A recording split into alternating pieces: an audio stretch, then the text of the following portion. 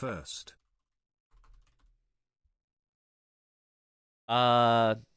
First. Yeah, I mean, what if actually Max Stank was first. Ah, there it is. I was gonna do the first. X out. There we go. Aha. What up, Inori? What first? Okay, let me check on the YouTube stream, because it never gets it right. And it didn't. It, again, did not get it right. Don't know why it doesn't update. Always just uses the title from last time. Very strange.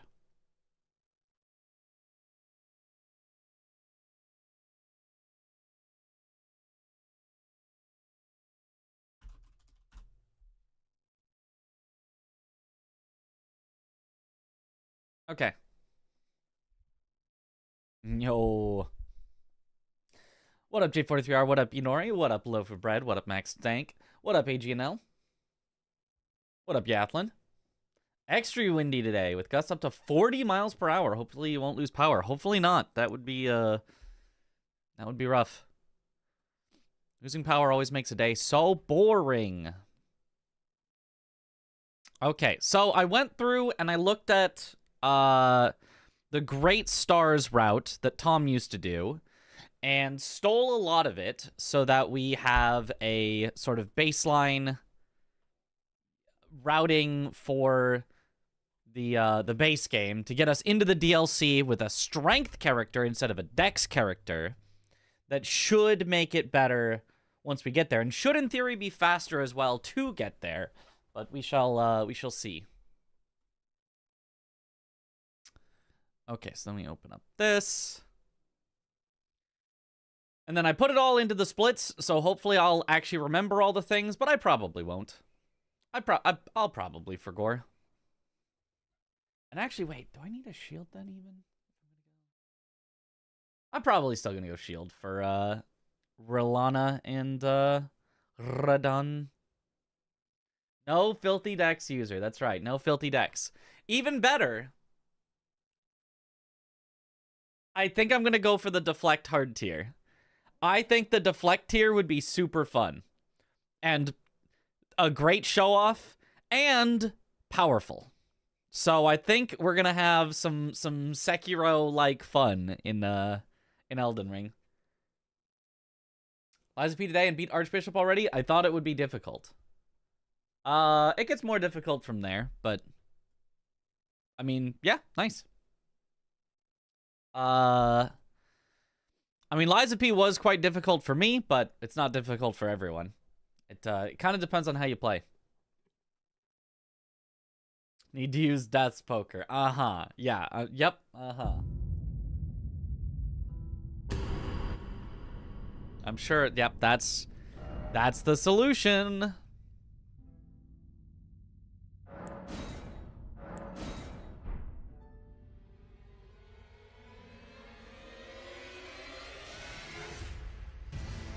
Could be playstyle. You go big bonk. But do you go the biggest bonkest?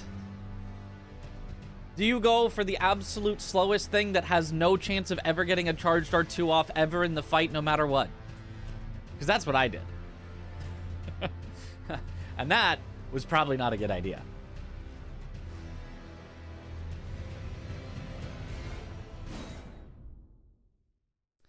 I also think Vagabond, I actually think will be the best start for what we're looking to do. It's got nice, you know, strength and dex and all that.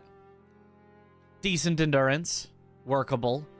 I think Samurai has more, so we might have to put some points into endurance just to be able to even, like, wield things, but good vigor. It sets us up to eventually be good, but it might need some more points in endurance earlier. Okay, so this is test deflect. And I'm pretty sure there would be no reason ever to do anything other than the Lands Between rune, unless Golden Seed actually does help.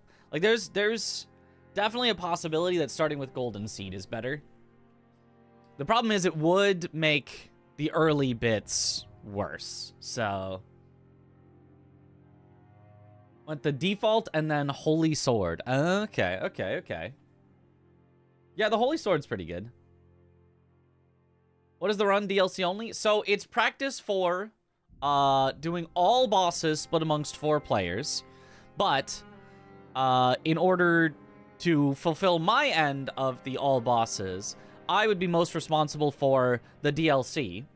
So I've decided that I think it makes some sense to basically do a speed run of every DLC boss. Technically, that'll include some that would not be my responsibility. That would include some that would be Chris's responsibility in this case.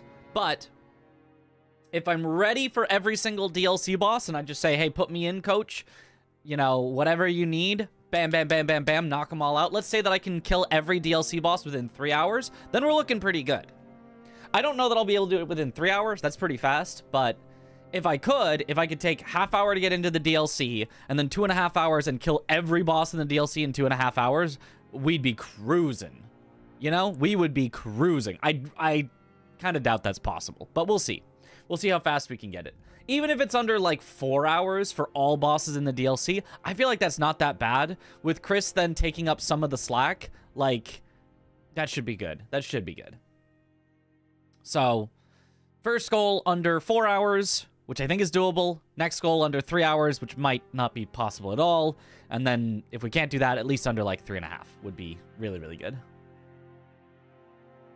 Also, yo, what up, Green Hawk? Okay, let's start with Lands Between rune. And then if we decide that we don't need it, we can always swap to the Golden Seed later. All right. Yeah, the world record for the speedrun you were doing recently, Consort Glitchless. No, I did not. I should have had it, but I could not get a single, even remotely lucky consort fight, so...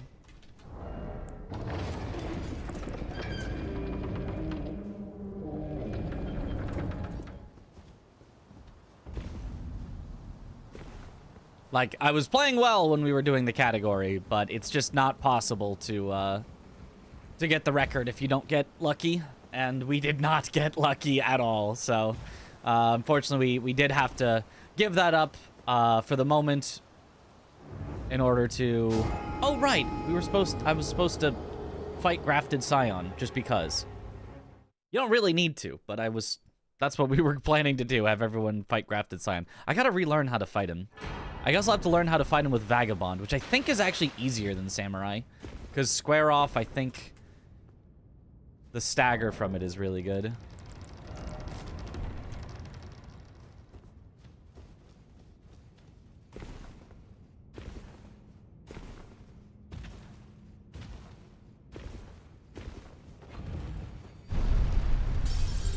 Also shield? You wouldn't use the shield. You'd two-hand for fighting,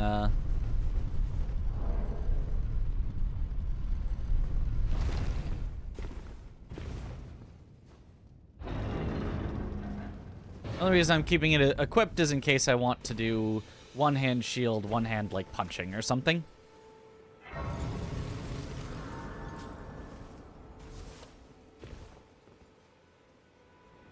No bow cancels, because no bow.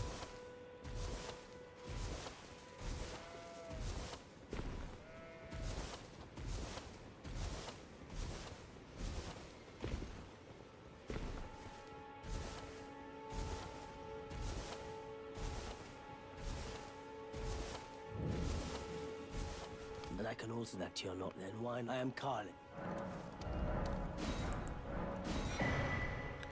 Nothing else from here, right? That's a medium parry. I think later we buy a light parry. I hope it's a light parry. It might be another medium parry.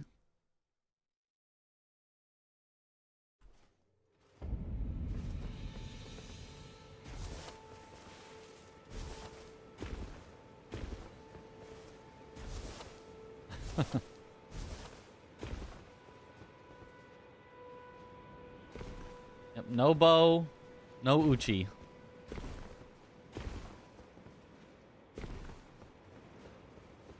but it'll be worth it.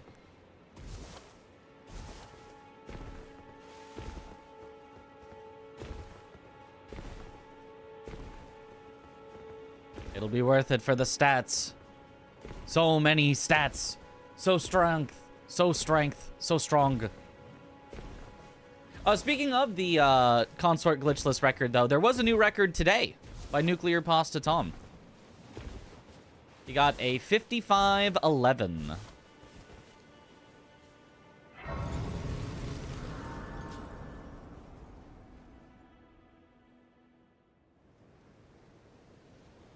Have they served you? I can play turning root to 80. It's a good time. Oh, yeah. Then it summoned me. I bequeath. It was a very, very good run from start to finish, and then he got a literally perfect consort to top it off. Not just like, oh, that was a perfect consort, which when I say that, I usually mean he only stalled like 2 times. That's a perfect consort. No, like actually perfect. Not even like a half stall. Like the actual best consort you could ever see.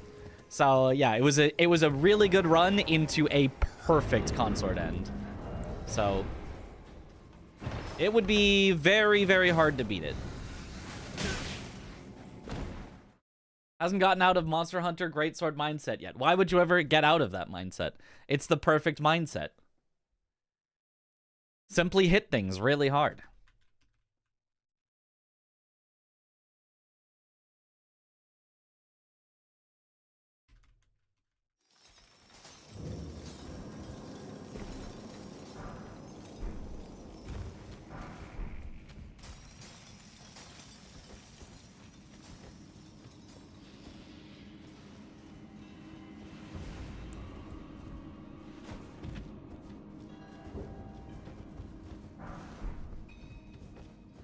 Grab this just in case I need to come back. Okay, I got the rot grease.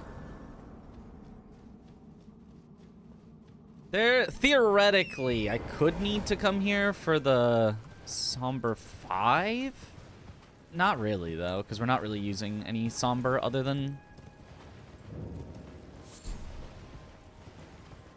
You're going to continue with Wild's endgame off-stream? Probably. Anytime that friends want to play, because I do have some friends that do play Monster Hunter, I would do that. But, that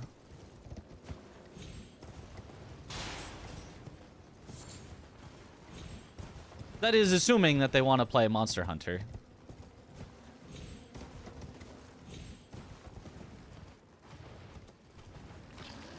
Yo, what's up, Fox?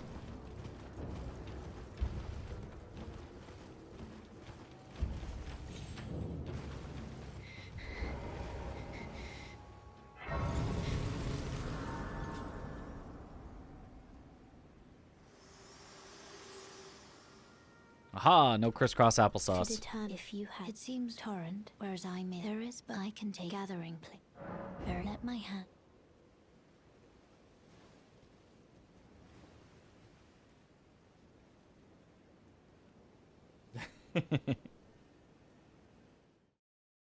Yeah, it would be very tough to get enough runes without starting with the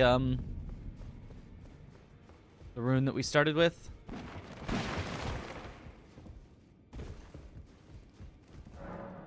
Now we need this.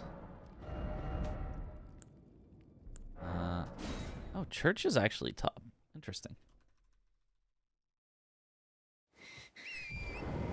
I would have expected the other order. Made you get into Souls streaming? Playing Souls games and then wanting to continue playing them, but New Game Plus is boring AF. So I wanted something new and interesting to do with them, so I looked into speedrunning. And then, if you're speedrunning, it's just easiest to stream it, so that the VODs just get saved automatically, and I don't have to local record everything and worry about disk space and all that. And...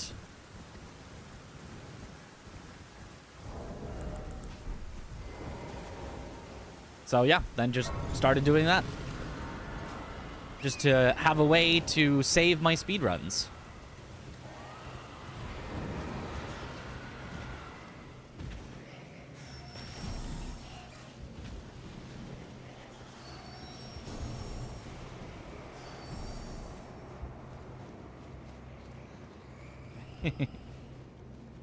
All roads lead back to speedrunning. I'm sure that's the adage.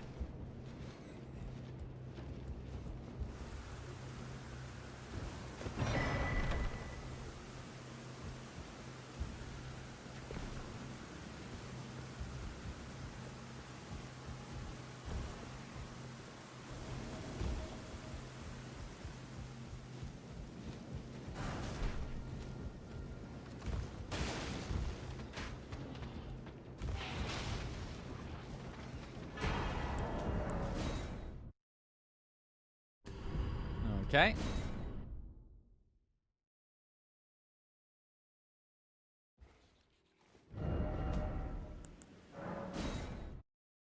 Here's how this route is different from the DLC % route for the parts in the base game. That's a good question. So what we're going to be doing is kind of an old DLC % route that Tom was using, where he was using Great Stars. Technically, Great Stars does get into the DLC faster than Bloodhound's Fang does, and, more importantly, you level up strength for it rather than dex, and the weapon that we're going to be using in the DLC is going to be strength scaling rather than dex scaling.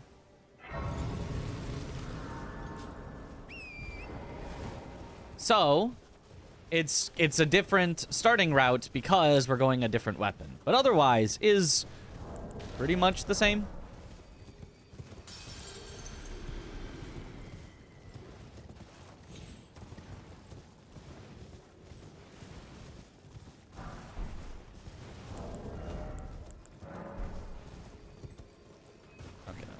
Smart time to try to use that.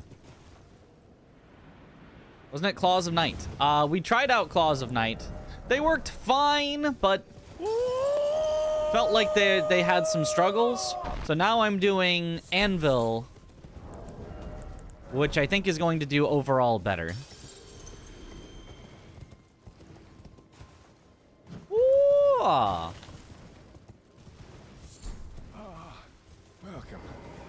Well, I'll use these. Hi, Mang.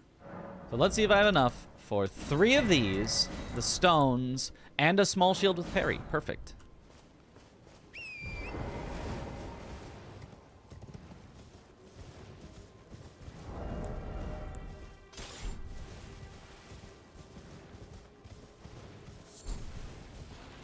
Anvil is sick. Anvil is really good, especially because in this one we're going to try out using the deflect tier.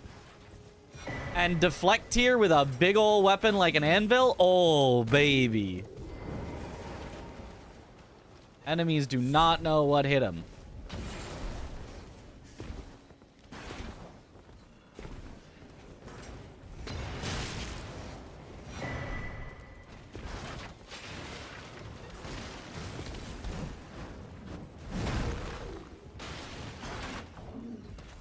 We are also going to make, for anything that's like a difficult thing rather than just a memory thing, we're going to make saves along the way so I can practice everything.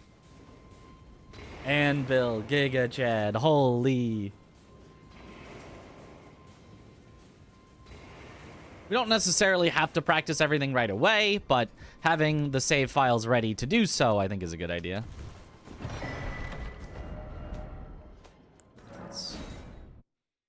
Church of Ella. This way, tarnished. Oh, May I have a word? there. You may still not have a word, Ronnie.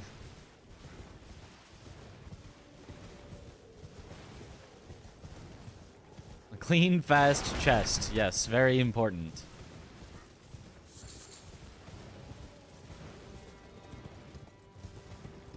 Skip Ronnie.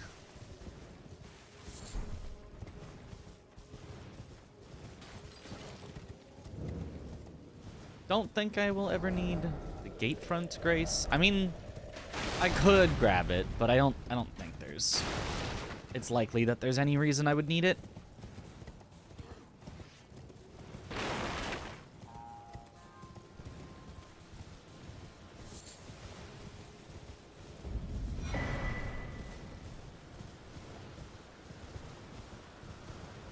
Here, you make sure to grab the Stormhill stones.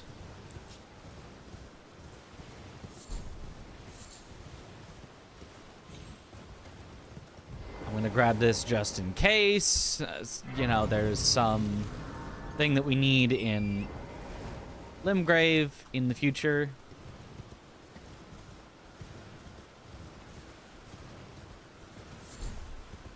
So it does not take that long to grab, and there's always possibilities that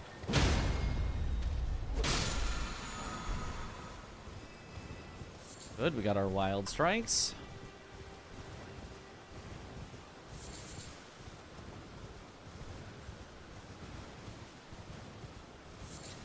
I can also make auto splits for all of these, but I don't even know if they're like worth it to do. But eventually, if I had a full set of splits that all had auto splits, that would be very nice. Be participating in the next Bingo Brawlers. Had great commentary last season. Maybe I might. It would be cool too, but it is also very, very, very stressful to be a part of Bingo Brawlers. I was in the first season of Bingo Brawlers, and the stress was too much for me. I could not handle it. I think I would be able to handle the stress better now, but better does not necessarily mean, well, just perhaps less poorly. But it would be fun, you know, if I'm invited and if I take the leap of deciding to be like, yes, I will participate. It could be a lot of fun. So it would be nice to, I would like to, but at the same time, I am nervous about doing it and possibly, you know, getting myself too stressed.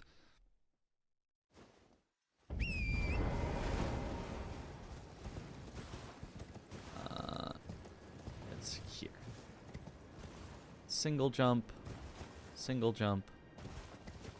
Single jump. Are we going to the balloons? No, because we have to go to the merchant, so it only makes sense to go this way.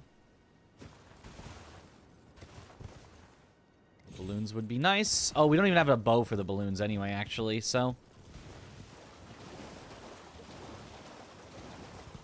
In short, I didn't answer. Well, I answered to the best of my ability. If you cannot extrapolate from that the information that you want to know, then I don't know what to tell you. Always do some matches casually to get your feet wet. Oh, I mean, I've done a bunch of matches casually. It's not... Grab this just in case.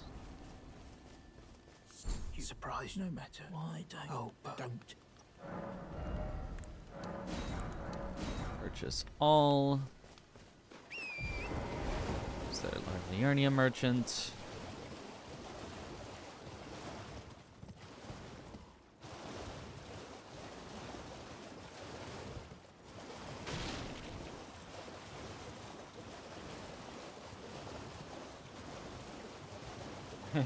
Is it pretty competitive to play? I mean, people are very competitive with it, if that's what you mean. Like, that's kind of the whole fun of it. Is that people take it very seriously and want to do very well. And, you know, if you saw the interviews after matches, you could see how much dedication people put into it.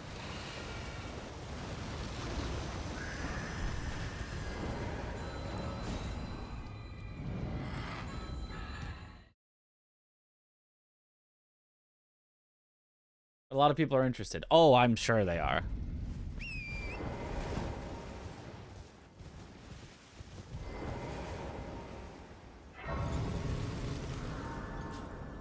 Wait, do we even go by EG? We have to. We have to go by EG in order to get the freezing grease recipe, right?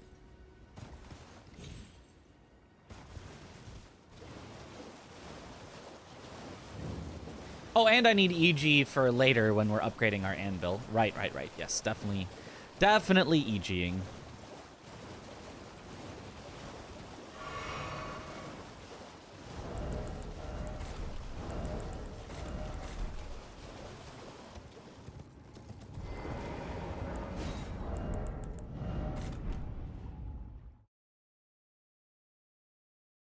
A lot of people wanting to play, but not as many spots available. So, yes, but the implication there is sort of that anyone could participate. It's not like an open thing. You know, like it's Domo picks exactly whom he wants, which is not necessarily going to be the 8 fastest possible bingoers. It's not necessarily going to be the 8 best bingoers. It's not necessarily going to be, you know, it's the 8 people that Domo thinks will make for the best competition, put on the best show, you know, that he wants to invite, you know. So, yes, I'm sure there are more than 8 total people that would want to do it, but somebody who's never streamed before, who you don't know how they're going to be on an interview, who, you know, maybe they've done a ton of bingo in their spare time, you know, off stream. They've just like, and maybe they're actually better than every single person in the competition. Even if they put themselves forward, is probably not going to get invited.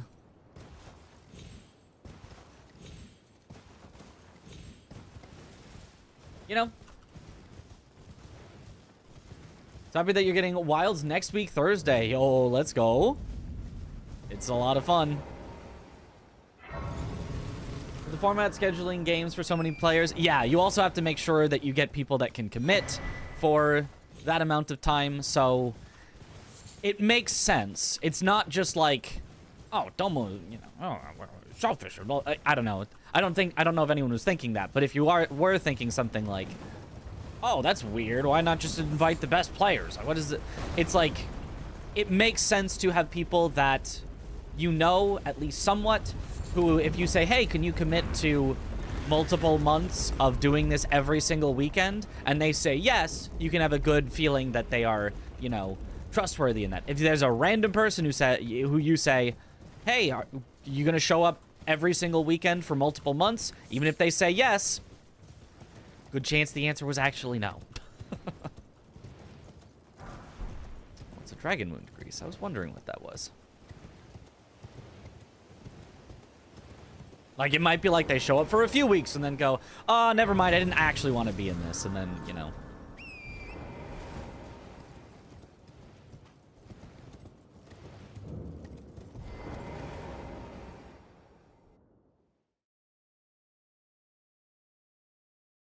Oh, thanks for good morning and good luck. Starting a new category.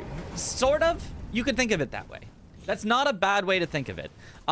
It's really for a specific purpose of practice, but in order to practice, I like to have goals and like speed runs and set times.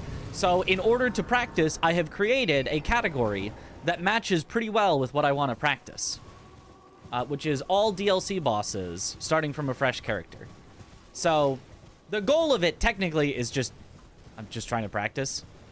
But the way that I practice best is through speedrunning new categories and setting record times and things like that. So that's what we're doing. Oh, there's string there. And then, anyone remember where the, do you have to kill the boss here for the talisman? Where's the, isn't ritual sword here? Do you have to kill the demi-human here? Demi-human queen? Is that how you get it? Yes, sword talisman. Oh, you do have to kill. Okay, then I guess I shouldn't have done this now. Okay, we'll come back when I have my weapon all set up then. Queen, yeah. Okay, okay.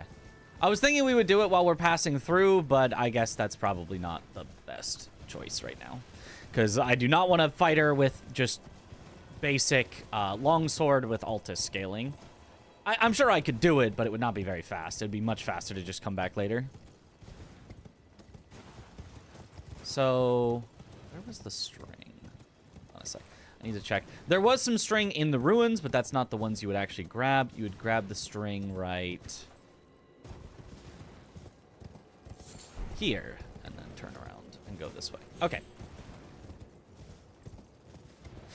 Cool. Yeah, so we'll come back to that once we are all set up. I do think Ritual Sword will be worth it for all DLC bosses. The other option is Axe Talisman. But I just don't feel like we can get that many charged attacks off, so I think Ritual Sword will be better.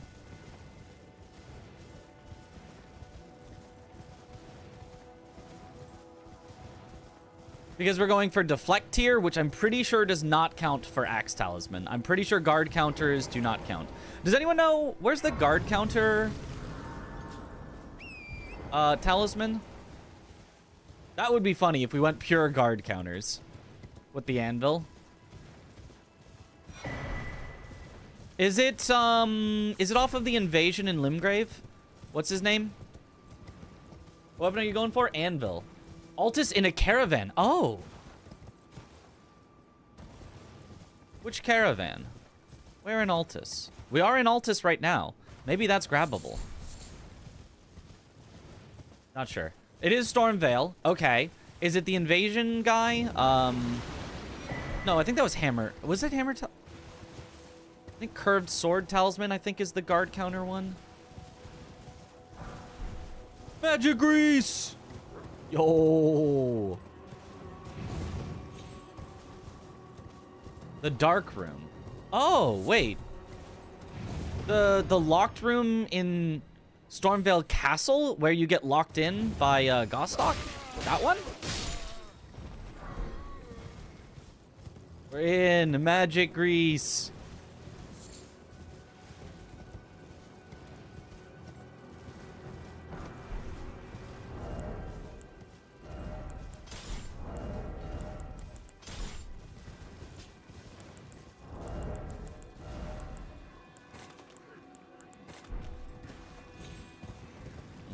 Hopefully this works out fine. Can always craft more bleed grease if needed, which I suppose I should have, but I'll just kill Magnus first try, and then it won't matter. Increase guard counter damage by 20%, then yes. Okay. In the dark. Okay, that's too far away. We can't get that.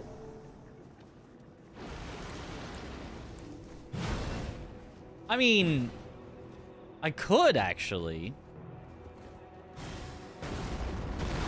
Could kill Margit for the extra talisman slot, and then...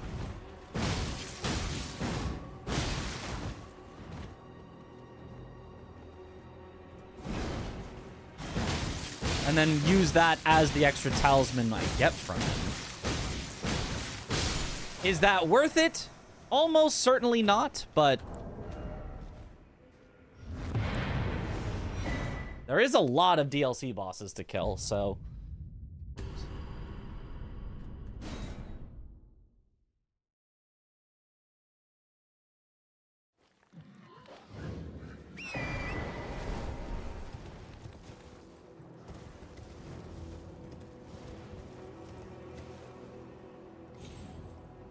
and then I'm also going to try and see... I don't know if this is worth it, but I want to see if getting this golden seed over here...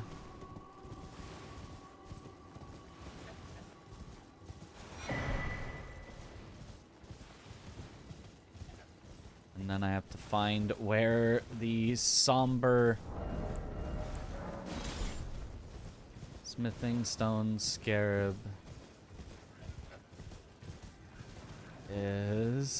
is it down? It's here. We're back on track. And then those are the root resins that lead you this way towards Somber 5 Scarab. Can I grab this?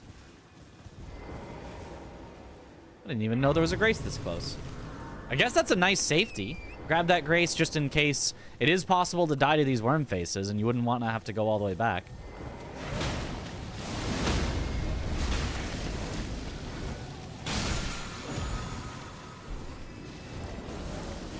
Okay.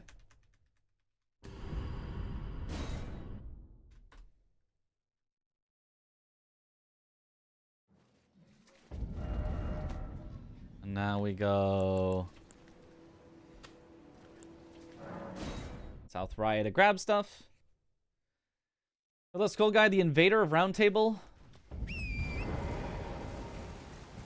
Get to figure out his agenda. The I won't be killing him in this run, but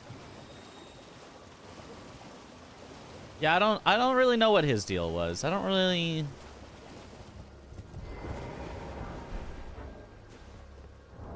How many smithing stone twos? That only makes. Yeah, you need a lot. All bosses, you mean main ones? Or really every boss in the DLC? Really every boss in the DLC. All 42. You think instead of Freeze Grease, Hoarfrost Stomp can be used for Frost Great Stars? Yes, yes it can. That is something that I think Tom was doing when he was doing Pure Great Stars the whole way through. But given that I only want to use it through Moog, I don't really need that. In theory, I should even only upgrade my weapon to +5 for maximum efficiency, but I'm just gonna go +7 for safety. Yo, D's Bear! Thank you for the sub! Yo, welcome back to the bunch. Enjoy the emotes. Go over here to grab this, which will help us get back to Vare slightly quicker later. And then to this gazebo over here. Oh, what up, Yokum? But yeah, so we should have plenty of frost grease ability. Is that all? That's all 12. Okay, good. That's perfect. And now, what is the target DLC weapon? Anvil.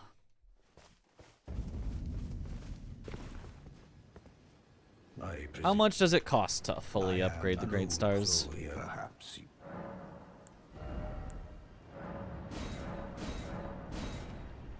I forgot to pick up one smithing stone.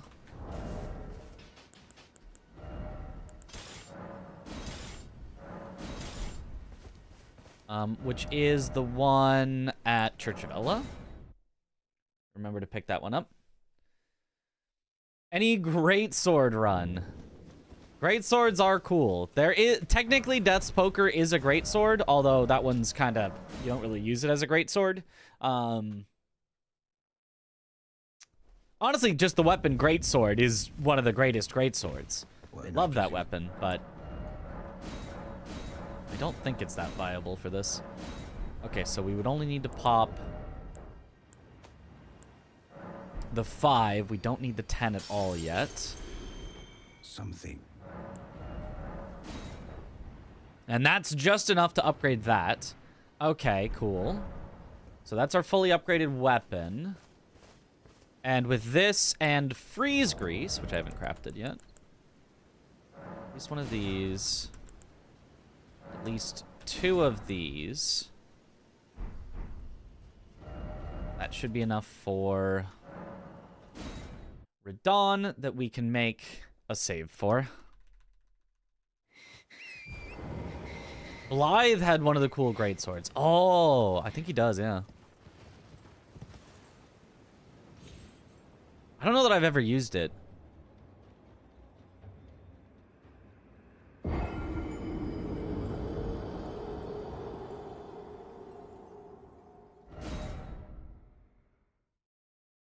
Okay, so we're gonna make a save here because I'm probably gonna mess up the strat. I don't really remember it.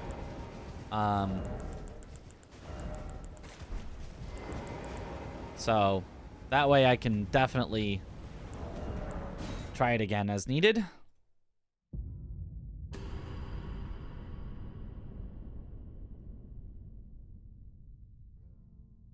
Okay, so this is new folder AB4P01 Radahn. Actually, I guess I'll make it AB4P Deflecting Anvil. I'll call it DA. That's the route we're trying for here. All right, let's see. Wide sword requirements is BS and you get it late. Nobody cares at that point. Aw, that's unfortunate.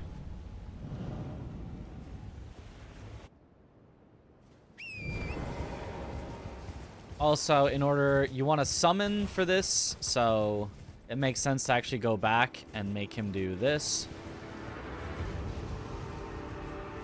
So that you can get all the summons.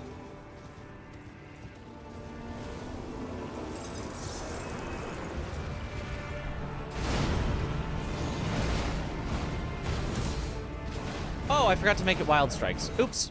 That would be important, actually. Wild Strikes would actually be important. I forgot. That's why you go back, not to EG, but to, Oops, not Road to the Manor. Oops! He forgore. You go to Table of Lost Grace, and you do the upgrading at, what's his face? This guy. So that you can also change the Ash of War. You know matter how you.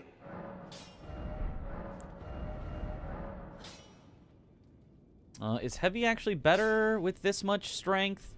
Gain 14, lose 15? So standard should still be better, I think, right now. Although we're going to get a bunch of strength. No, heavy will be better because we want it heavy for Moog, where we'll have more strength. Yeah. Lay out your arms. Lightning versus Frost versus Fire. Which one's better? Well, Lightning in almost all Souls game is supreme. Well, if you want what's actually best, Frost is the best in 90% of situations between those three. But they all are fine. Hi.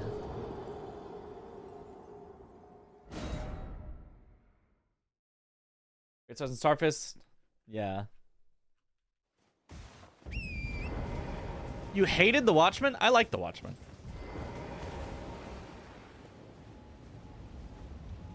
Okay. Now we make our save.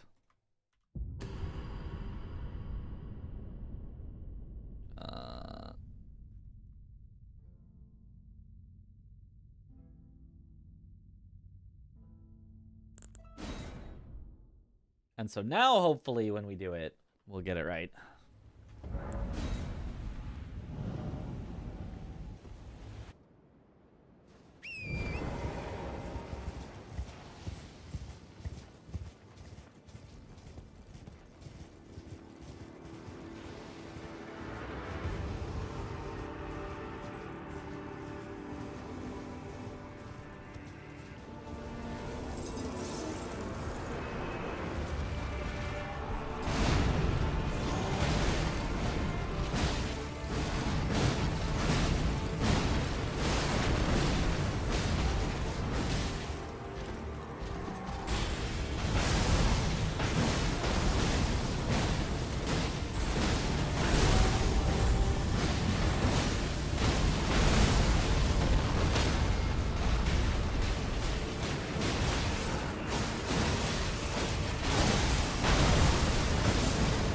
Okay, that was it. That was actually the strat. I just missed a couple of Wild Strikes. Okay, so it's actually not that bad.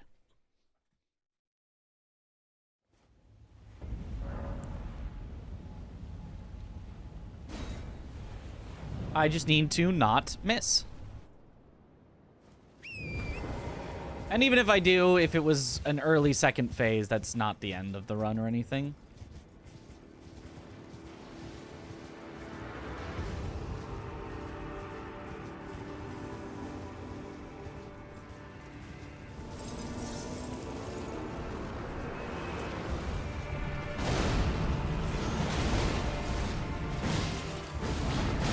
How does that miss?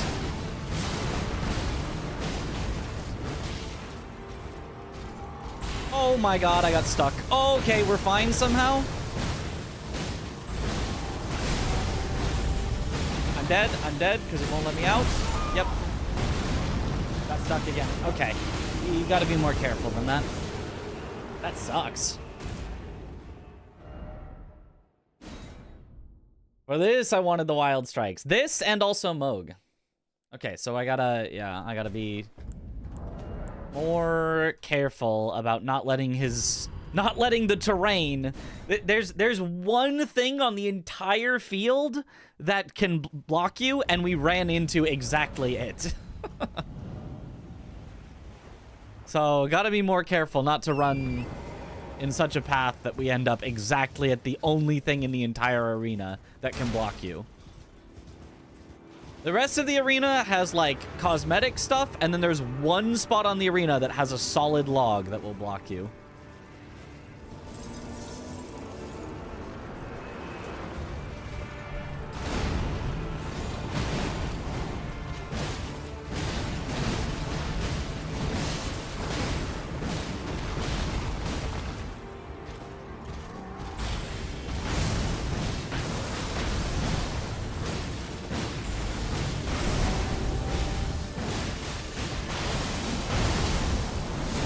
He didn't do the follow-up slam. Why didn't he do the follow-up slam?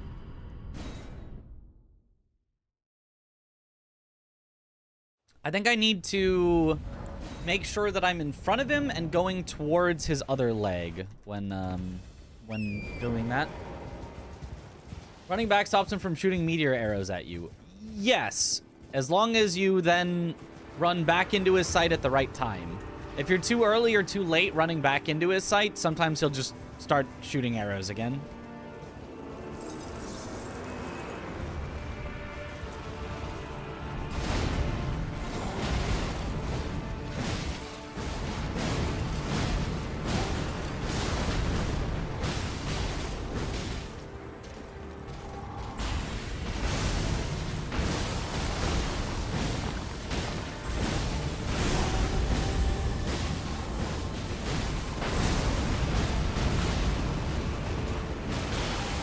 Yeah, my bad. I didn't watch my stamina carefully enough. Hit him too hard? Oh, no such thing. Gotta hit him even harder. I just gotta remember the strat.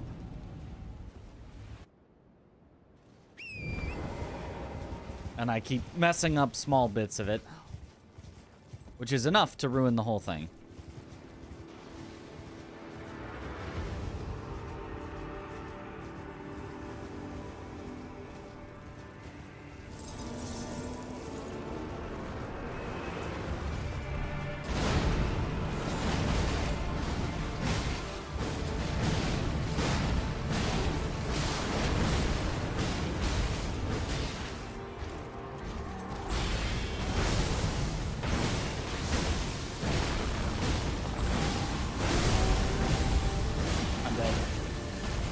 Not dead, but yeah, I won't get the stagger. Okay, so you can't do it that way. I was hoping that would be easier, but it's not. It just doesn't work at all.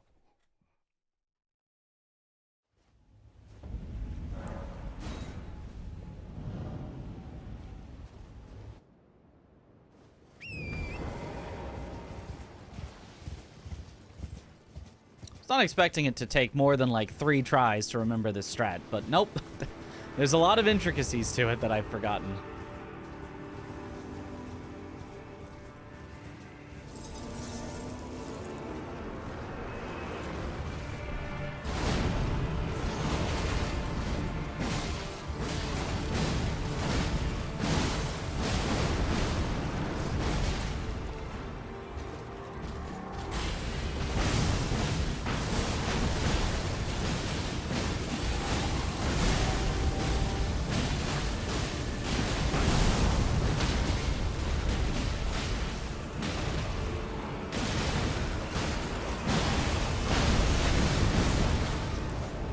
Okay, that was it. I just needed to do that final hit one earlier, and we had it. Need wilder strikes. It would be nice if we had strikes that were even more wild. I need to count. I think it's 8 wild. I need to... There's some count that I need for the wild strikes, but I don't remember what it was.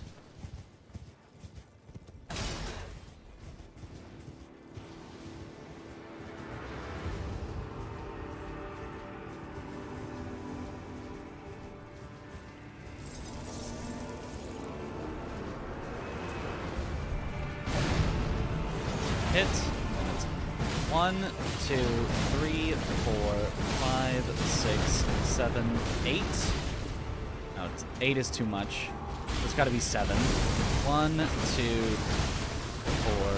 5, 6, 7, 8, 11,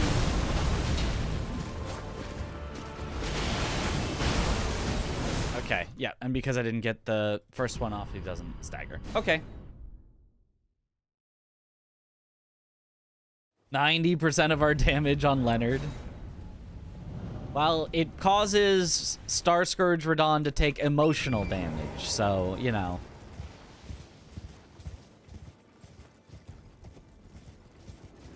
Unfortunately, the most optimal strategy. Star Scourge is weak to emotional damage.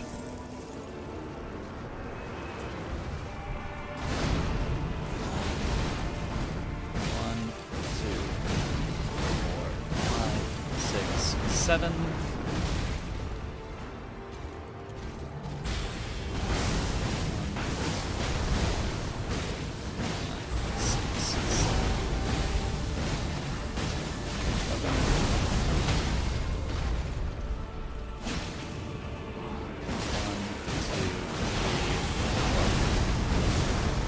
Ooh, is too much, so it's probably 1, 2, 3 send, or it might be 1, 2, 3, 4 send, but you just have to do it with a little less stamina.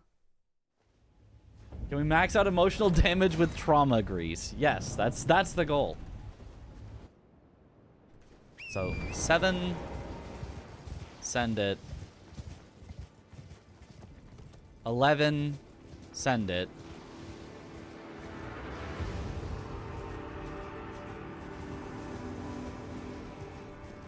We just gotta find the recipe for it.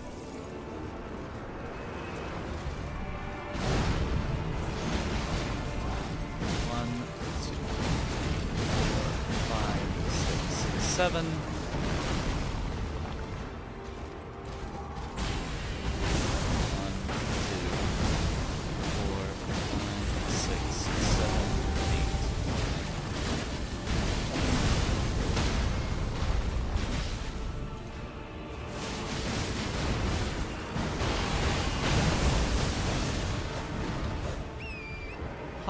Why was that not even close to doing it? I'm gonna have to look at what Tom was doing to figure it out.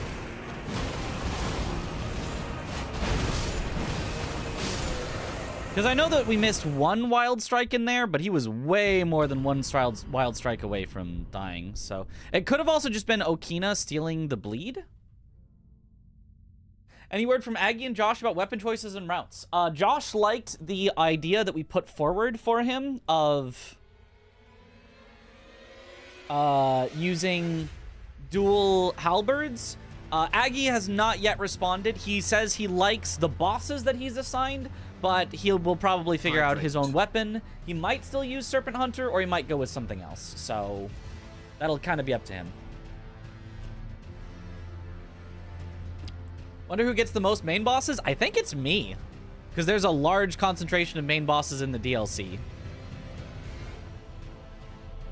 Okay, so if we go to Nuclear Pasta Tom on YouTube.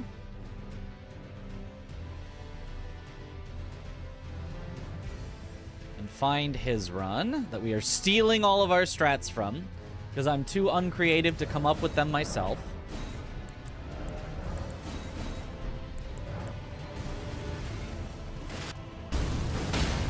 Are.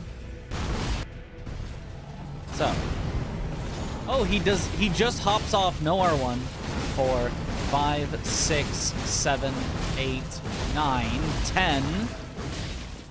Okay, so just hop off no R1, and then it's 10, 2, Come on, guys, 3, you gotta hit him at least 5, once or 6, twice. 7, 8, 9, 10, 10, 10, 10. 1, 2, 3, 4, 5. You don't even do the send it. Okay. Stealing is wrong. Only if you get caught. So, you know. Just nobody tell him, and then we won't get caught. Percent Ron put percent. Yo, Winter Nights. Thank you for the Prime sub. Yo, welcome to the bunch. Enjoy the emotes.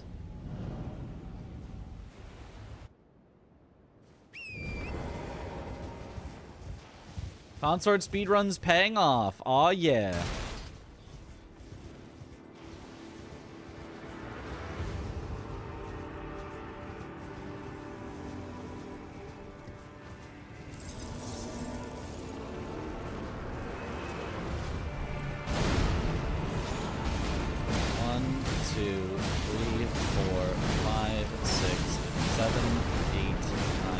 10.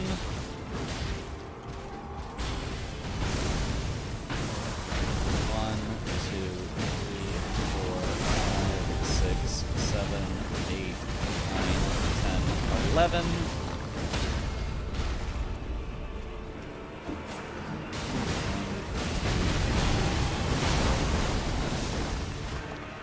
Huh. I mean, that's basically it. I guess we missed one Wild Strike. That's probably just it, though. That's probably as good as you're reasonably gonna get, and then he's just one hit from dead.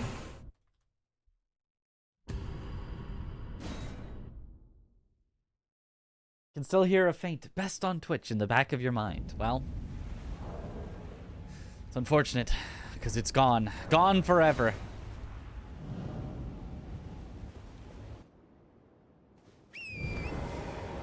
Tom's on his way here. Honestly, this is... I don't actually remember who came up with this strat. We were actually using it in the, for a while, since the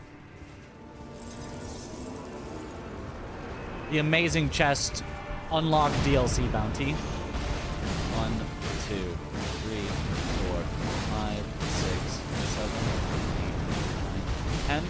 So that one just missed, not due to anything that I could control, so... 6, 7, 11.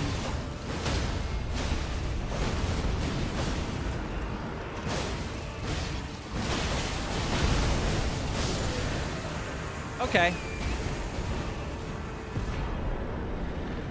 Close enough.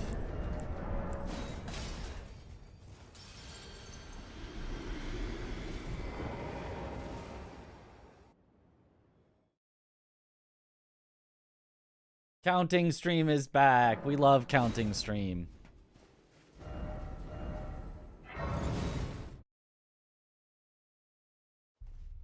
Wait, live split.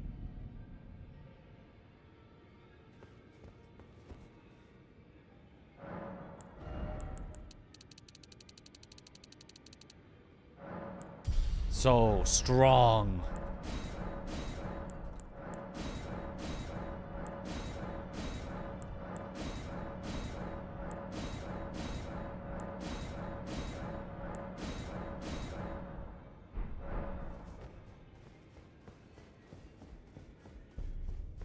Isn't the strat inconsistent? NPCs need to hit him. Yes, but there's nothing better.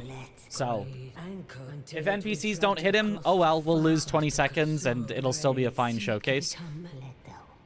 We're not super worried about 20 seconds in this particular run.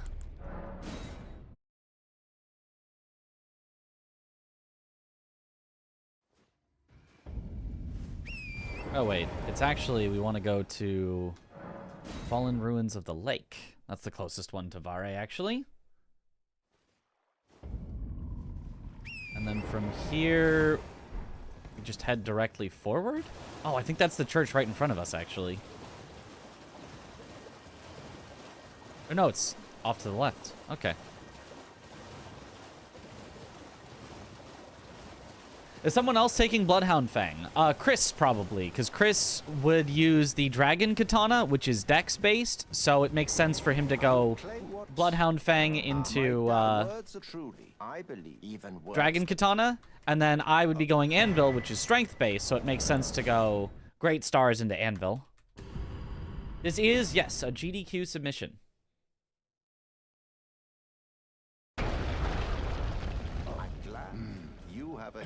I wish to a knight luminary. So now Luminary So.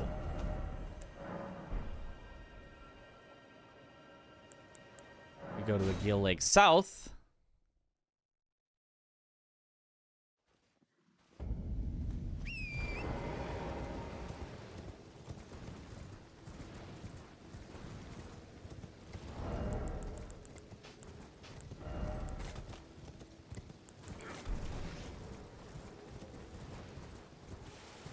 So for Moog, it's going to be...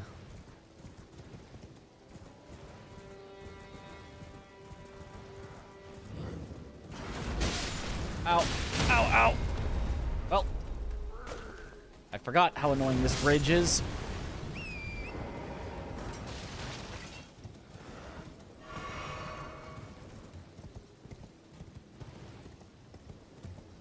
It's rot him, then freeze him, then bleed grease him.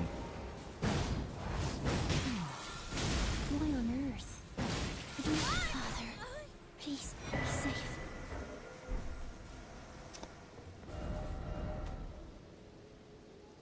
And back to Fallen Ruins of the Lake.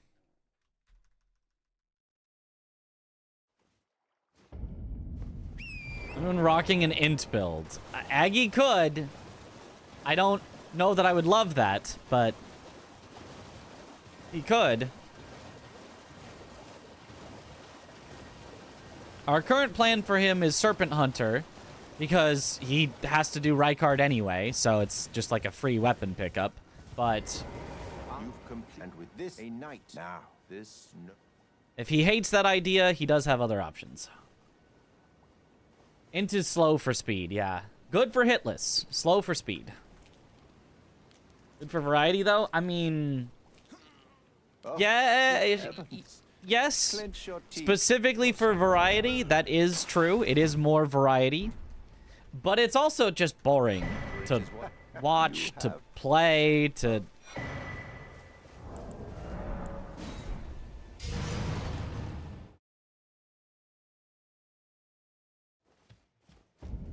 Yo, what a Dream Master.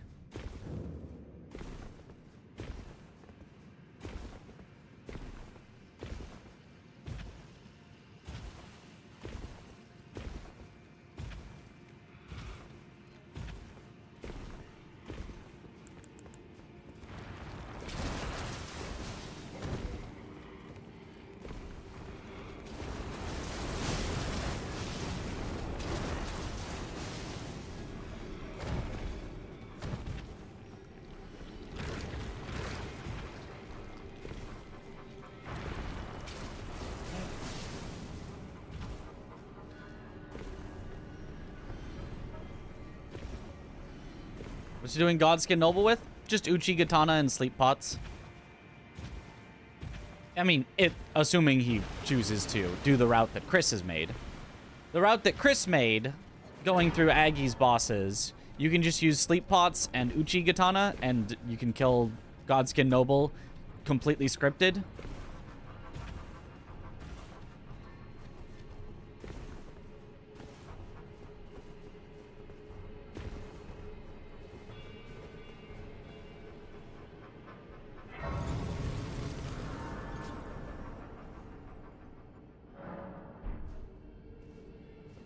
But again, if he truly hates that idea, he is free to, you know, use anything else that he likes.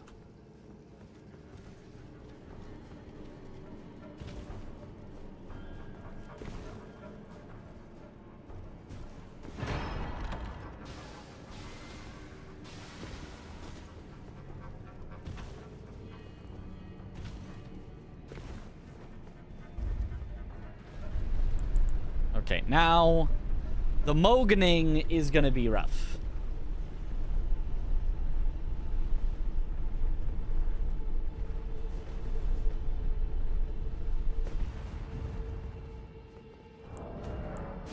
Learning this is gonna take a while. I don't know that I want to do that right now. The Radahn one felt easy enough to learn.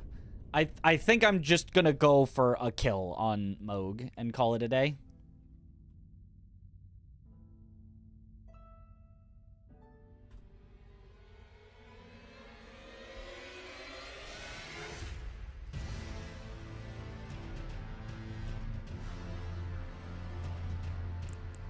And if I happen to get all of the kills in, or the hits in, that would be cool, but...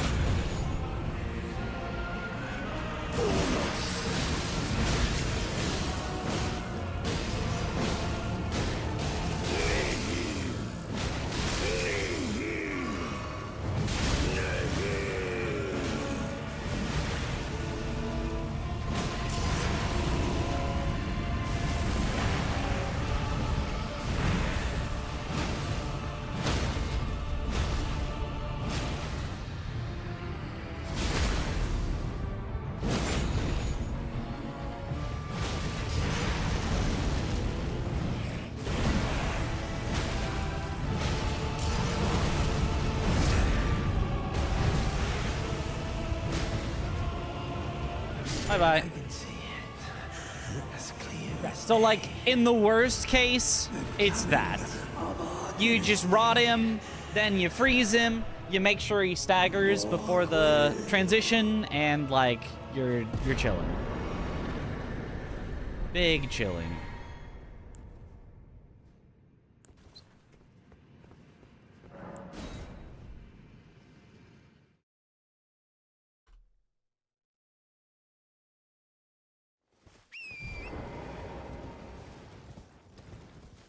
Oh, thanks for the good luck blanks.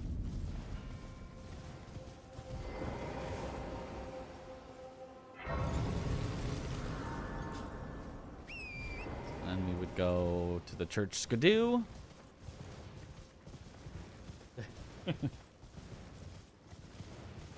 We said 3 times on Magnus in an hour. Yep, that sounds correct. That does sound like 2 gods running. Yep. I mean, though 3 in a row is quite unlucky.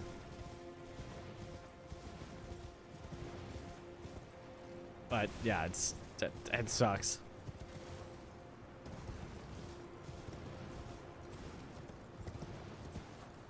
How has the 2 gods been going? You know, other than Magnus, because it. So we go to Table of Lost Grace now. Just keeps 2-handing or spamming projectiles. Yep. Good old unwinnable scenarios. We love them. And then the rest is into vigor. Almost enough for 30. Cool. We grab our talisman slots. Only fine. You have now to become the thing as much. Now become.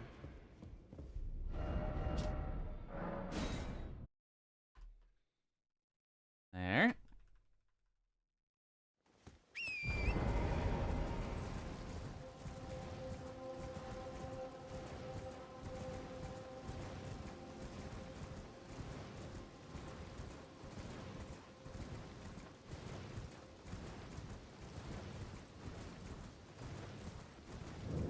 I think it takes 2 furnace pots to take down a furnace golem. Is that right?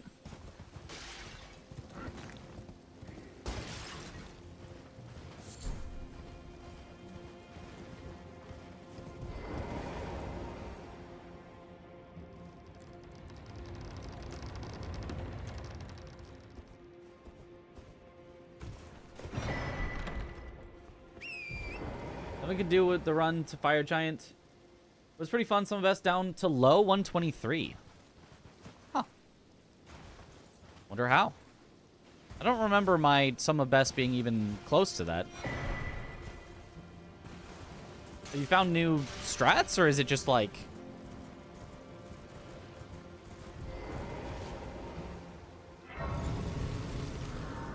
I do not remember that being even remotely possible. Well, I mean, I guess some of best is never really possible, but...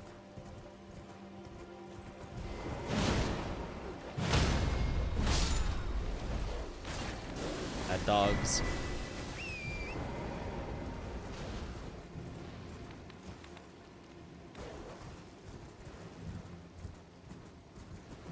.5 to .8 golds on stuff every day. Huh, okay.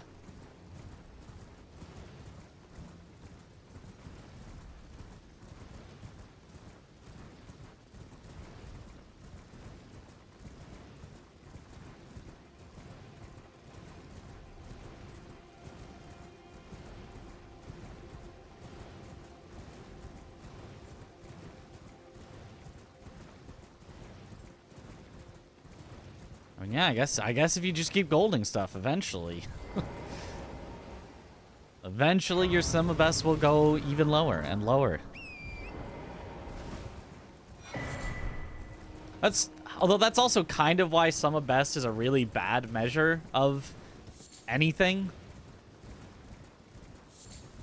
Okay, we've got red flesh mushrooms.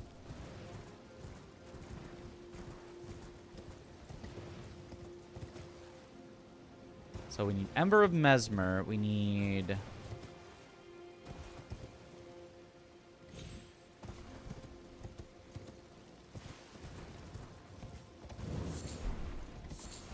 So there's already our 2 Furnace Visages, which should be all we need. I guess plenty of red flesh mushrooms if I haven't gotten them already. And then it's just Ember of Mesmer that we need to craft it, I believe. Yeah, just Ember of Mesmer. So, and as long as we only need 2 pots, then we're kind of set.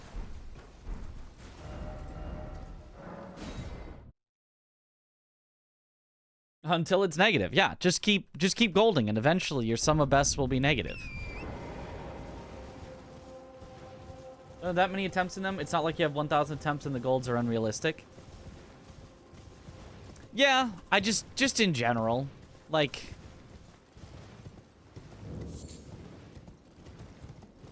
I don't know, I feel like I see people, like, comparing against their sum of bests, and it's just like, why would you do that? Like, that's not, you know, helpful or realistic. Or people will be like, they'll get an amazing run where everything goes right, you know, and it's just like, technically it wasn't quite, you know, the perfect luck in a few spots, and they'll be like, no, there's still like 30 seconds left to save in the run. See, my sum of best is 30 seconds low. And it's just like, I feel like it just promotes like a weird, unhealthy, like, I like to have it because I know how I can use it for my own purposes, but I feel like so many times it gets like into people's heads of like, no, that means I can get that low of a time. And it's like, no, you can't. No, you cannot.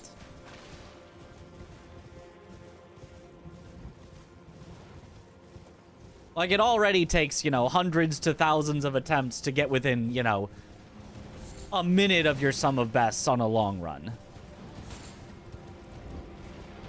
Or even within 30 seconds of your sum of best on a short run.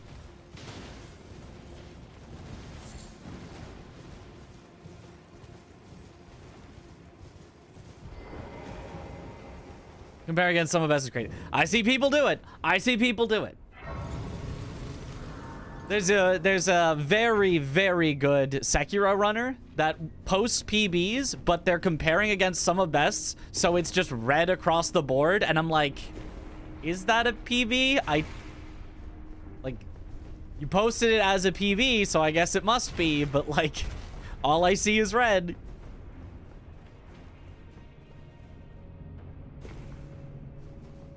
There's no somber 7s anywhere in here, right? It'd be very helpful if there was, but I would bet that there isn't, because we haven't... I could check if there is. I mean, not by, like, picking up every single item, but...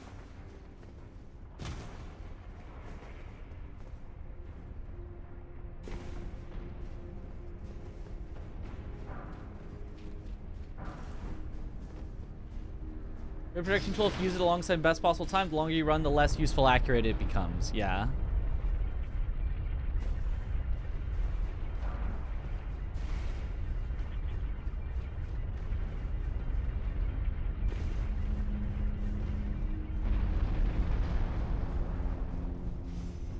A task could match some of best. That's true. A task that can manipulate RNG specifically. A task that has no way to manipulate RNG still would not match some of best.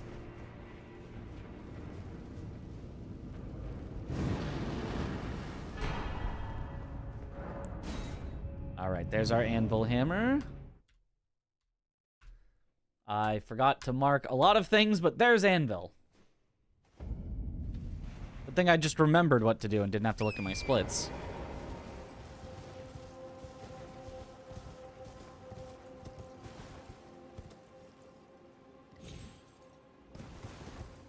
Ooh, that actually hurts. Okay.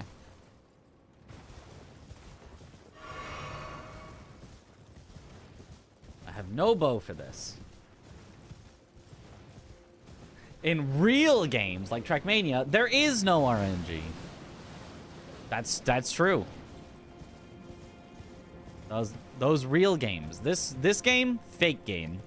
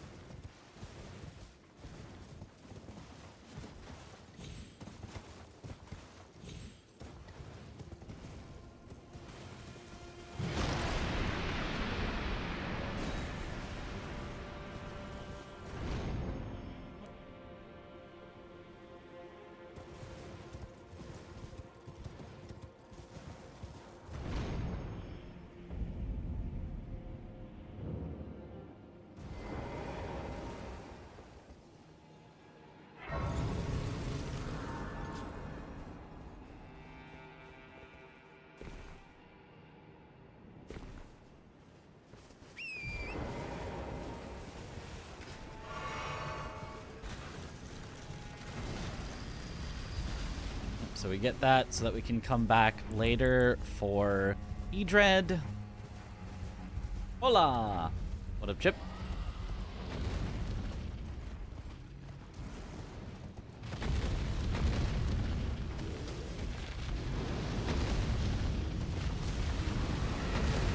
Okay, here's where we need to start keeping count of all the bosses we've killed in the DLC.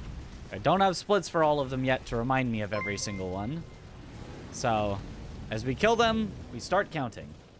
Yo, Poetry Stud! Yo, thank you for the raid. Welcome on in, Raiders.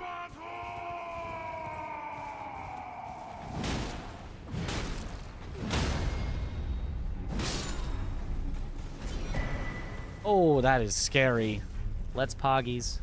Yo. Let's poggies indeed. Yo, Poetry's on. Thank you for the sub. Welcome back to the bunch. Enjoy the emotes. Let's go.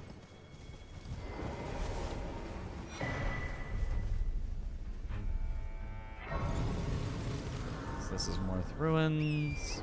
Next we go to the Somber Stones. Oh, we still have no runes to lose. Playing Monster Hunter Wilds. Oh, yo, let's go. How are you liking it?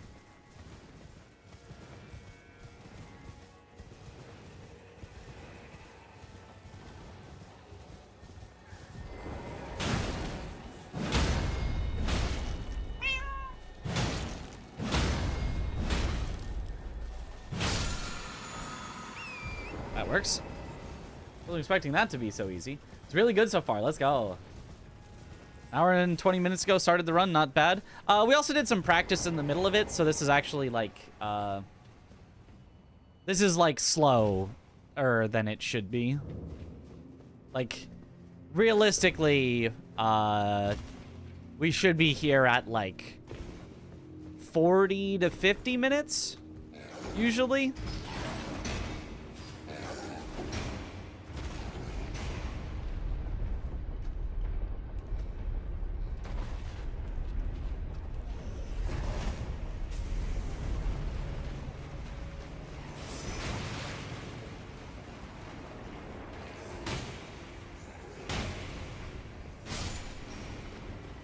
I think at least. Maybe more like 50 to an hour, now that I think about it.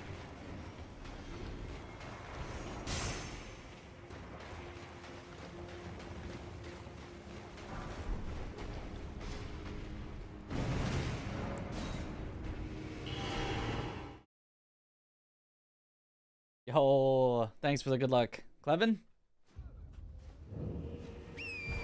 Now it's a Bonnie Village angle next, yeah.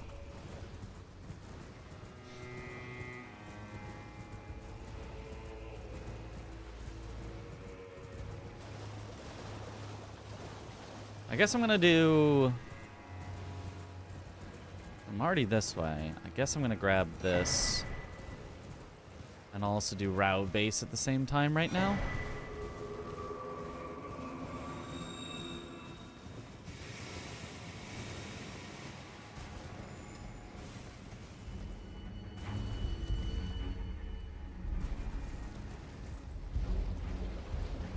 All right, thanks, Poetry Stud.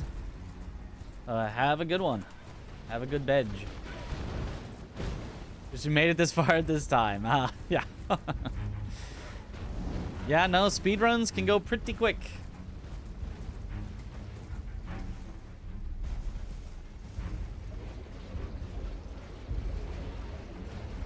It's funny how just having splits to help direct me makes me so much more confident with everything I'm doing. I feel like yesterday I was just like, I was out of it. I was just like, oh, where do I go? What do I do? And like today I'm like, oh no, I'm chilling. I got this.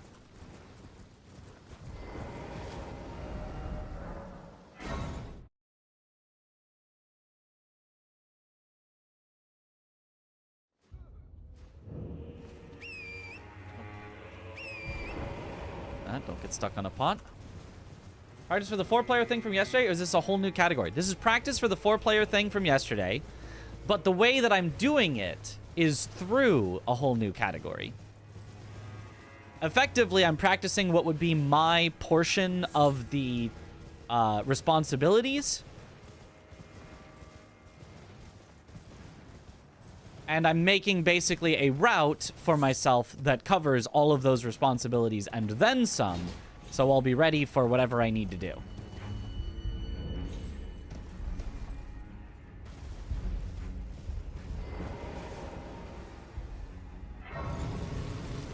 And so I thought the coolest way to do that would be a, well, what if we speedran all DLC bosses?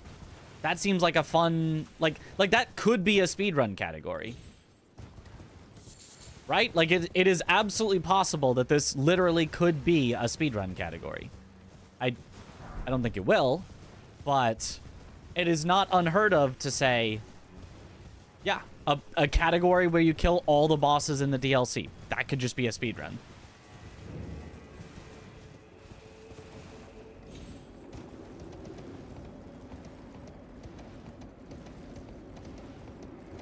Maybe world record this category in the process. Well, if we complete it, it will be the world record.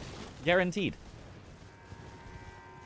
Added the added pressure of hosting the ever so lovely Chris chat yesterday. That, I mean, Chris's chat was very sleepy yesterday. They were like not posting much. I felt like it was mostly us chatting. You know?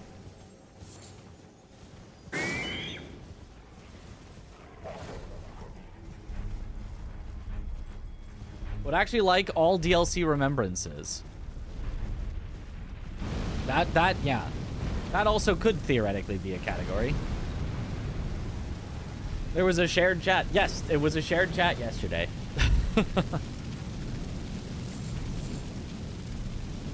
Chris kept trying to bait his chat into, like, using their commands and emotes, and just nobody was doing it. It was kind of sad. You missed it. Our first time doing a shared chat. I liked the shared chat. The shared chat was cool.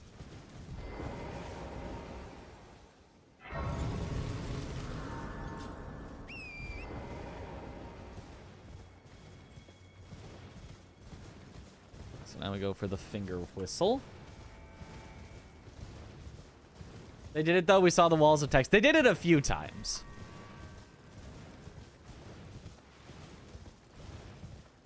Not every time, though. It was fun, yeah. What happens if a mod bans in a shared chat? I don't know, actually. I think you can ban somebody, and then while the chat is still shared, I would guess that they are banned from typing in either chat. They are banned from the shared chat. But I would guess that once you go separate, somebody who was banned in our chat is is not banned then in Chris's chat. I would guess. Banned. You're banned in that shared chat. Okay. Yeah, so that makes sense then. Well, it is an inland sea that allow me to...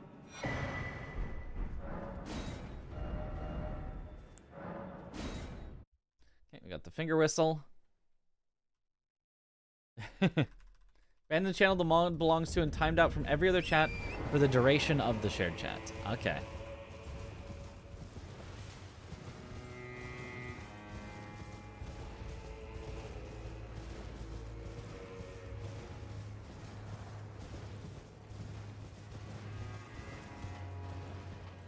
So that's good. That is the way that if I were designing it, I would make it work. And so, yeah, seems good.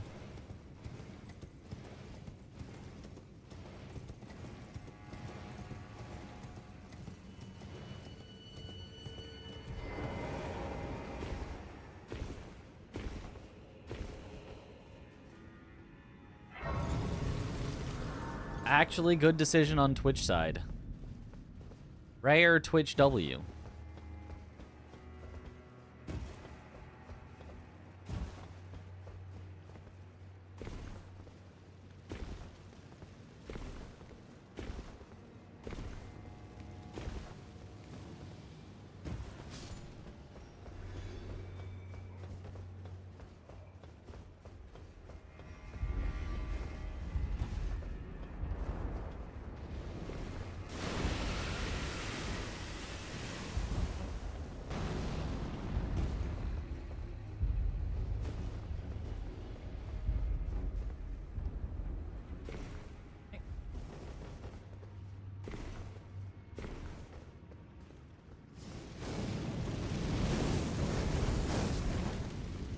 Don't like that guy.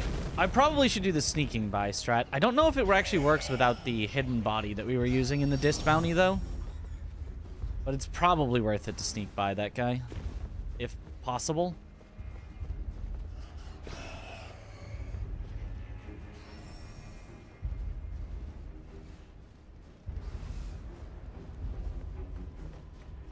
Info box for mods joining the shared chat of how it works. Ah.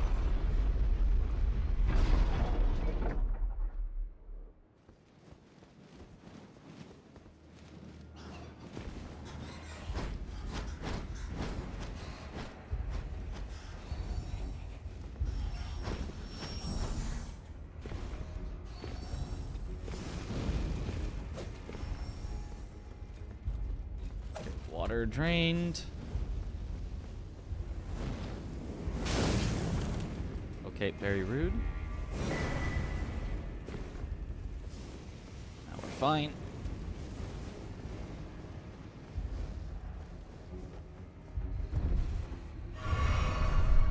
Okay, yeah. +4 flask is way better than what we were doing yesterday with +2 and +3. Yep, that was the first shared chat. Yeah, we did like a stream together with Lars, but we didn't do the shared chat option.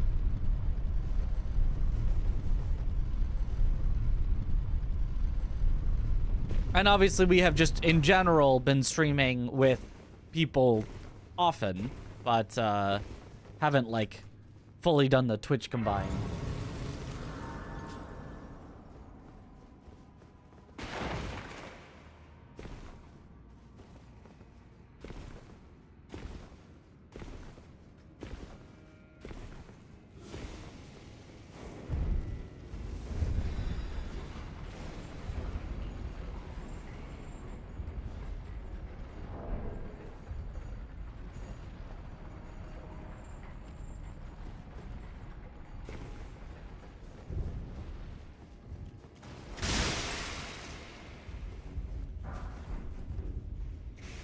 That's Wall of Sparks there? I did not know that. For some reason, I thought that's probably a rune. I was wrong.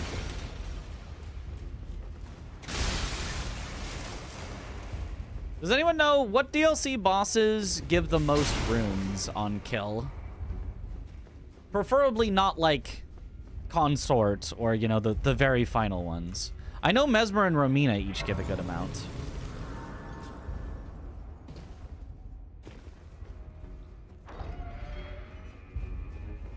Trying to think who would be good to use, Huh?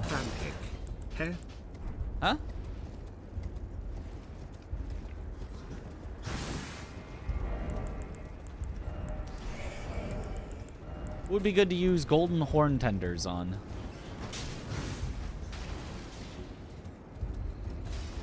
Metter's pretty late. You can't really do Metter right away. But it gives 420k. Nice.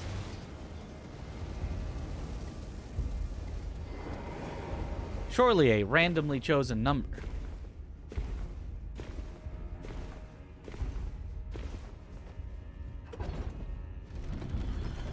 Midra we also probably do pretty late. You could do it early. I'm not actually worried about doing Midra early, but I think Jory early could possibly suck. Bale would be left to Chris, but for this I'm gonna probably end up doing Bale last or almost last.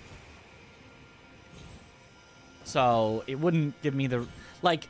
There's a trade-off of usually later bosses will give more runes, but I want a boss that I could do fairly early that gives a lot of runes, so that I could have those runes for all the rest of the bosses.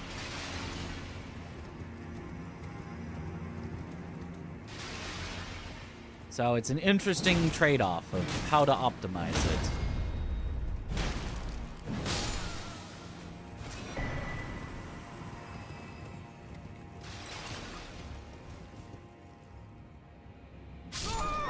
Oh, really? Good thing I grabbed the Grace. Never messed that one up before. That was strange. That was My character did not, like, take enough fall damage to die, but Torrent died, and then that killed me.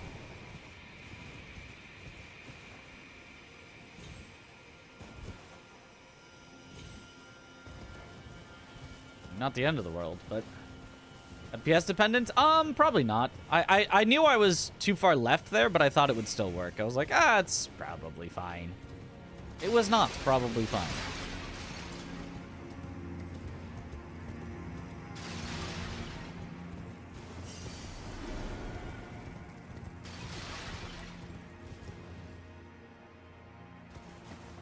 There we go.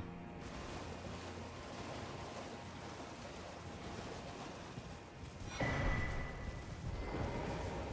don't think there would be ever any reason to come back to this Grace, but I suppose it's safety for this Fire Golem here.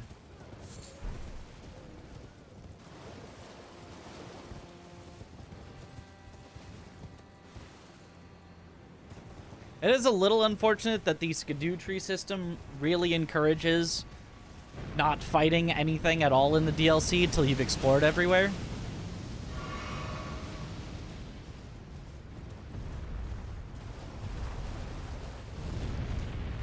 Like, we have still not killed a single thing in the DLC.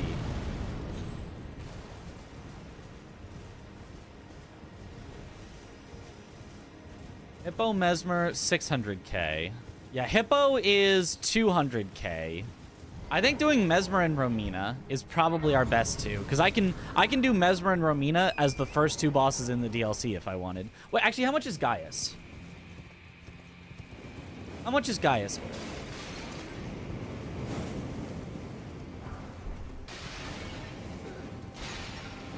Gaius is only 230?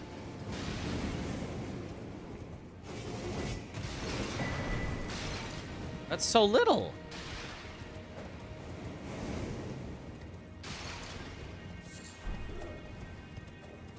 Is Mesmer's like 380 or something? And Romina's, I want to say like 320 or something like that. I don't remember exactly. Romina's 380. Oh, that's pretty good. Mesmer 400. Okay, okay. Yeah, it's probably just Mesmer and Romina then. Seems like a good two to use them on.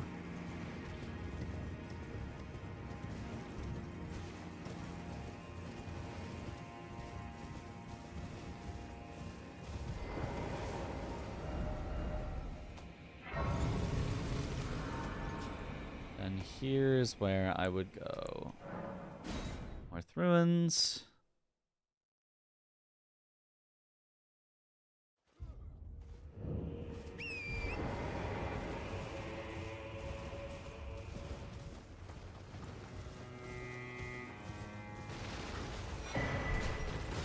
Or Skidoo. But boy, is it going to be satisfying when we spend all this Skidoo all at once.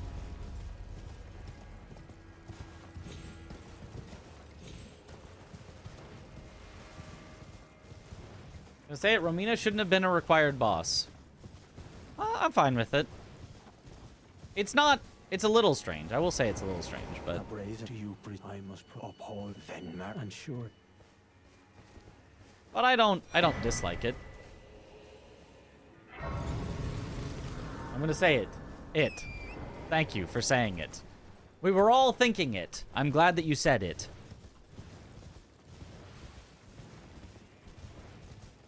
Leda shouldn't have been. That's the one that I will die on that hill. Leda should not have been a required boss. I mean, Leda shouldn't have been required. Leda shouldn't have been in the game, let alone required, but should absolutely not have been a required fight.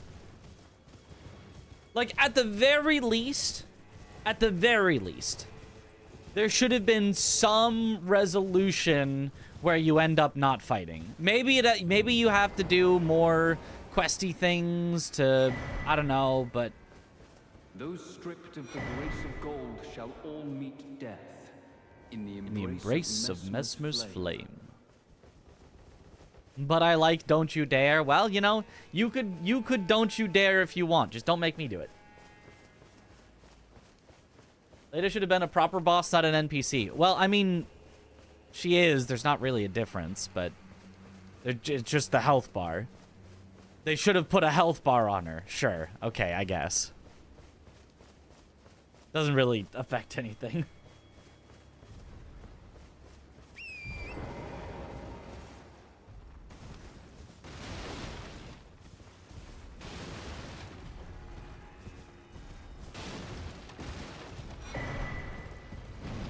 Hello. Oh, gosh, no. Oh, gosh, no. We also need to get Mesmer's Flames while we're here.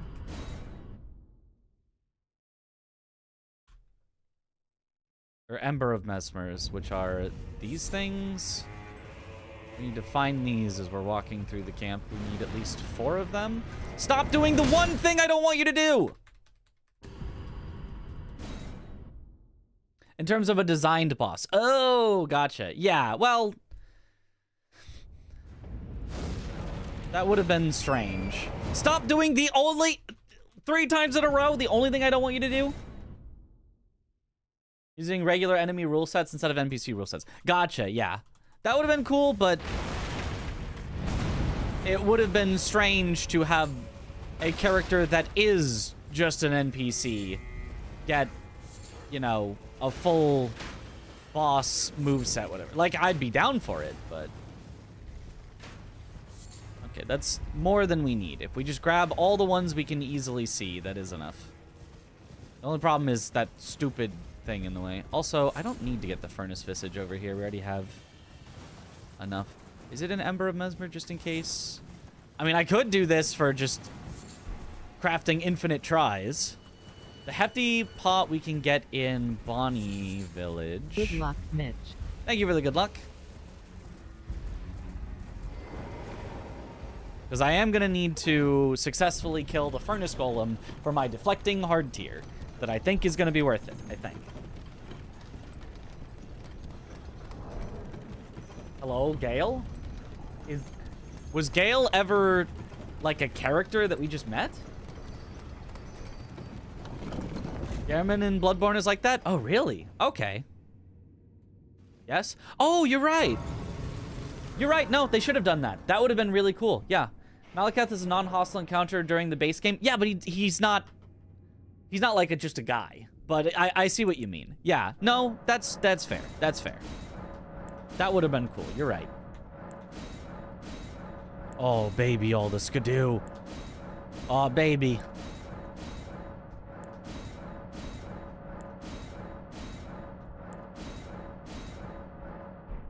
Nine, not even 10. Scammed.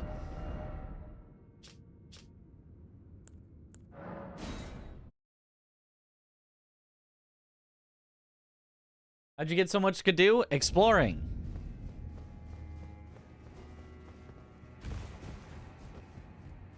This is your sign to play DS3 again. Yeah? Yeah, I might need to. Well, I remember Gale. I don't remember talking to him before the end, but that's probably just because I don't pay attention to the story at all.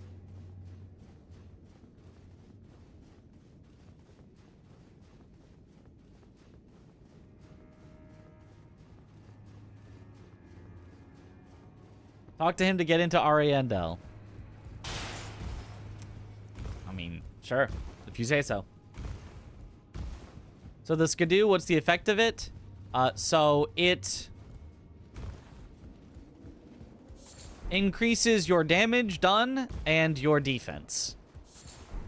So, in other words, reduces the damage you take.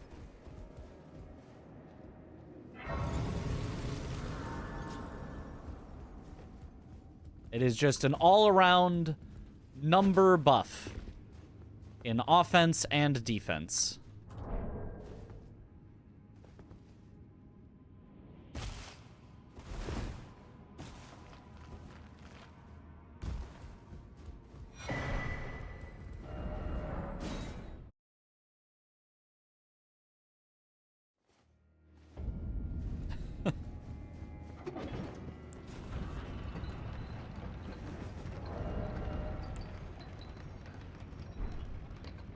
so yeah, currently I would be heavy with the anvil, so we can either take off armor or I can level up endurance, which probably will end up... Obviously, eventually we'll end up leveling up endurance. Wait, I should go... Before going Oh Mother, we should go to Mesmer's room, because it gives us a skidoo.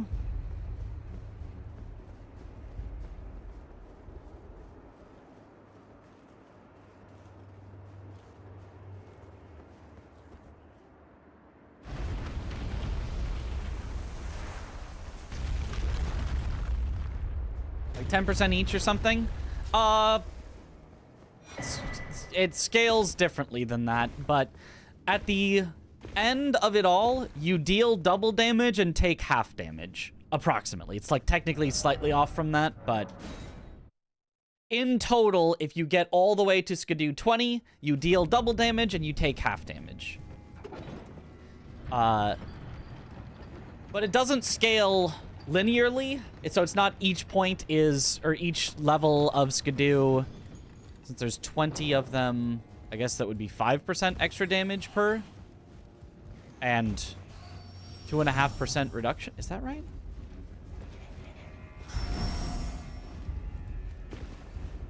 But like you get more for the first levels and you get less for the last levels.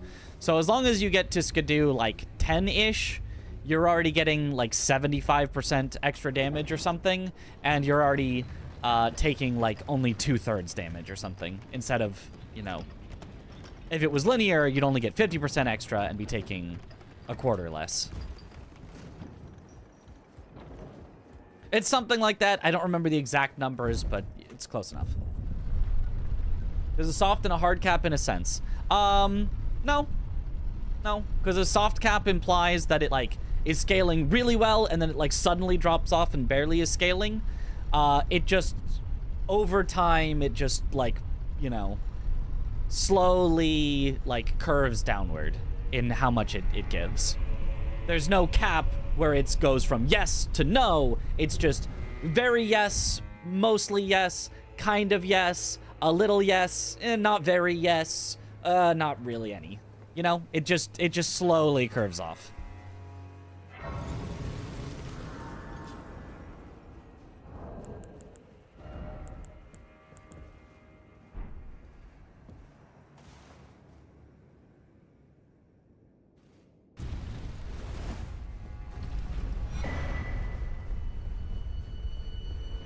Scales logarithmically. Maybe. I'm not sure if that's exactly how it scales, but probably close enough.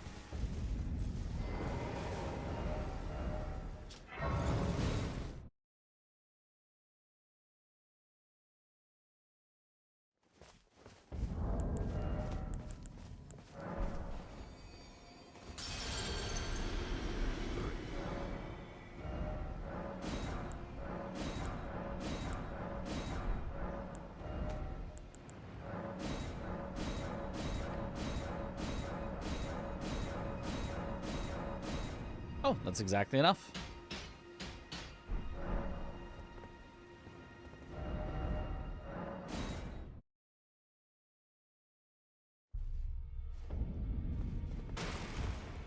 Level 7 already gives 1.5 times damage and 33% damage reduction. Oh, wow, at level 7 already. Wow. Those are the challenge. Yeah, I mean, that's pretty good.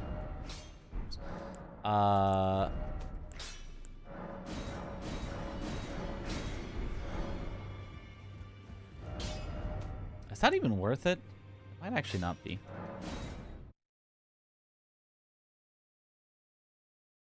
Okay, let's go get Golden Vow.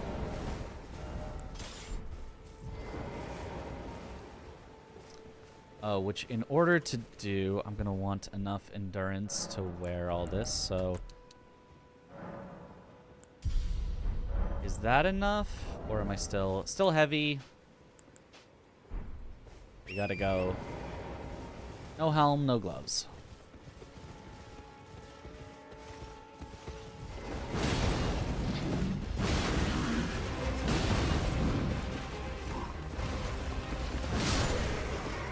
Yep, hard boss.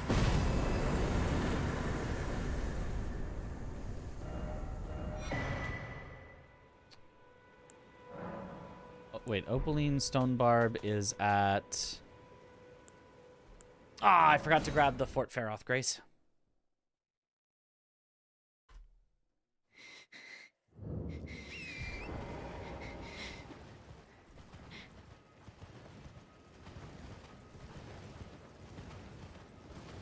Heavy equals higher poise. I mean, in a sense, as in if you are wearing heavier armor has higher poise, so...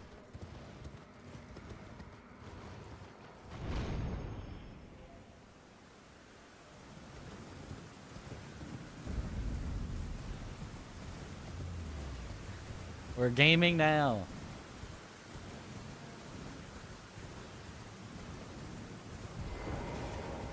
No, I did have this. Good luck, Mitch. Oh. Oh, I just didn't see it. It was at the bottom. It was in a separate thing. Grail's Dragon Barrow. Got it. Oops. Thank you for the good luck.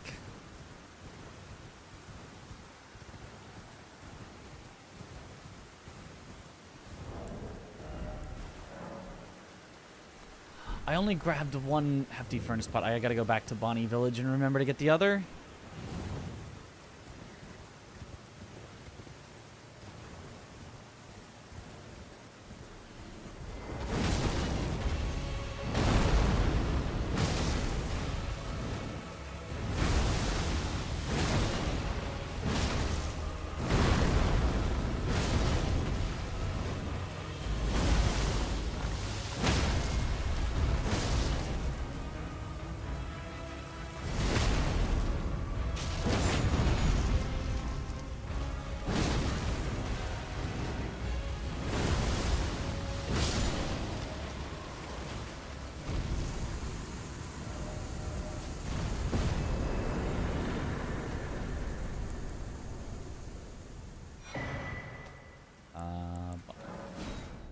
Gotta wait so long for that.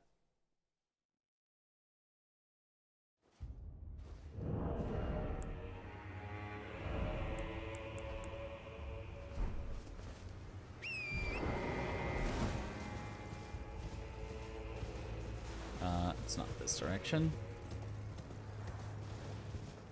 There might be one there as well, but the one I'm thinking of is after we go get Oh Mother.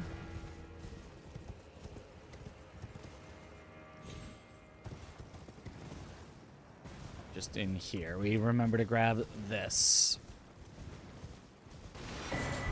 There's our second hefty cracked pot, which lets us craft 2 hefty furnace pots.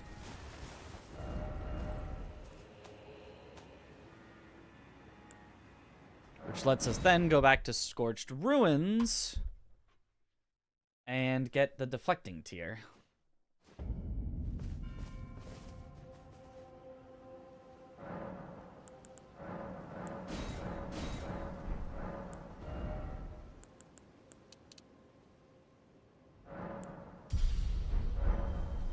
Okay, how much endurance do I need? More than that. Pressure of speedruns if the timer was counting down to 000 like a bomb. That's basically what we had when we were doing the refund percent. Okay, so... then the spot that we were using for our... so I need to now equip the hefty furnace pots. And I'm pretty sure it was this one here. So if I quit out here and make a save, because I'm gonna need to practice this for sure.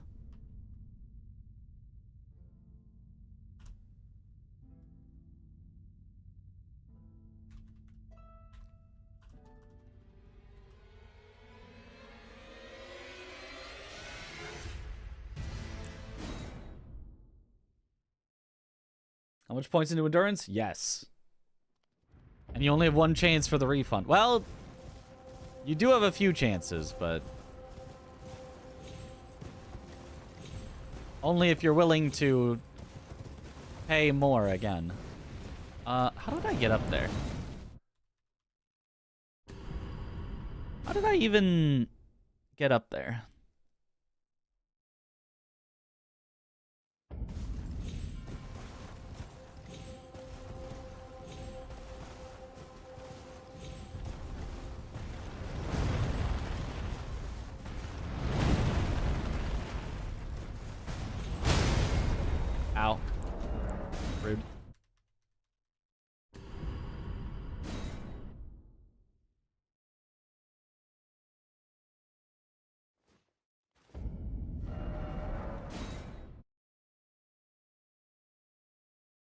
Okay, so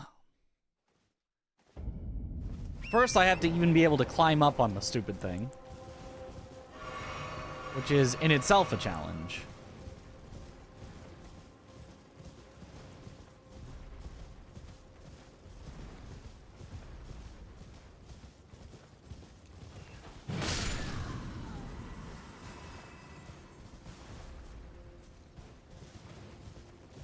As long as we kind of wait for it to walk away a little bit, we've got at least more tries at it.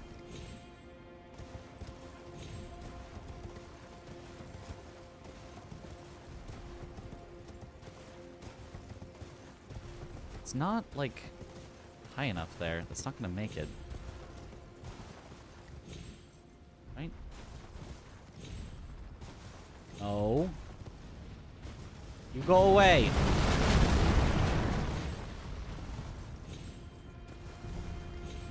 Gosh. I do not understand how I get up there. It feels not possible.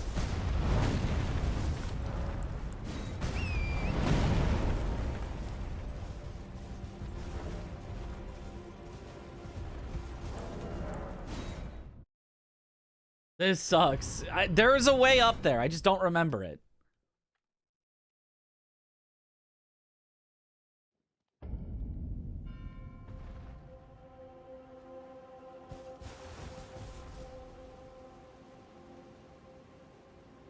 It's mostly like, how do you get Torrent's feet to, like, stay on the right spot, if that makes sense.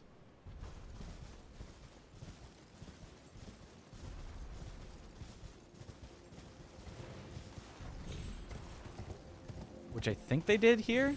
No.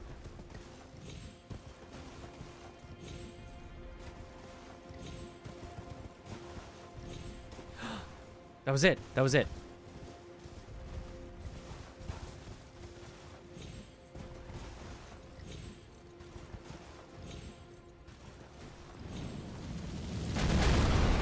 Okay, wait.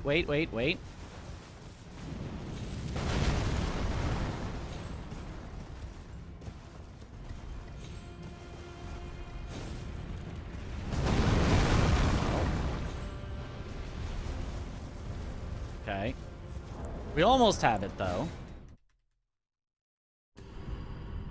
Nobody's ever figured out Torrent, so who knows? Yep.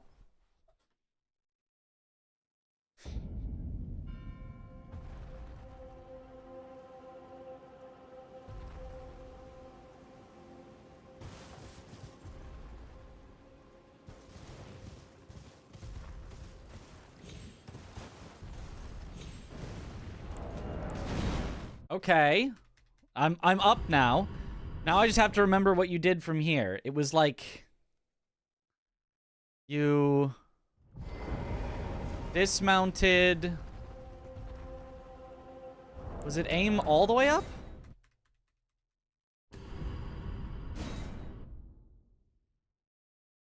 Was it even stand on this little thing here?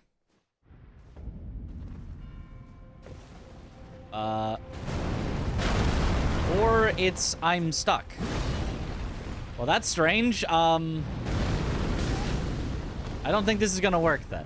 I don't think it's gonna work if I'm stuck on nothing. Game of the year, by the way.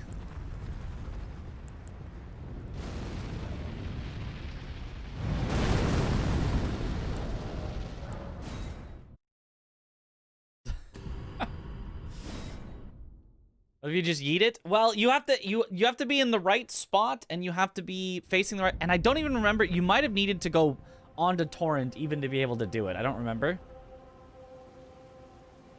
You can't try to glitch and say game of the year, by the way. Yes, I can. This isn't even glitch, this is just jumping on a thing. Is it a spot that's probably supposed to be jumpable? Maybe not. But I'm just jumping on a thing. This isn't even like wild or like out of bounds or anything. Ah, there we go.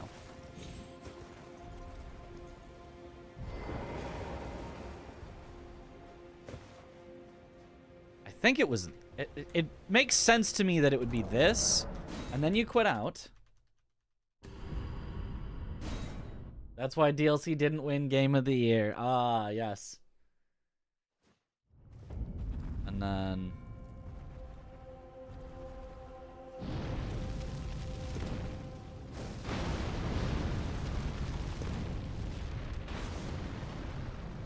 That doesn't... I thought it killed in 2.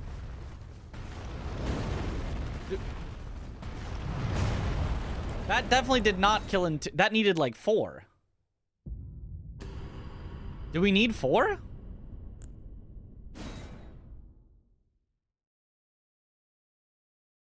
I thought...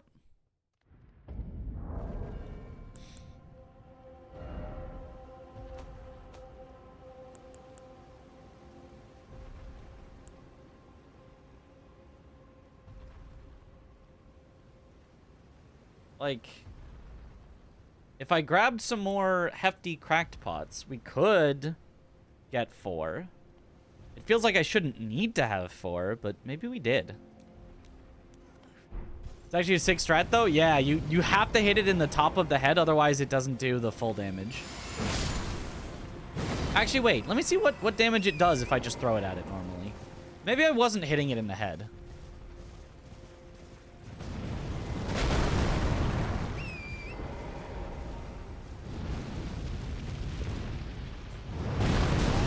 Well, it won't do any damage if I just miss it, but... Yeah, no, it does nothing if you hit it in the body. Right. So it is... I'm gonna try knocking it over, then throwing it into the head. I thought it was 2 as well. I was pretty sure it was 2. And we were RL1 in the Dis bounty, so... Unless they, like, nerfed hefty furnace pots or something.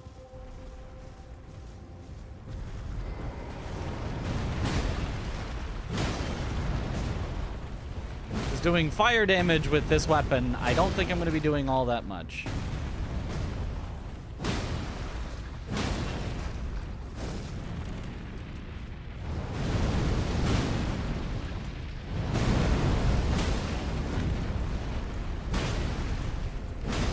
It's actually taking it down not too slowly.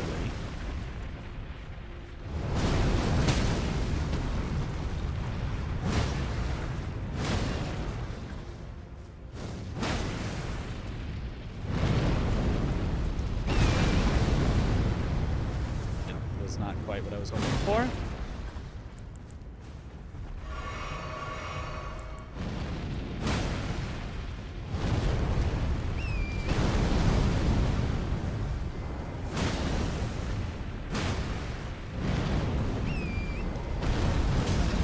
What?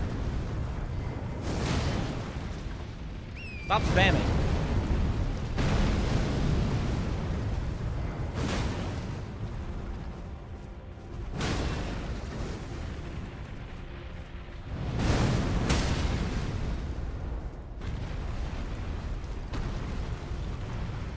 Okay, so now if I go around and throw hefty furnace pots into its face, and then get to see how much damage that did. Where's its health bar? It didn't do anything? Wait, what? That's... They literally didn't count. They didn't do a single point of damage. What? Okay.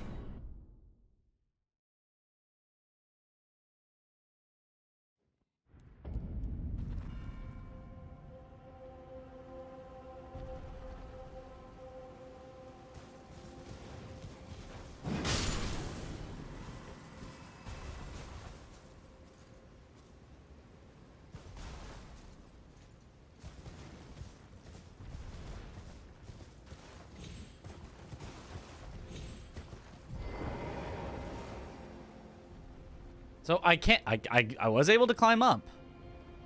So if I had 4 hefty furnace pots, that'd probably be enough.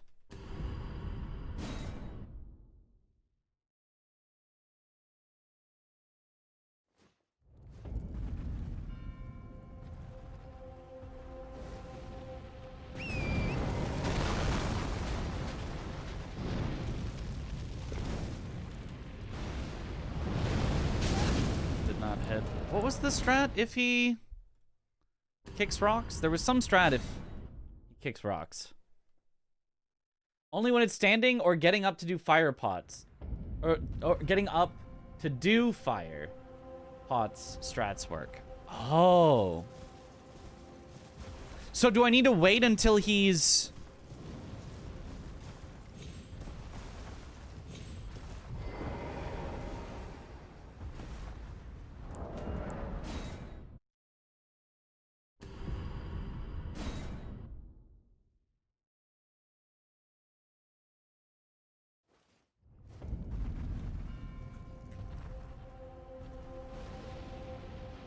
So if he kicks rocks, do I just quit out and then reset until he does the right move? Is that it?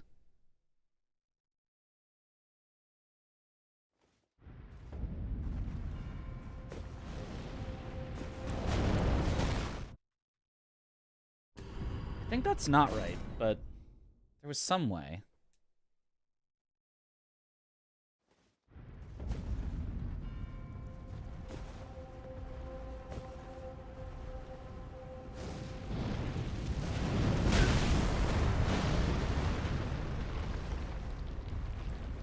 Am I supposed to get him to do a specific move, or...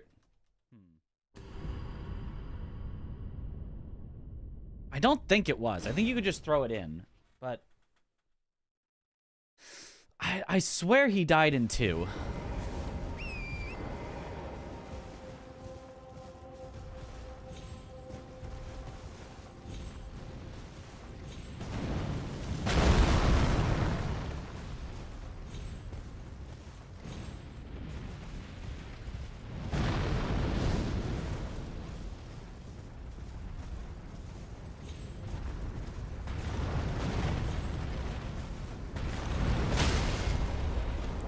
Made it up, but too late.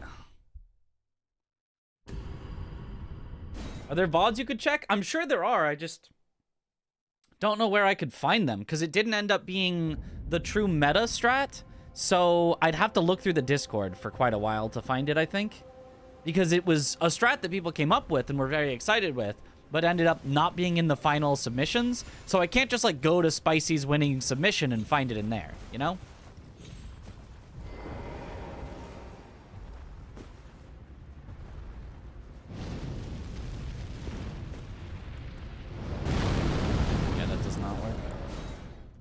You just have to be coming from the correct direction. I think you're hitting the crown wall and it doesn't go over. I mean, we're getting a ton of damage on the pots when I actually throw them. Like, enough that it makes me think that I'm pretty sure that we are hitting it, but...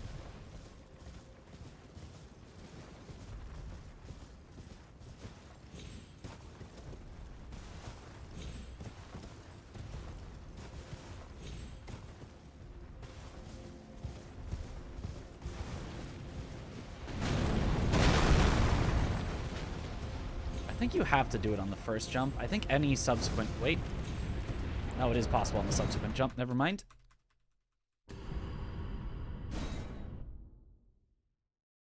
Do the DS1 half step backwards when you spawn in. Yeah, no, we've been doing that. I think you also can do it from right here. I don't think you have to be on the very tip.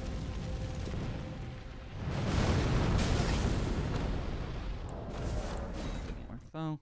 I think it's... If I remember right. Maybe you even got on torrent for slightly increased height. I actually think you did. Hold on a sec. Maybe you have to bait him to lean forward. Maybe.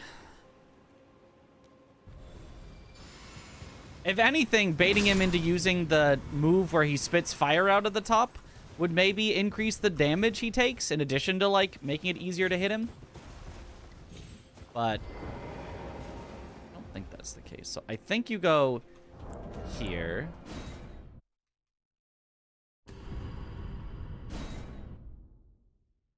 And then I think you face towards him, mount up, look all the way up.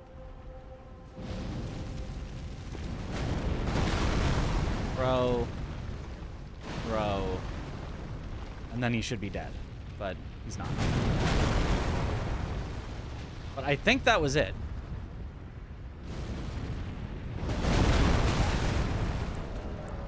Maybe we did need 4.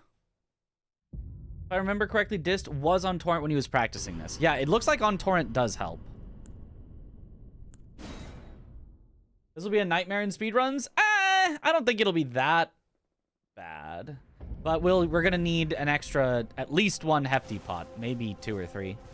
Where all can we get hefty pots? The rest of the materials we can gather. We can absolutely gather the rest of the materials.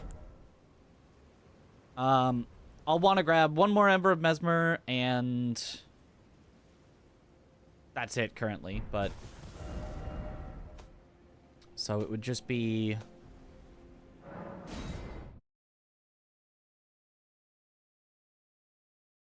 Three in Bellarat jail? Yeah. That's a possibility. We were thinking of having Bellarat jail be Chris's responsibility, but...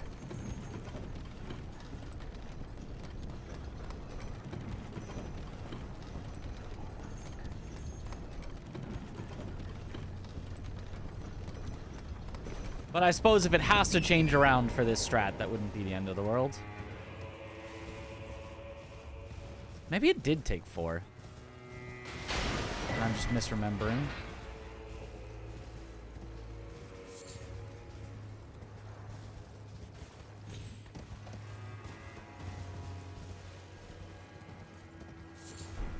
But yeah, if you need a bunch of materials, they're all over here.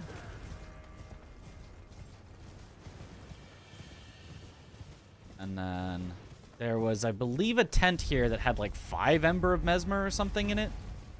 In addition to the ones that you can just grab on the ground. Wasn't this one.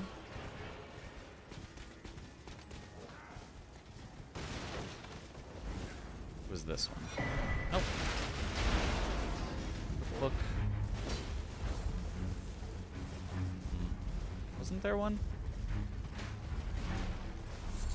Oh, it's just that. Never mind. It's just on the ground. There's 6. Okay. That's plenty.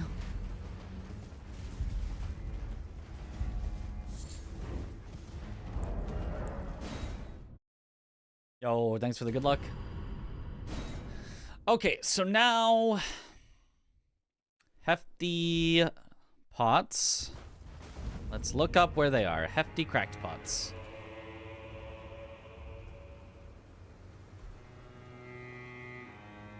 You did it. The record is now under U.S. control. I saw. I briefly checked in on your stream before I started up mine. Let's go. 55-11, I think it was. A huge. That consort was stupid. That consort, was like, what the heck was that? Huge. Is it fresh character DLC start or base game start? Base game start. Okay, 1 times in Scorched Ruins. We have that one. 3 in Bellarat Jail. We could do. 2 in Bonnie Village. That would get us 1 more. 1 in Shadowkeep, right to the location of the Iris of Grace on a bed in the room after the West Rampart Site of Grace. Where is that? There's Cerulean Coast. I didn't want to do that now, but we could. 1 in Bonnie Jail, which is very possible. We're probably going to grab the other one in Bonnie Village. And then... what's this one in Shadowkeep?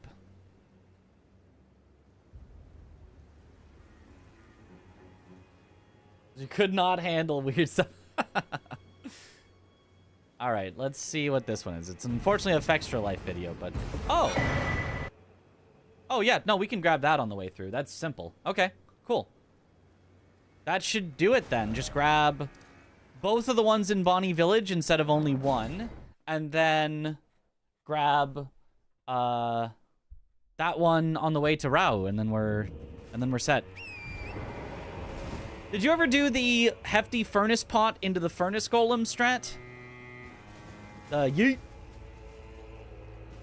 Because I thought we could kill him in 2, but it's looking like it's going to take 4. But I swear it was only 2. There's the other hefty. So you'd go this hefty, you'd then turn around and go to Oh Mother.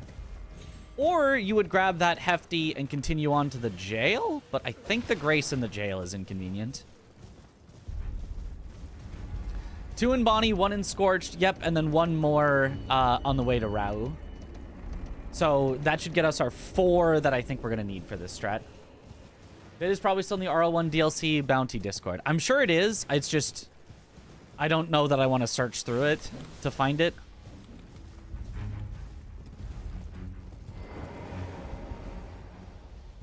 It's not too far in. It would probably be worth it to grab the pot, get the Bonnie Jail Grace, and then walk back out and warp. Oh, you found it? Okay, Out. Bad scorpions. All right, let's see.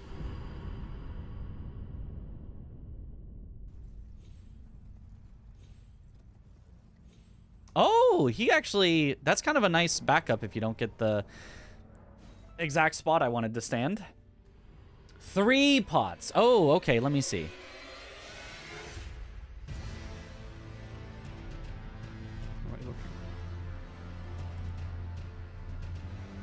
Oh, it's nighttime, so he has to distract it. Okay, he doesn't have to be on Torrent. 1, 2. That does look like it's doing about the same damage as what we were doing. And 3 did it. Okay, cool. So 3 then should be fine. We'll see. We'll see if I have enough stats for 3. It's possible that it's... Even though that was RL1, it's possible they actually have better stats for it.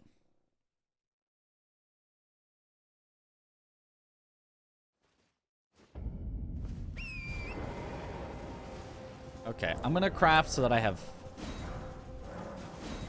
3, and I guess we'll try that, because I didn't grab the one on the way to... Oh. If I had the deflects, I think it'd be a cool showcase. That's what I'm thinking. I think the defects would be a cool showcase, and I legitimately think they will also be quite powerful. So, I think it's a win-win. I think it's gonna take some time to get. You know, I don't think it might be perfectly optimal, but I think it would be not very slow, and it'll be very cool. So I think the increase in coolness is much bigger than the possible slowness. Okay, replace the save file, and let's try this again. We'll murder a lot of bosses. Yeah, Putrescent Knight will get murdered. Gaius will get murdered. Dancing Lion, I would bet, gets murdered. I don't know if I'd be able to use it very well on Mesmer or Romina. I know it can be very good on Consort, but I'd probably still feel more comfortable with parries.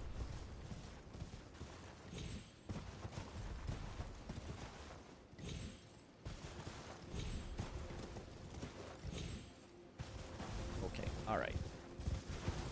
If I don't get the initial jump, it's, like, really hard for me. I have to, like, go back and try it again. There we go. Then it's not too bad. And then you just stand here and quit out.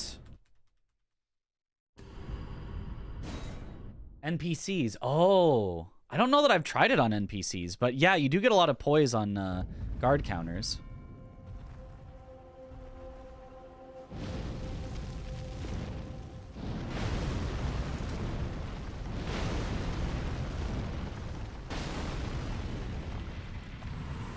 Cool. It works. You only need 3. Okay. Now do it again.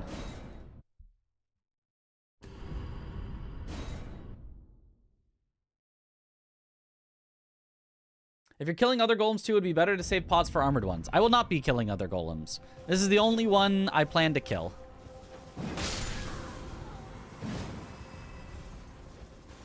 All the other hard tiers are kind of not great, and these are not bosses.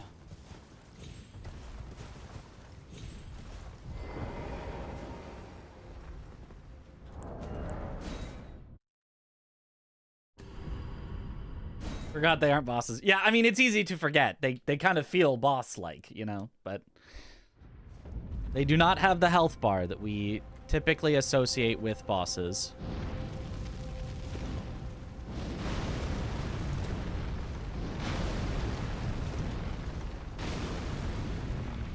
Okay. Doesn't seem that hard. Seems like we can get that. Let me go again. Just to be sure. Kill this one normally by slashing its legs. Didn't realize others have armor, so you've been slashing the other golem for 5 minutes without noticing he's still full HP. Yeah, in my casual playthrough of Shadow of the Erdtree, we spent an entire hour killing one of these because its feet was armored, and I figured out that if you throw things at its face, you did tiny little chunks of damage, and I thought, I guess that's the only way to kill it, and we sat there for an hour throwing things at its face.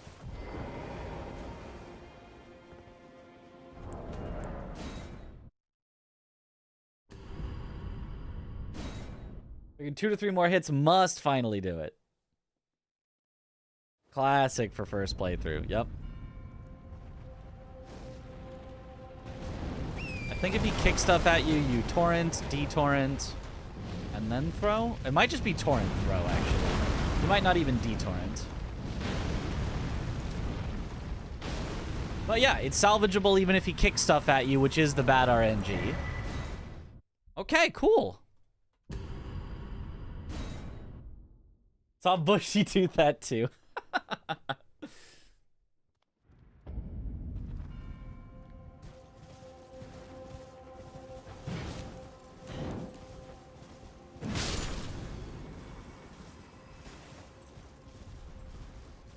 We let it walk along enough that we get to do this without worry. It's actually not that hard to get up there. He's using the throwing spear. I tried a bunch of different stuff. What I ended up, I think, being the best DPS was equipping the FP restoring tier and using Relana's... Oh, whoops. I'm gonna die now? No, I'm not gonna die, but... Oh, the rocks just missed me. Oh, but I don't get... He doesn't walk forward enough if he does the kick. That's the problem. You have to make sure he walks forward enough. Hit it until it staggered, and then when it didn't die from the riposte, you said, screw this actually, and left.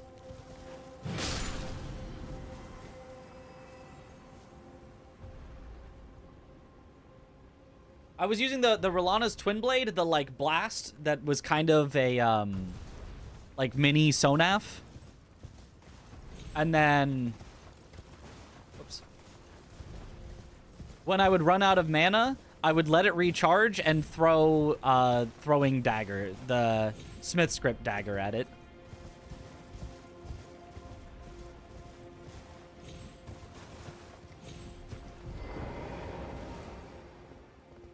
So I think being on torrent does actually help slightly. And then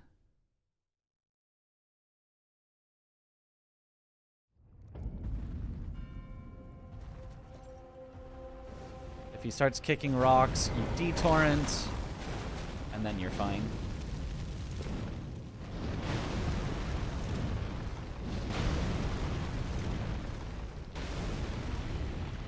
You use the detorrenting iframes to deal with the kicking rocks, and if he instead charges right at you, you just throw. Let me try it one more time.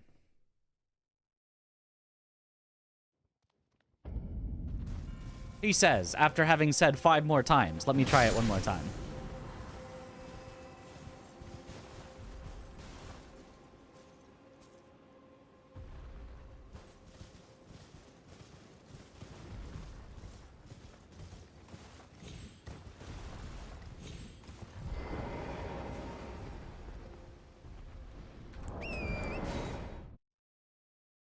Usually how it goes.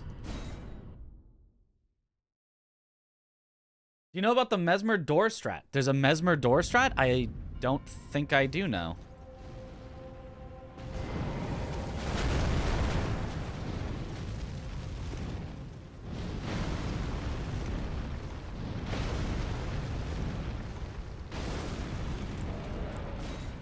Very cool. I want him to do a non-kick to make sure that being on torrent is good. We parry the Fire Knight after accordion. Oh no, I did see. I saw Yuta do that. Yeah. How much time does that save? I actually did see that. Like 6 seconds. That's pretty good. Recently realized you can use Smith's Grip daggers to continuously hit Skadootrie's face. Oh. I don't know that that's good because Smith's Grip daggers do absolutely no damage, but...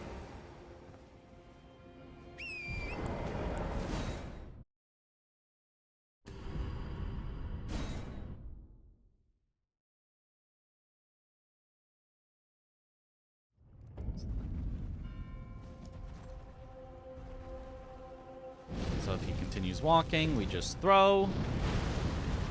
Throw. Throw. Cool. Looks like it works either way. All right, I'm going to call that good. I'm going to say I'm happy with that, and we can move on.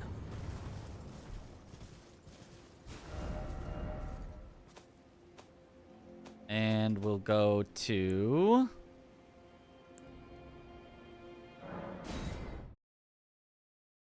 Hey, what up, Romulus?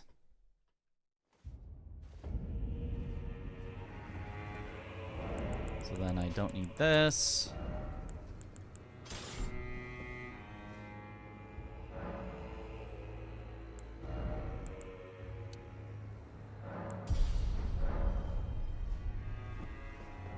Actually, I guess swap these two. Oh, I should have made a save. It's probably fine. It probably... Oh, and I didn't put in... I'm being silly. I don't think first try versus second try matters at all for Gaius, so it's probably fine to make a save now with it as second try. Although...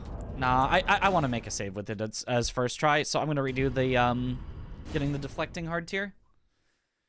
And then actually set myself up and make a save. About to pop in while Monster Hunter Wilds installs. Nice.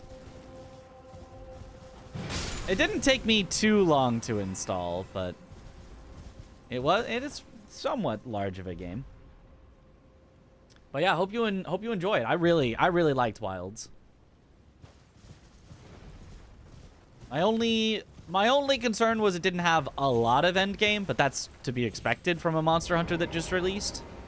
But, you know, it would have been cool if it had more endgame.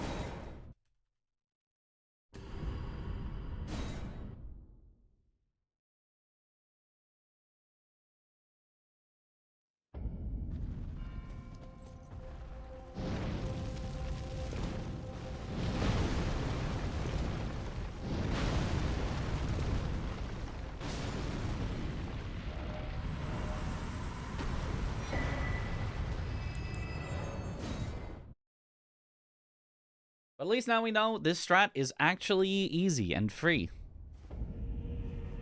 No challenge to it whatsoever.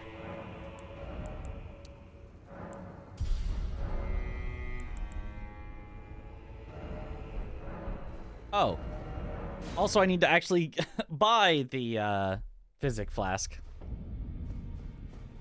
Which I should have done while upgrading my weapon.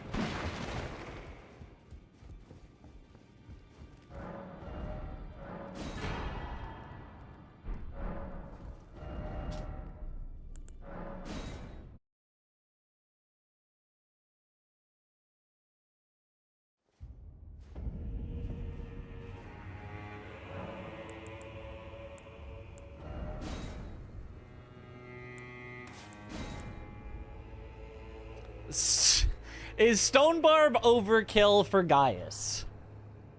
Probably. I think we just go Opaline and we just leave it there. I think we just go deflecting Opaline, call it good. As long as I kill every boss first try, it'll be a good showcase. We don't... But you... Oh, God, it is so powerful, though, if you, if you get it right with the, with the Stone Barb. Okay, make a save.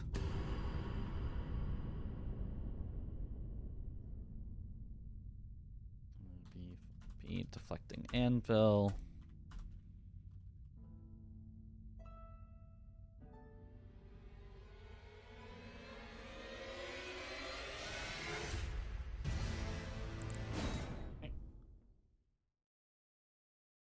Just windy weather. Okay.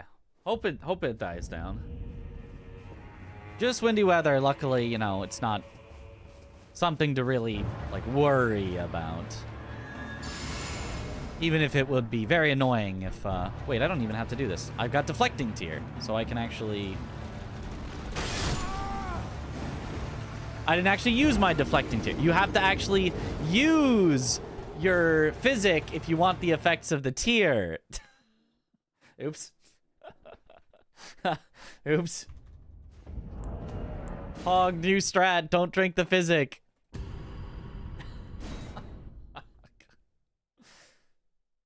Who knew? Ah, yeah. Nobody could have predicted that. Nobody could have predicted that that would happen.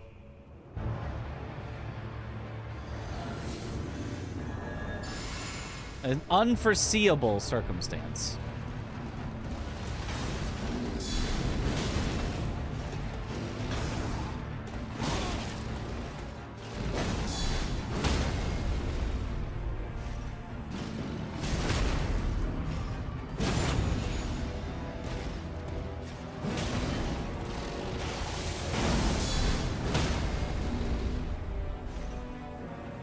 Aw.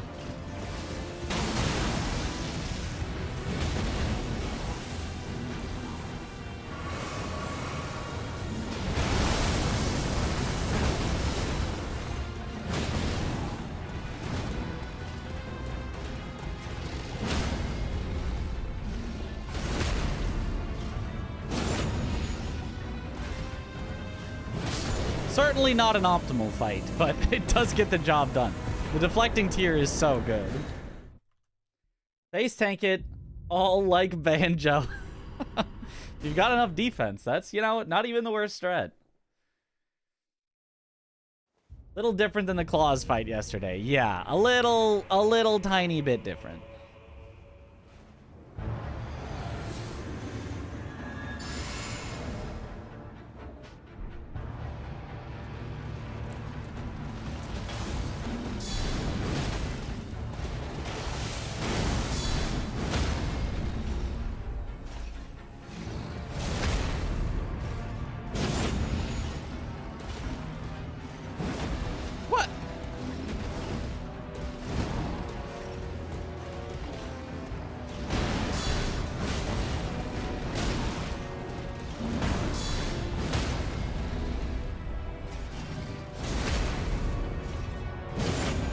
I think you need to walk forward a step and then do it.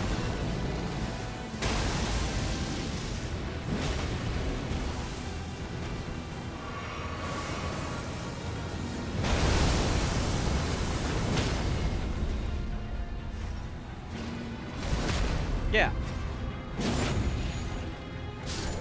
I mean, that's, yeah, that's effectively it. Just deflect him to win. Just so you know, Gaius also has the Hippo riposte. I was vaguely aware of that. I've never tried it before, though. I guess I should try it.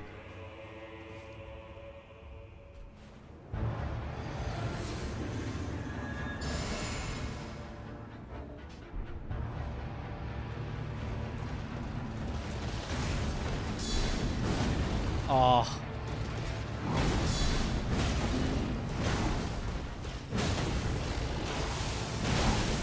No stamina.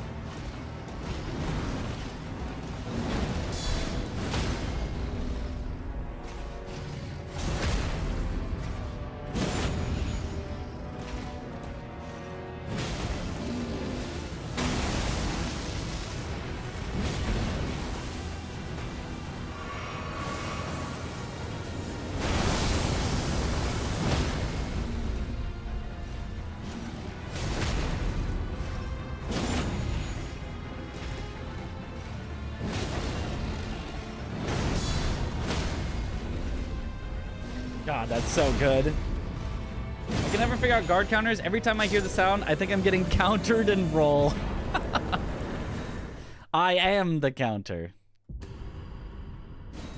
I don't remember this part of Trackmania. I remember it. Hippo riposte is the teleport, basically. Yeah.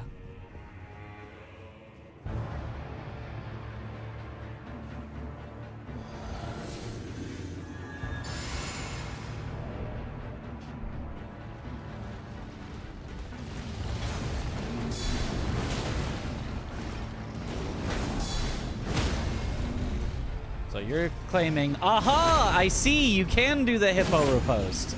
I see it now, as clear as day.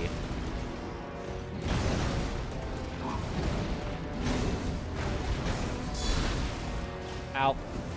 Yeah, doing the guard counter on that one isn't great.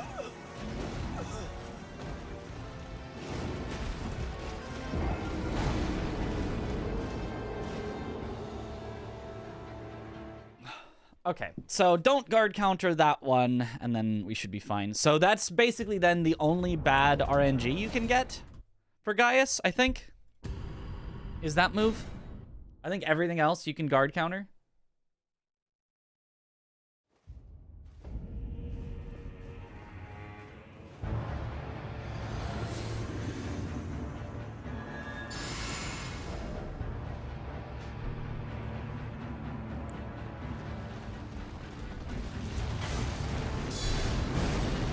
Oh.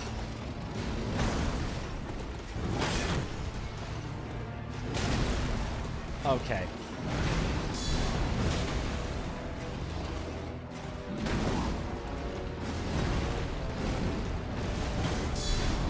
Ah, but if you do that, you can get a guard counter on the end of it.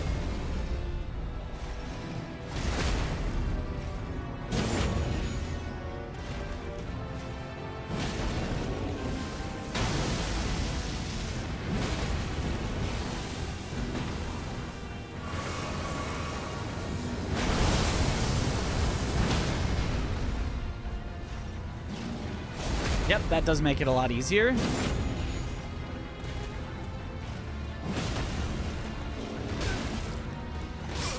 I forgot that that always dead angles you because your character's stupid.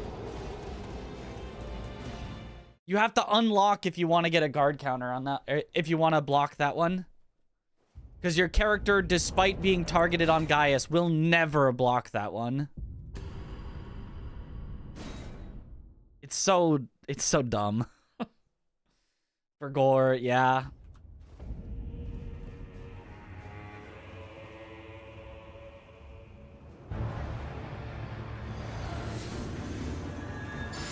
You would think the lock-on system would work to make you successfully block the thing that you're targeting, but it is not the case.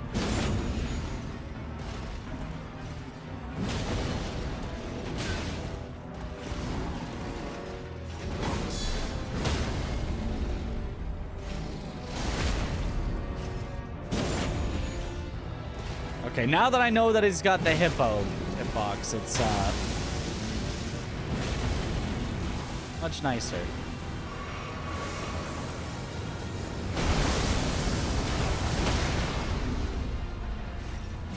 Yep, goodbye.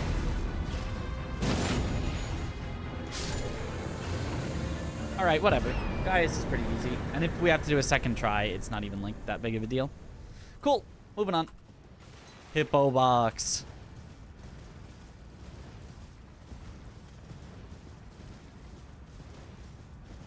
Kill Malenia in 5 tries tops, you will donate. Do I have a Malenia save file? Can you teleport to bosses using using John Practice? I could definitely kill Malenia in probably a try or two. I might die once because I'm not as practiced on her, but I could probably get her. Yes, it has warp to grace. Oh, let me do that then. Can use your account. That would take longer than me just opening up a practice tool and teleporting me. Here, let me open up John Practice and do that right now for you. Downloads.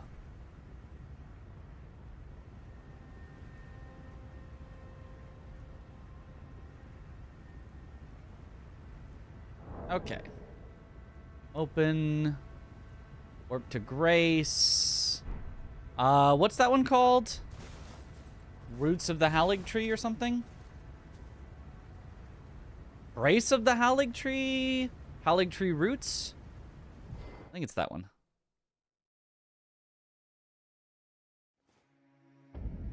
Yeah. Perfect. That's exactly the one.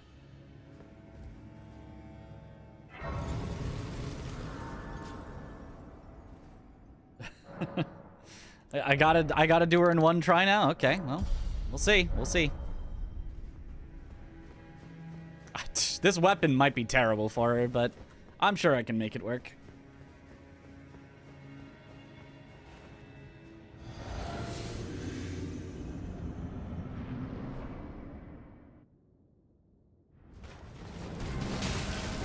Oh, forgot my pathing on that.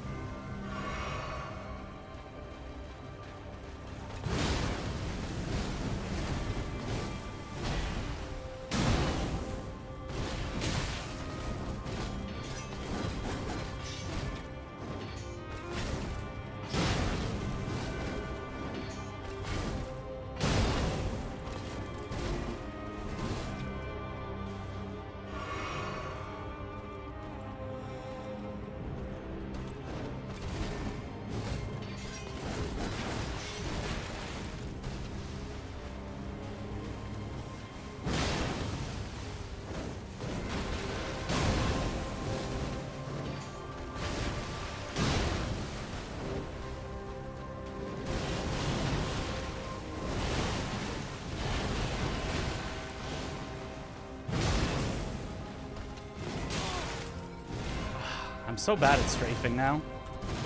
I should not go for the strafes because I'm very rusty at them. I should just dodge.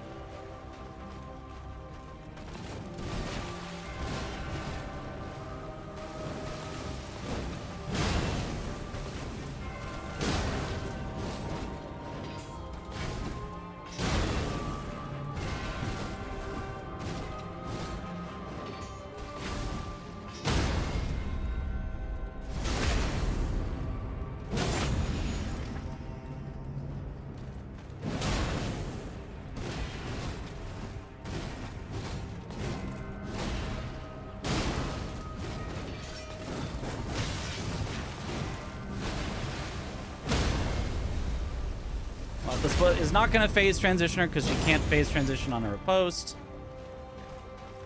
There we go.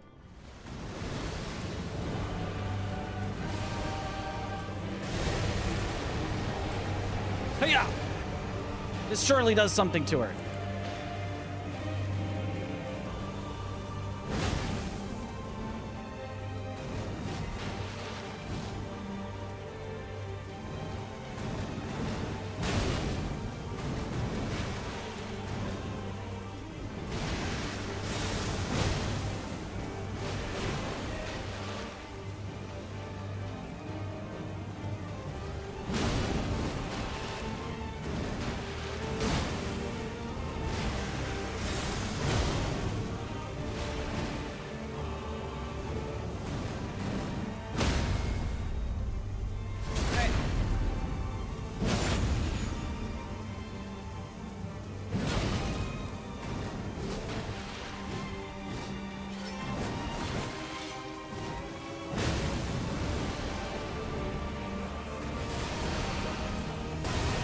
Might as well heal, I guess, since we're almost done.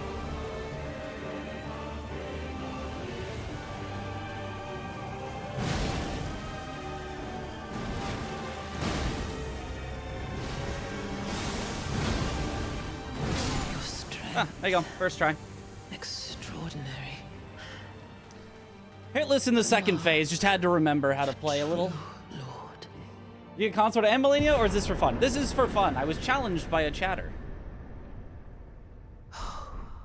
If I could kill Malenia within 5 tries. I would say 1 is probably within 5 tries, I think. I'm sorry. I finally met my match. Yo, Southern! Thank you for the sub!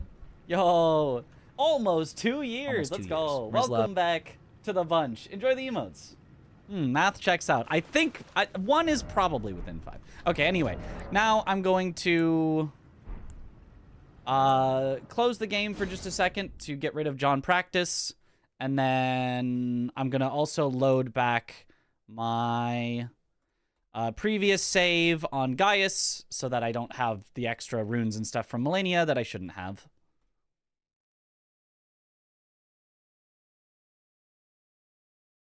We did kill Malenia not so long ago with random stuff. That is true. What weapon were we using then? I don't remember what it was, but it felt like it took forever. Oh, I think we only had like a +6 though on that randomizer run though. So that would explain why it felt like it took forever. What happens to the chatter if they don't pay up? Ban? You know, at least a timeout probably. That's if you promise something, you know, and you don't follow through, you probably means you don't really want to be here. Granted, I never expect anybody to have to donate or anything like that unless you say you're going to. In which case, well, now you've set up the expectation.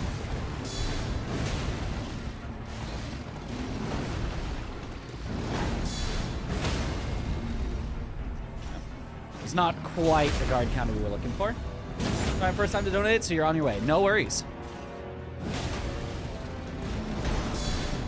Honk.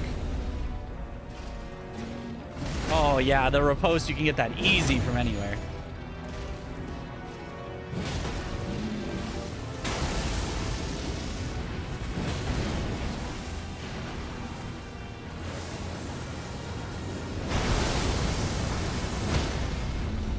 Sheesh. Yeah.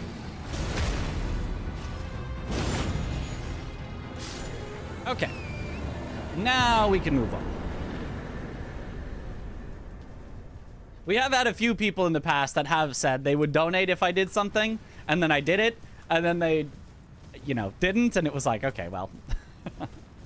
But anytime that, you know, someone actually follows through, it's like, hey, that's cool. A man of their word. Like, well, I'm not gonna be mad that you didn't gift, but yeah, right. Like, it's not gonna ruin my day or anything, but the button under his stream that says gift a sub, that there's also a donate link that goes through stream elements, I think.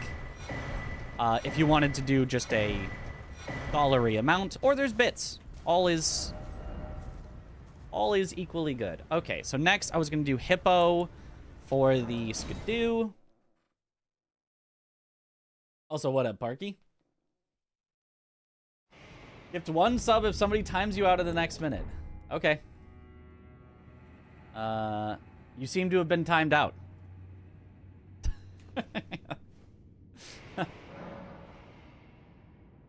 Donate 1 gift sub if I become the President of the United States. Okay, working on it right now. That does seem worth it for 1 gift sub.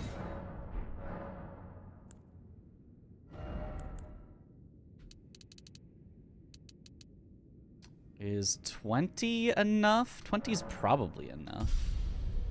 Let me check if 20 is enough that we can equip. It is. Cool. And then the rest we can go just Vigor. To try to not die. And then I just have to go through the annoying menuing every time. I should probably destroy all of the things that I'm no longer going to use ever. How are you going to buy your almond packets for dinner today without the donations? That's true, Surely actually. It's your only way you get to eat today. That is true. That is the only way that I do get to eat. Okay, so now let's see if I can get a nice deflecting on Hippo, because that would be super fun. Yo, Halibutski! Thank you for the gift sub. Let's go.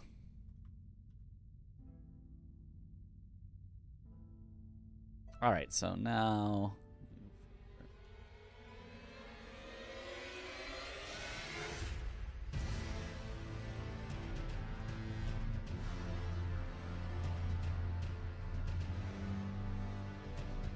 eventually I might, once we get powerful enough that I feel good, we might not make a save file for everything.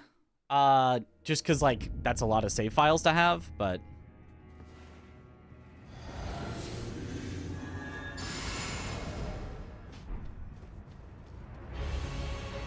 oh.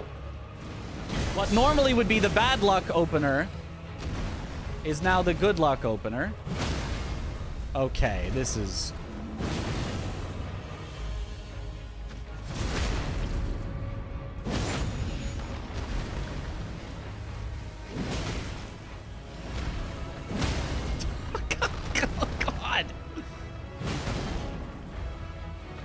That's not fair. That's just not... Hippo doesn't get to do anything. Holy...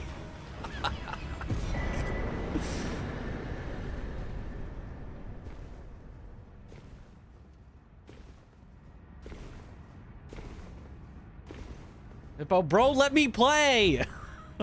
The answer is no.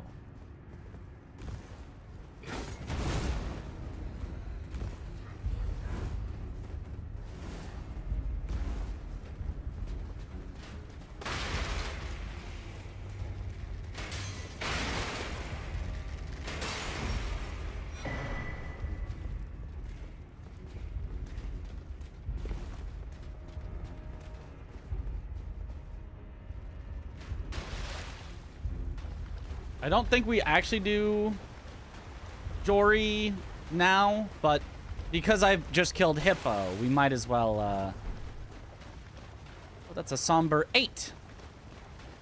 I thought it was a somber 6. Somber 8. Doesn't really help us that much, but...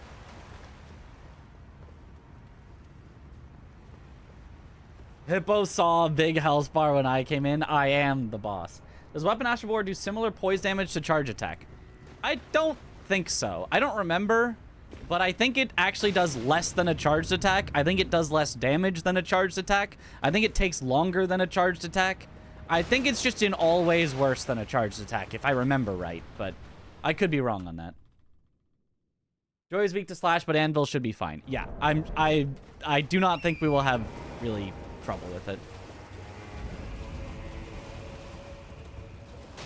But I think that we just go to the... We could kill Rakshasa now, actually, now that I think about it.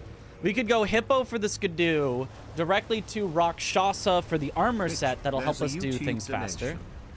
Oh, a YouTube donation. Ah, let me go look at that real quick. Sorry that the YouTube donations don't show up on my OBS. I have to, like, go check them manually. I don't have enough monitors to see the YouTube stuff at the same time. Apologies. I will get that to work together eventually, but I haven't figured out how yet.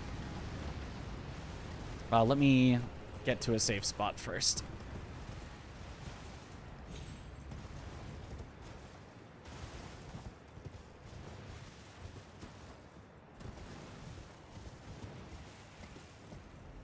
Ah.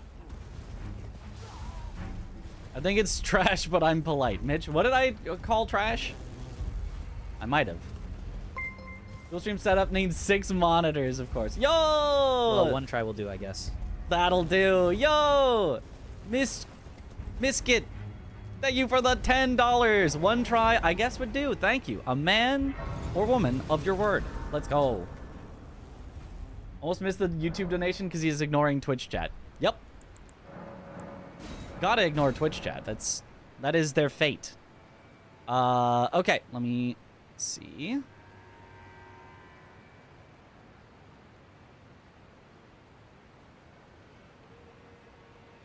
Let's go.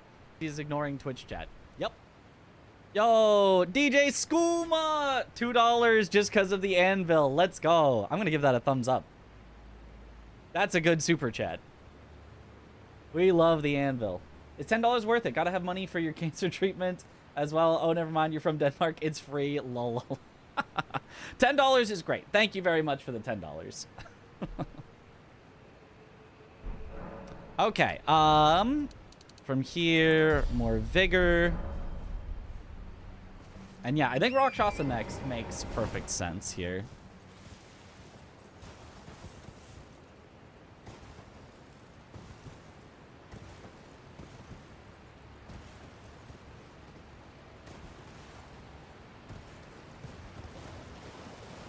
Making fun of America in the process. Well, you know, sometimes you gotta get your shots in.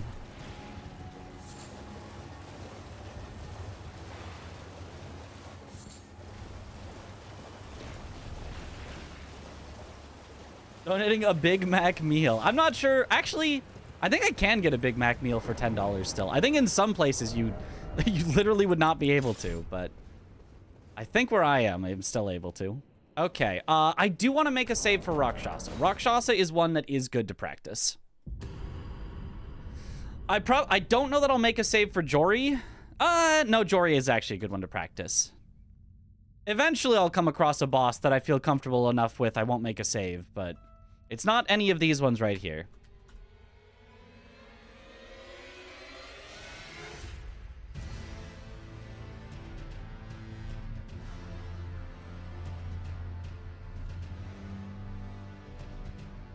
Oh, whoops, this isn't Jory. This is Rakshasa.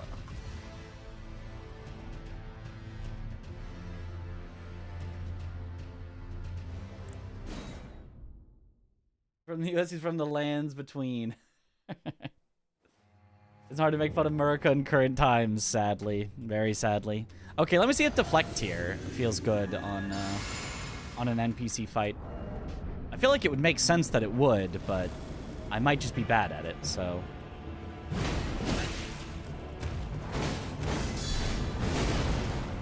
Oh, okay.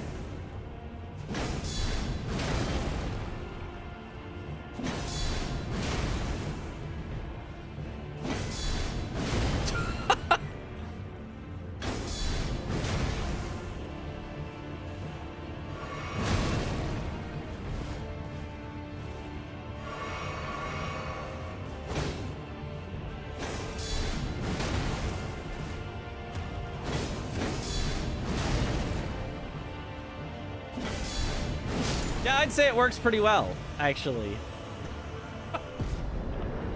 I'd say the deflect tier, I'd say, was a success. Ooh, Rakshasa's armor is actually heavier. Interesting. So I need even more endurance. Destroyed. Oh, I also need more endurance so that I can swap out from Radagon's Source Seal into... I don't know what other talisman I want, though. We were thinking possibly the guard counter talisman would be solid, but it makes us go through Margit to get there. It's a ways out. I could go for the ritual sword, I think is a solid choice. We could also get the axe talisman, but I don't think that really synergizes with our build. So, two-handed talisman. Ooh, two-handed talisman is good. And it's not that far out of the way. We have to go to Rao base anyway. You're right. Two-handed talisman is actually perfect. Why didn't I think of that? It's so obvious. That makes perfect sense. Okay. Let's go get that right now, actually. Two-handed best, probably. Yeah. Almost certainly two-handed talisman would be best. Most obvious one, probably why you didn't think of it. Yeah, it was too obvious. I had to search, you know, for a more esoteric option. Didn't want to be so basic.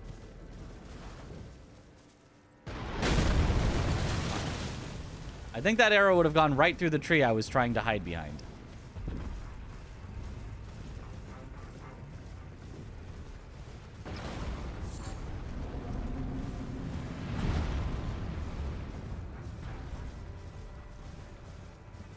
So good in general, it works for all your attacks if you have a build that two hands. Super versatile. Yep. Ow. Isn't it also just number-wise, like, one of the best? Isn't it like 15% or something? Maybe it is only 10%, but even if it's only 10%, 10% on everything with no downside is so good. 15, God, that's so disgusting.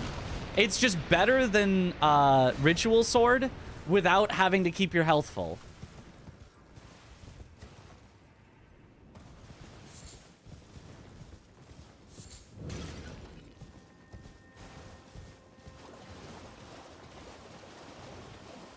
Okay, now I just need to remember the quickest way to actually get to it.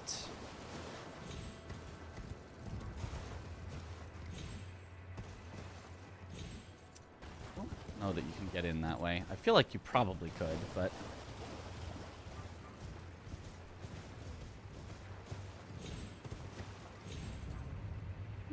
I don't remember the fastest way to get to it at all. I'm not sure I actually ever knew the fastest way to get to it. I'm not sure I've ever used it in a run.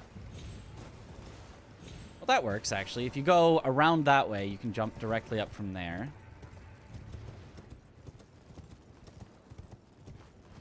I think there's also a skidoo in here somewhere. Is this it, or is this the other one? That is it. Good.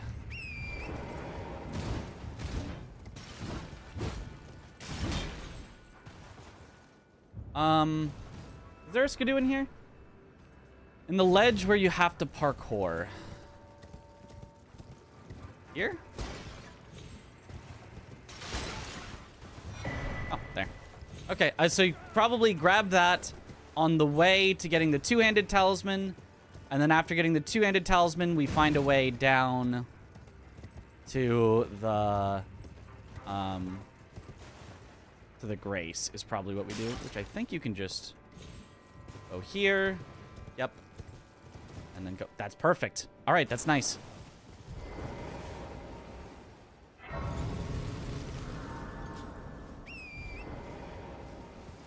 Is that wrong? You'd have to sub 6 months in advance. You would have had to. Yeah, very important. Okay, so now I can't wear it just yet because we need more endurance. Well, actually, I can if I just... Still heavy load. Even without any pants on. Percent raw input percent. Yeah, we're just gonna have to get more endurance. Yo. Fry! Thank you for the sub. 6 months in advance. Welcome to the bunch for 6 months. Enjoy the emotes. Might as well do that anyway. I guess might as well.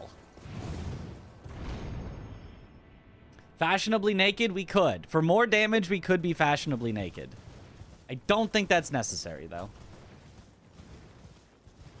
Please be relevant in 6 months. Sorry, I'm planning to fall off in like 3 weeks. So, you know, sorry about that.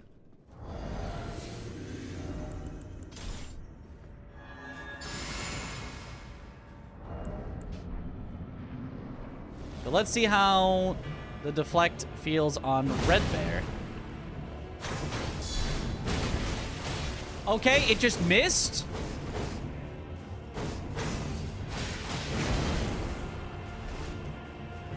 It's not feeling as good. We might need to make a save for Red Bear. Oh, yeah. Yeah, I don't know. Maybe not. Maybe not. Full Rockshaw says 8% damage. Right.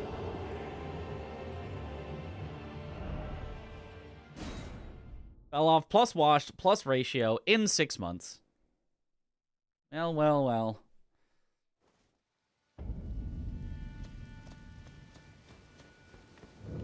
Okay, so let's make a save and see if I can figure out something that will work well for Red Bear. I reckon a faster weapon would work a little better here. Yeah, but I'm not leveling up another weapon. This is the weapon we're using. So we are finding a way to make this weapon work.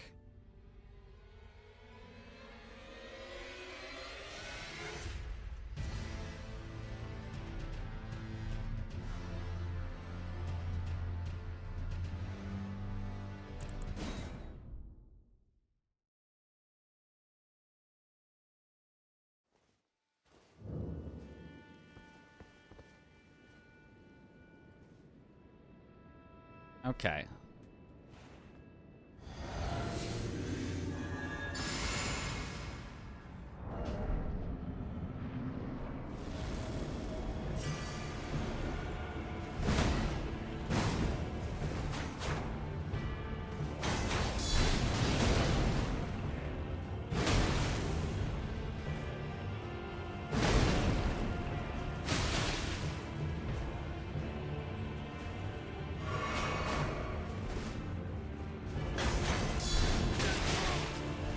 I can actually get staggered out of my guard counter? That's wild.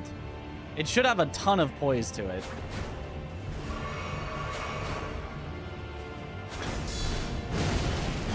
And that it just misses. Yeah.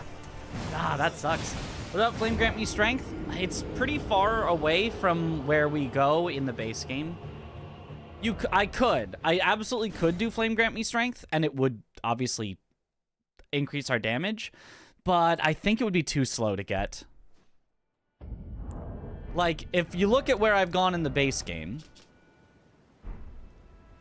Flame Grant Me Strength is like here, so we'd either have to walk across the entirety of Caelid to get it, or we'd have to walk up from a guild, or, well, we go to this merchant. You'd have to walk up from the merchant up to Third Church, and then, like, around to it, which would still take a very long time. So, it's possible we could get it, but it would just take a while.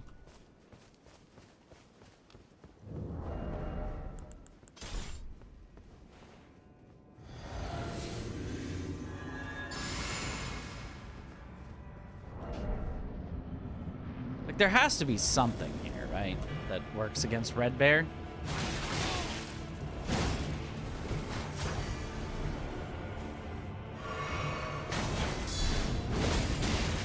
The problem is that missing if you're targeting him. What if we don't target him?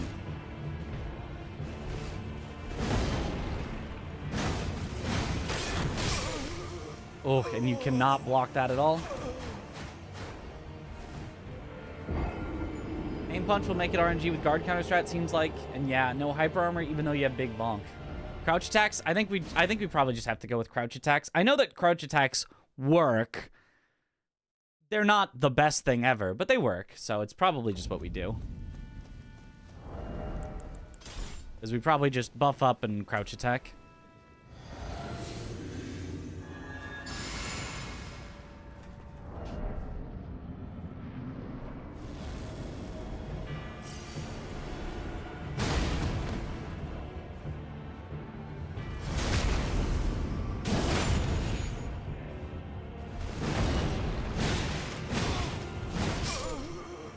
Yeah, he can still just do that.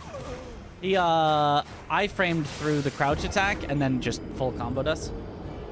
Yo! What a bait. Thank you.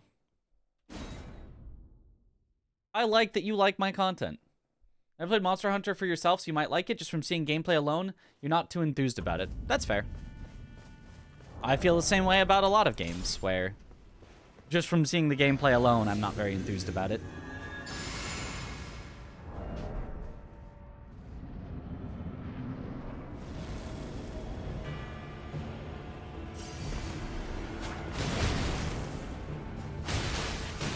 Okay, I'm spamming the attack button and nothing happens. Very cool game, very cool.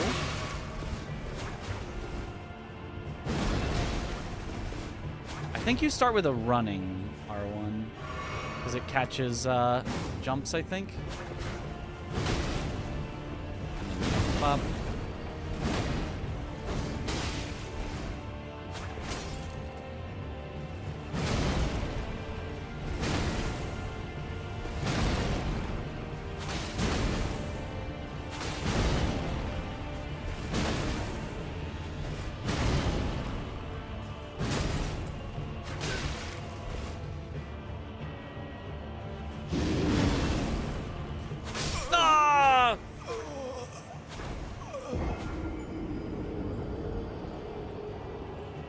Just sucks against bosses who attack in fast succession. Rakshasa was much slower. Yeah. Monster Hunter is the game with dinosaurs, right? It's the game with monsters.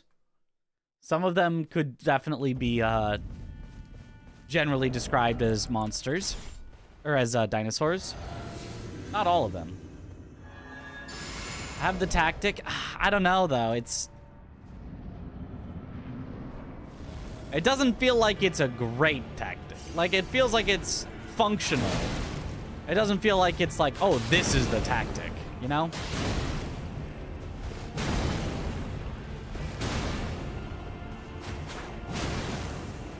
I hate when it does the phantom backstab. All right, we'll both back off and heal. That seems fine to me.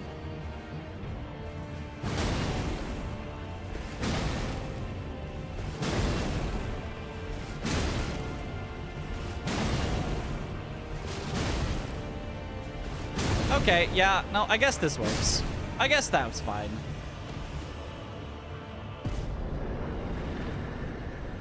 Do it again. I guess that is fine. Told ya. Yeah? That does work.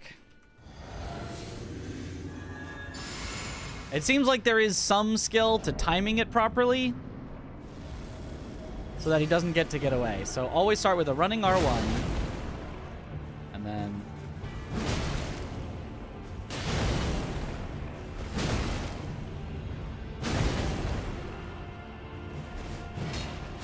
Aww, not the fake backstab.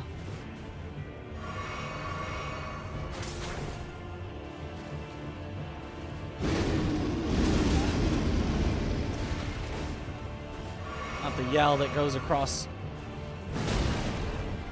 county lines.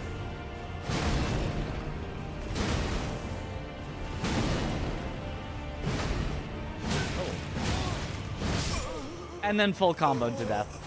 Nice.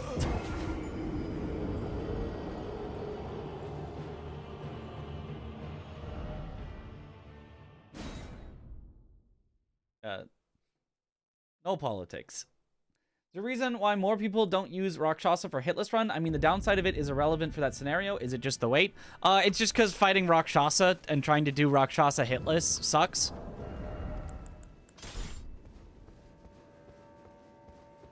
That's it.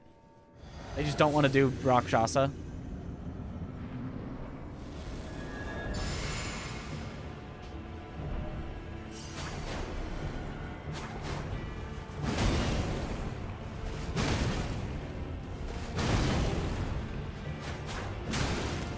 Stop trying to backstab.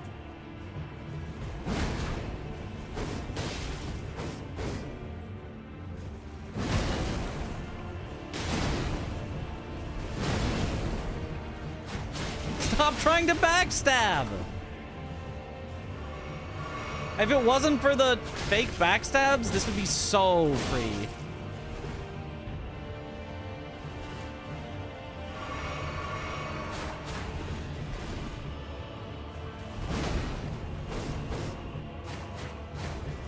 Like, if you're gonna make backstabs just not function on NPCs, that's fine. Just take out the stupid locking into backstab animation.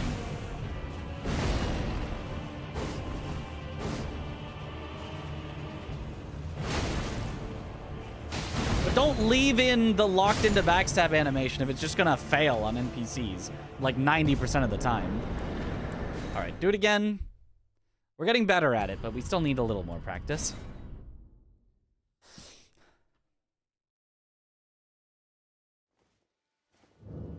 It wouldn't let it be small. One hand, if you do fast crouch attacks, you'll have priority. On the other hand, might be better for reaction roll catching him like you did earlier. I think reaction roll catching is much better. Because even if you trade... Oops. Even if you trade every hit, because you don't have, like, true priority, you still just win on health. Even if he's constantly trying to trade with you. The only exception is that if he does the weapon art, you just die.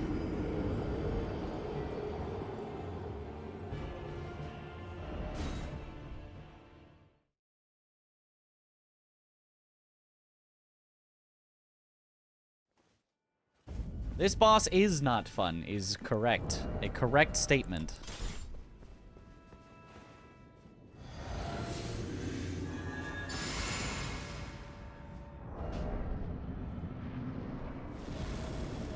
Also, is a boss. Is also an NPC, but is a boss.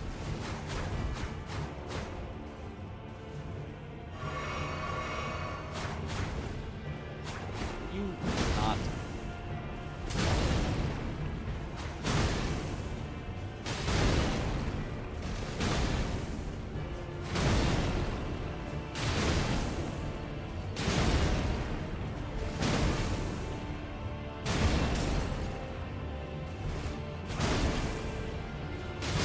There we go. Alright, whatever. I guess that's the best we're gonna do, probably. We might honestly save him for pretty late, just because, like, that's really annoying. But I wanted to see. And the later we do it, the more damage we can do, and so the faster it'll be. Point down at him. I think next we do Mesmer and Romina for additional Skidoo after Romina, as well as additional runes off of both of them. I think is our next.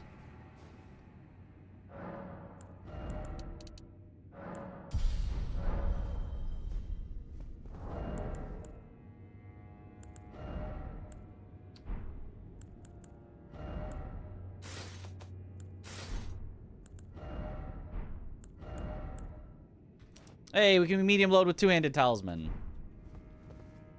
That should be better.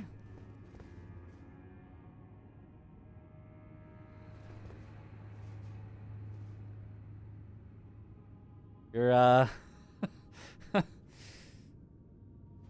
crazy. Do you want to be banned? It's a little, you're being a little too aggressive here. Understandable that, you know, you may not have liked the skill issue comment. But you gotta tone it back then.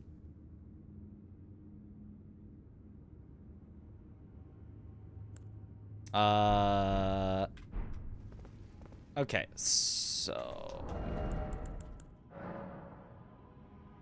I don't have enough dex with present attributes.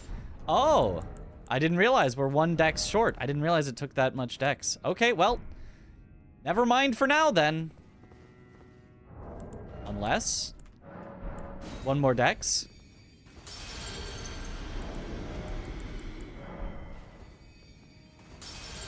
One dex short of a full house. There we go. Okay, now we can two-handed Talisman and be ready for Mesmer, foe of my beloved people. In vengeance for the flames, my blade I wield.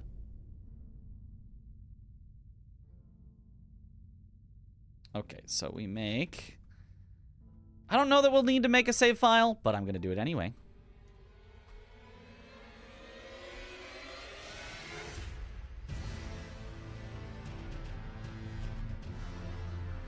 Gah. The save file is called Gah.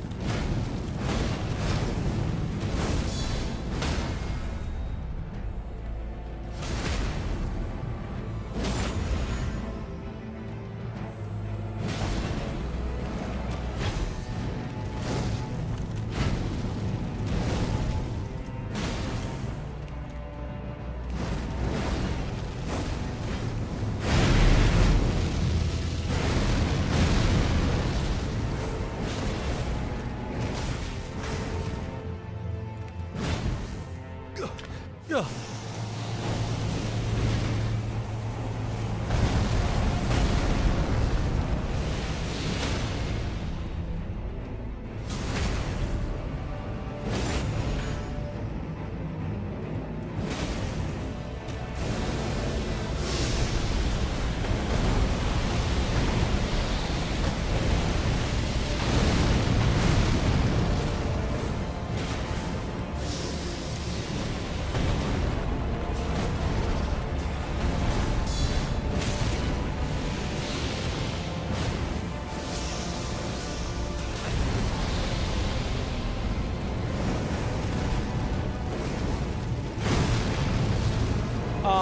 You don't get a guard counter on that one. I wanted to finish in style. Marika, a curse upon thee. Mesmer, foe of my beloved people, in vengeance for the flames, my blade, My blade I wield. have I made it known. A curse of Mesmer. It's Ga. I knew it. In the subtitles, it's Ga, not Ga. Yeah, but it's Ga. Do you understand? I mean, if you just listen to what he says, it's Ga. Subtitles be darned. Okay, surely that's enough to do. It's not enough! But actually, if anything, you want this. 30 endurance is not enough. Wow. Well, after Romina, we'll have to get another endurance or two.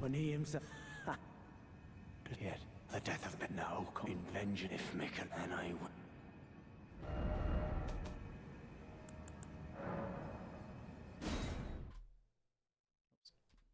Go.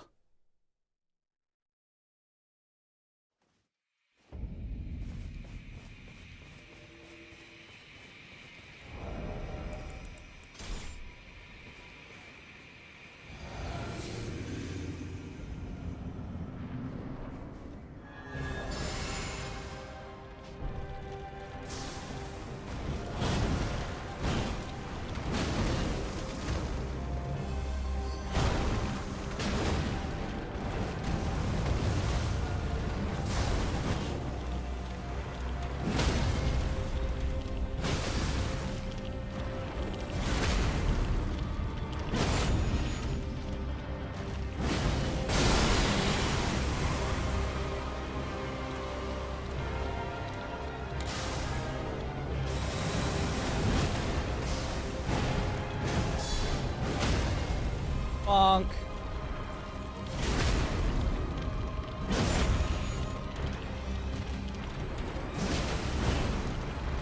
Bye-bye.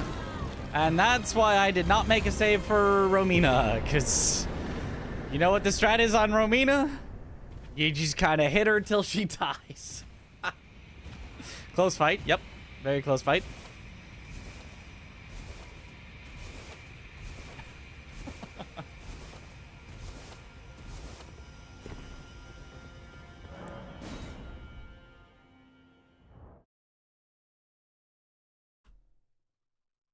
The subtitles are wrong. Yes. Typo. Gah.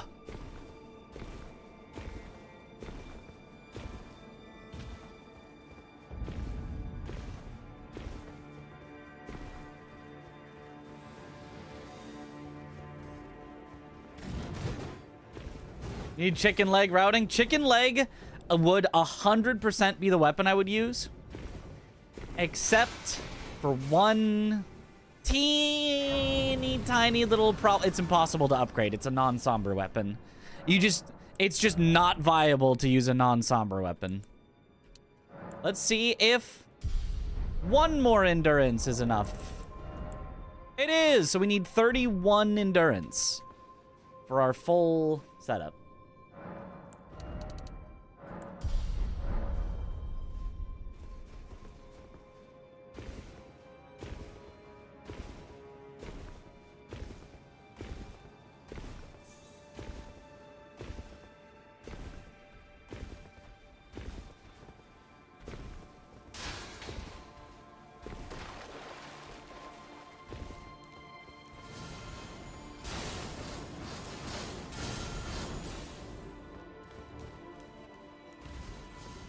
One dex, 31 endurance. We need a total of 11 faith. Or sorry, 11 int, 20 faith to wield our hammer.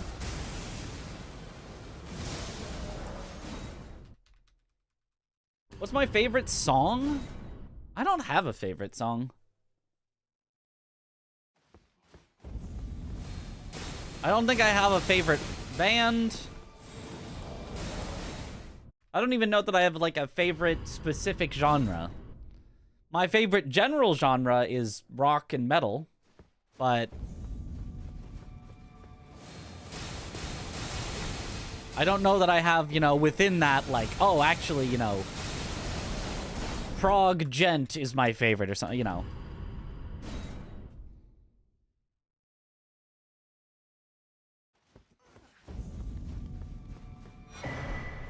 Grab this just in case. Favorite is Friday by Rebecca Black. Ah, actually, you have discovered it.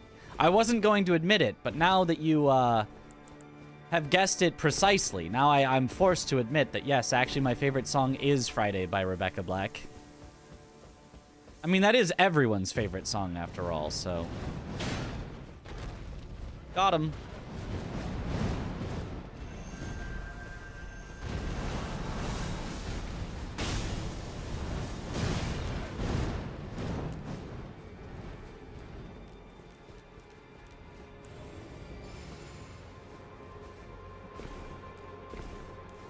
Oh, Heavy, do you like the gent? Yes.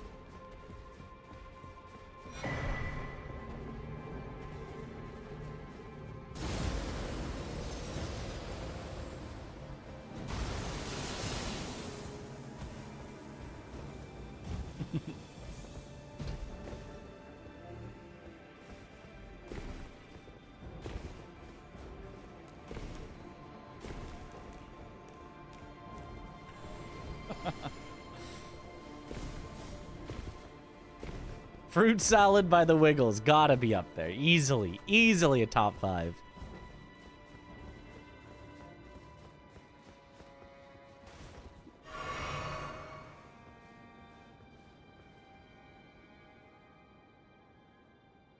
Name every metal. Iron. Gold. Platinum.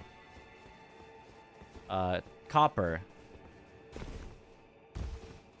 Manganese. Magnesium. I don't actually know if both of those are... I don't... But I'm going to assume yes. Sodium.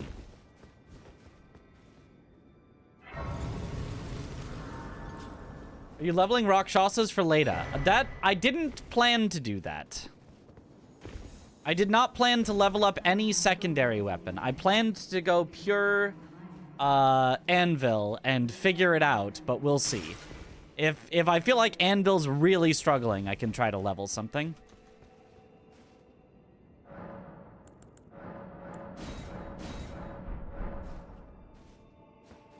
Oh, I also forgot to pop the horn tender for Romina. Oops.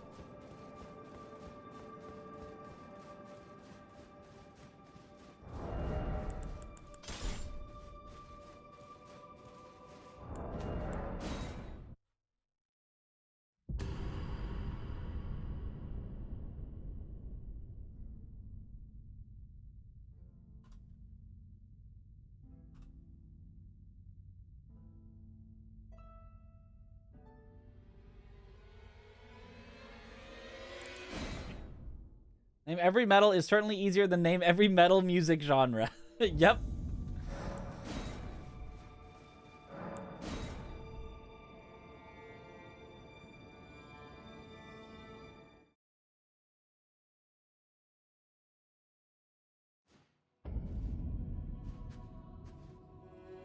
Don't you dare approach Mikula the Kind.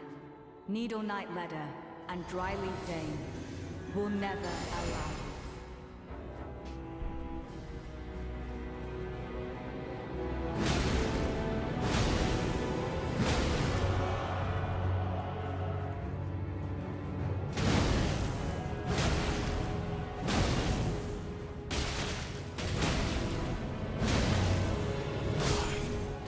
Used to work fine on Dane. It's basically the Bloodhound strat, but without Frost and Bleed to make it a little better.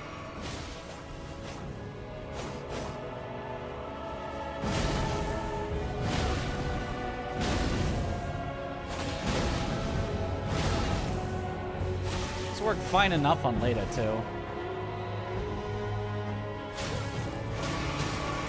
You just kind of back off and...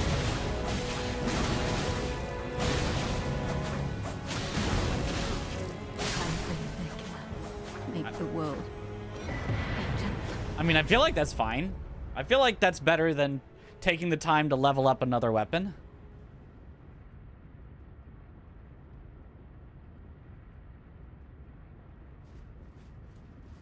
It could probably even be more optimized. Like, you could actually count out the hits and stuff.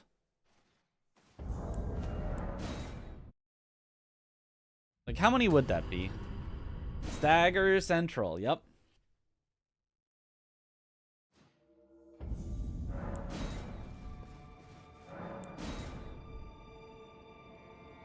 Just R1, I guess. Giga Chad. Is there any better strategy than just R1? Don't you dare approach Mikula the Kind. Needle Knight Ledder and Dryleaf Dane will never allow this.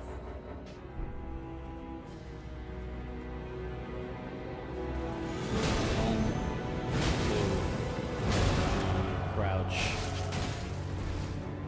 Crouch to not. So it's 4 to start, and then it would be 1, 2, 1, 2, 3. I did not need to double heal there, but oh well.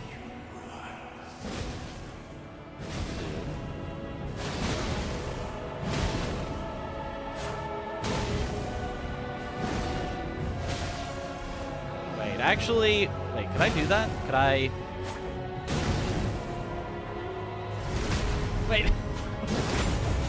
Is that working?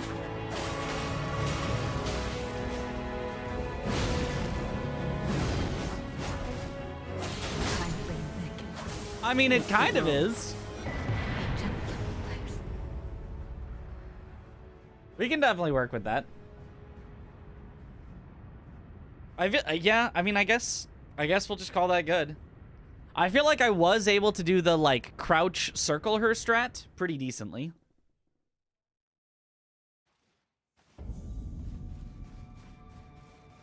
No point in getting Leda's armor, I think. It doesn't affect crouch attacks, right? Leda's armor? It's only sprinting or... I'm gonna grab it anyway, I guess, just in case I want to try it.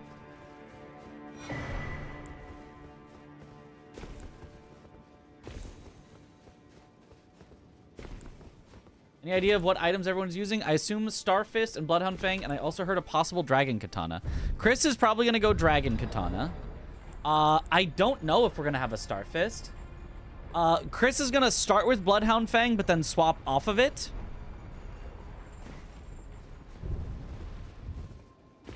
We want to end on Consort, so I'm not actually going to kill him right now. And then R1. And then another R1.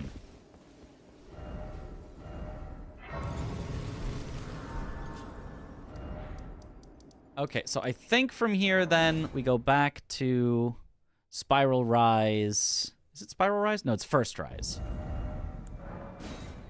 Then we go to Divine Beast Dancing Lion, and then we'll go to the other Dancing Lion in Rau, and then we'll have to, and then it'll basically be big cleanup. Where hopefully I will not forget any bosses. Has anyone been counting the bosses we've been killing? Because I haven't. Hopefully we don't forget any by the end.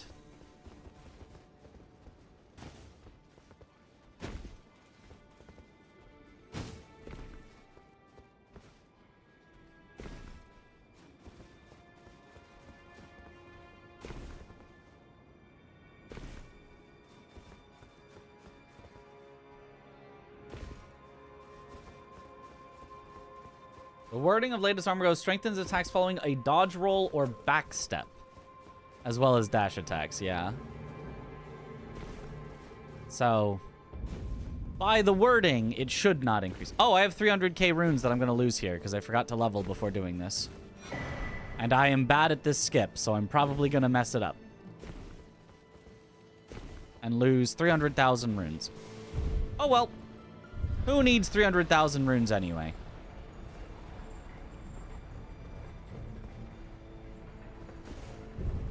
Does that skip have a name? Which one? This one, I guess, would be the Enir Ilum skip or Belurat skip. That's not gonna make it. Yes, it's George. Just save to practice. Oh, that's not a bad idea. I could save and practice this particular skip. It's one that's probably worthy of doing. Was there ever a setup for this skip? I don't remember actually.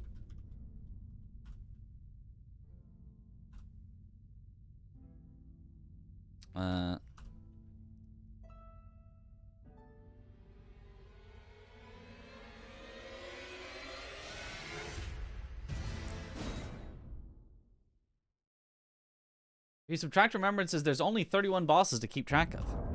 That's still quite a few, but...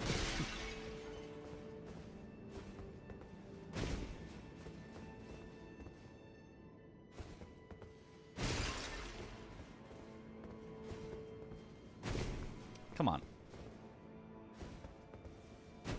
Nope. No! I got the frame perfect game crash that they still haven't fixed. It's been years and they still haven't fixed it.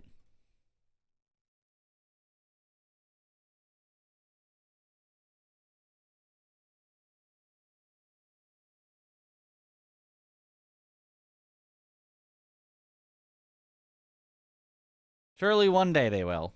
Surely one day they'll fix that. Never will at this point. No, surely one day they will. Gravity Ash of War, that you become a tornado, it's on Gaius's weapon. Oh yeah, and we do have Gaius's weapon. Right, you can just do it for free. And we have, because we've killed Gaius. And we should have enough stats for it. Right. No, we don't have Gaius's weapon. I'd have to go get it from the Remembrance Vendor. Right, because you don't just get it from Gaius. You have to turn his Remembrance. That would take too long. If I just learn this skip, then I don't have to take the time to do that, you know? If I just become good at the video game. It's close, though.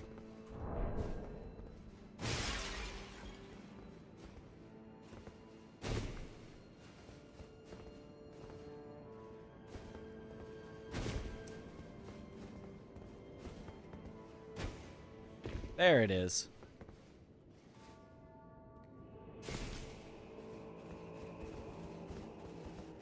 Be fixed in Elden Ring 2. Ah, of course. Do I have a bow? No.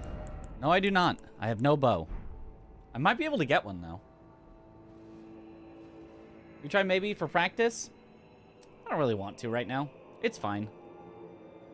If I miss it, like, as long as I remember to spend my runes beforehand, if I miss it, it's just not that big of a deal. I'll maybe practice it later. I want to get through the whole run tonight. Okay, so...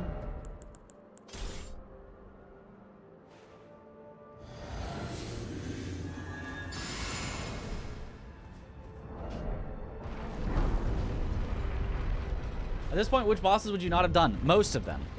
I've only done, like, several of the main ones. There's a lot that I have not done yet.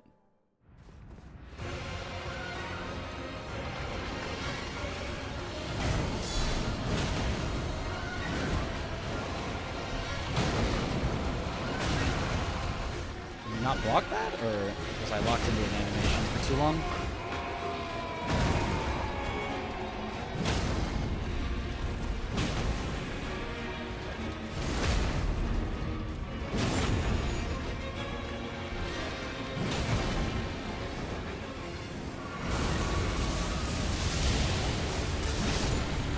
Anywho, goodbye.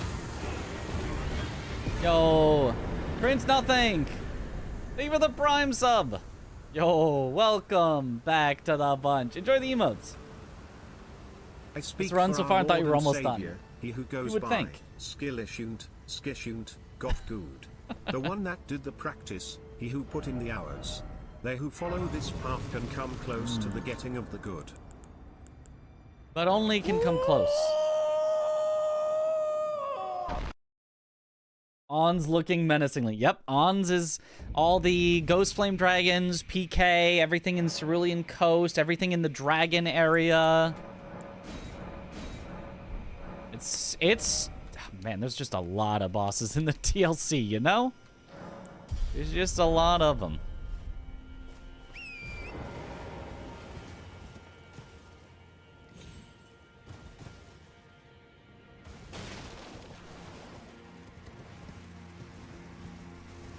Like scripted, nice. Kinda. It's just like, as soon as you get a stagger, he's probably dead. It's not really scripted per se, but it is very good.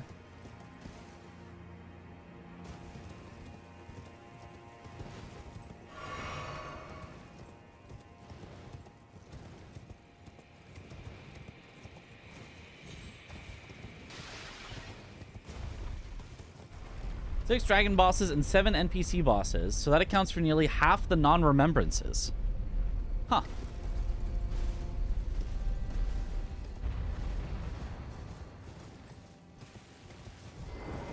Grab this just in case.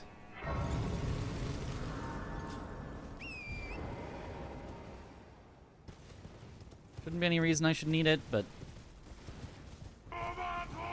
Speedruns are always perfect. Wrong, quick percent. That was a calculated getting shot. Yo, Slicker, thank you for the Prime sub. Welcome to the bunch. Enjoy the emotes.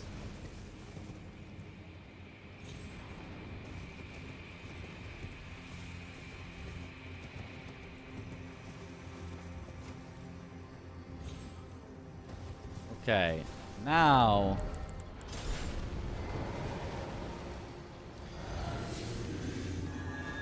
Will the Deathblight Dancing Lion go as nicely?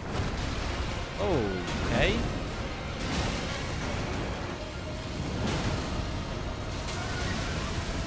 The answer looks like no. Nope, not at all.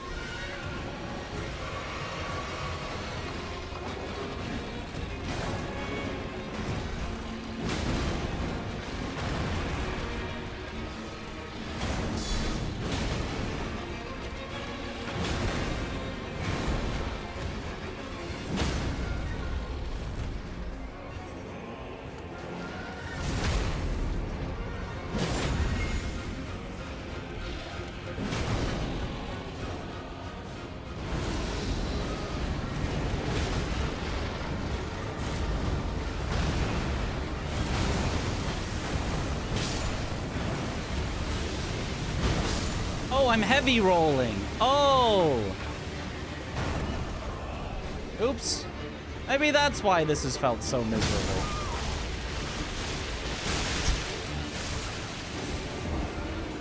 Death blighted at the same time that I staggered him. Feet for core. Oops.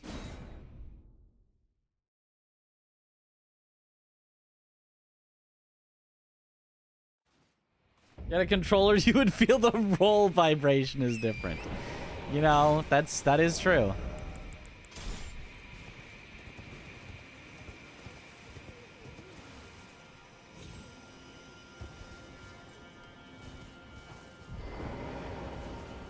Honestly, I kind of feel like this one's worth making a save for. I hate this guy.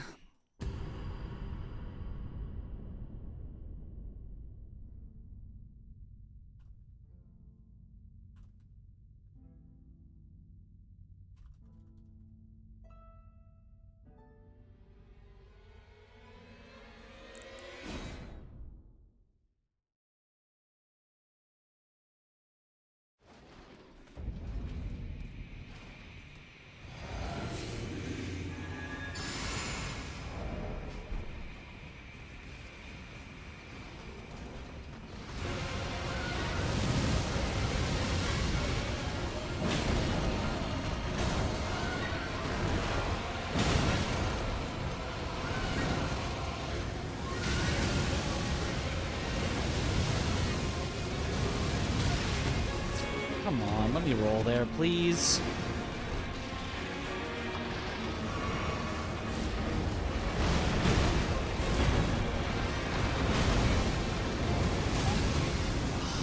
And then, of course, we get caught in the air.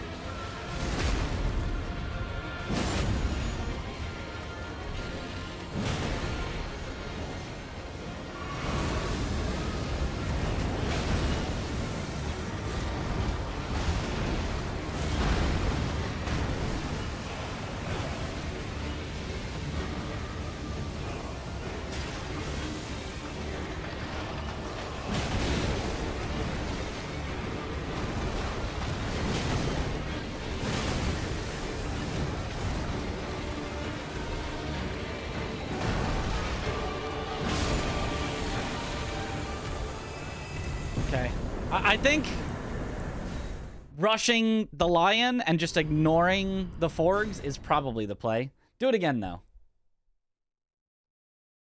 Gaming mouse with vibration dings. I'm sure that does exist. Anze is the best non-major boss. The best?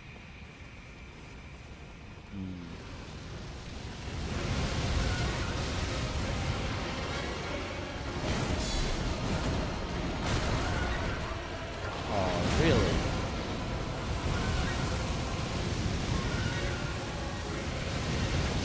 Oh, come on. God, Dancing Lion is so annoying.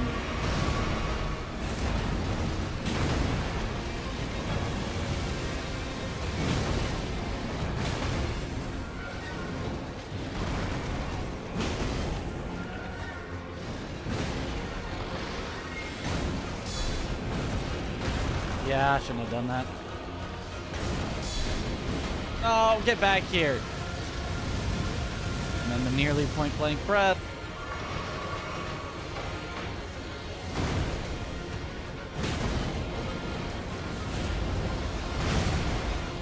Too close.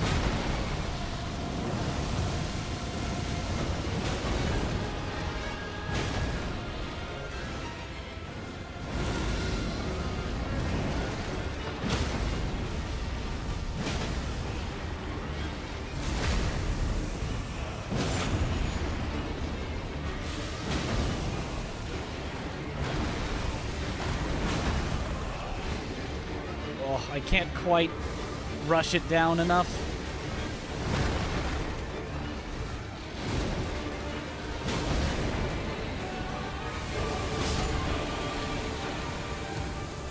It works, but it's so fly by the seat of your pants. It's so, like, hope that it works. There are 8 NPC bosses, actually. Ah! Think of another non-major boss that you enjoyed fighting more than Ons.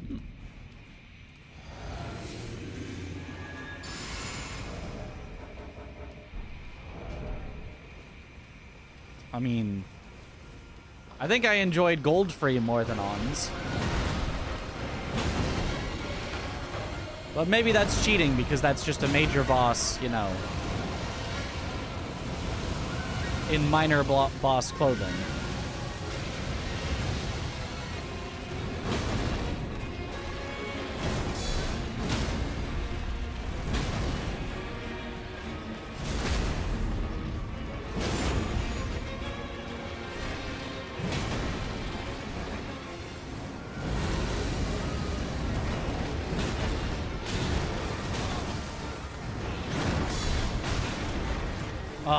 As a follow-up at the end of that. DLC playthrough, and I'm coming to realize almost all of the non-remembrance bosses kinda suck actually.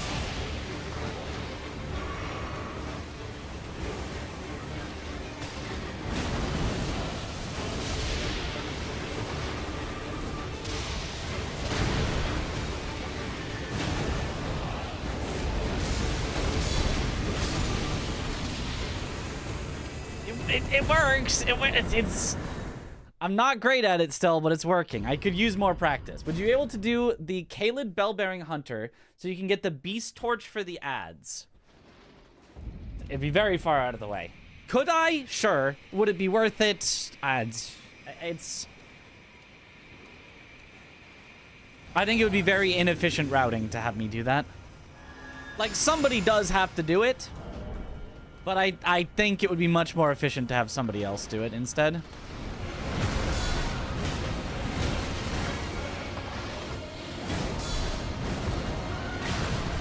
Oh, the fact that you can't dodge after that in time is wild. Oh, you can Worth guard it. counter that, though. That's worth it.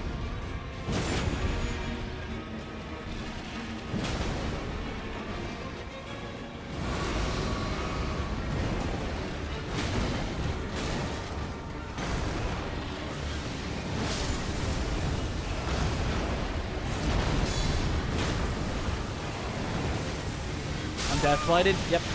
That doesn't work. It's close. It's close. It's like if I can get a guaranteed stagger on phase 2, it's pretty much just a guaranteed kill him, which would be really nice. Guarding into the stagger there is so nice. Yeah, yeah.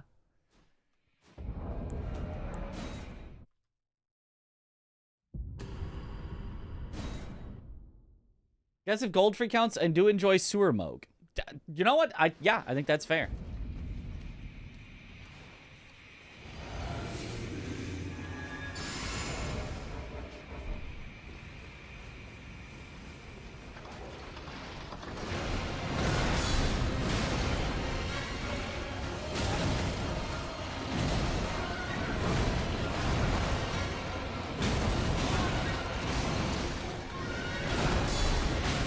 I forgot that ends with a pull his head out.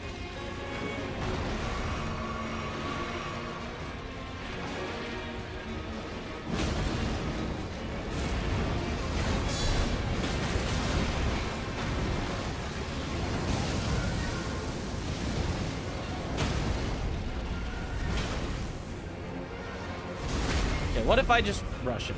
What if I just charge R2? Walk up when he's done with this. Charged R2.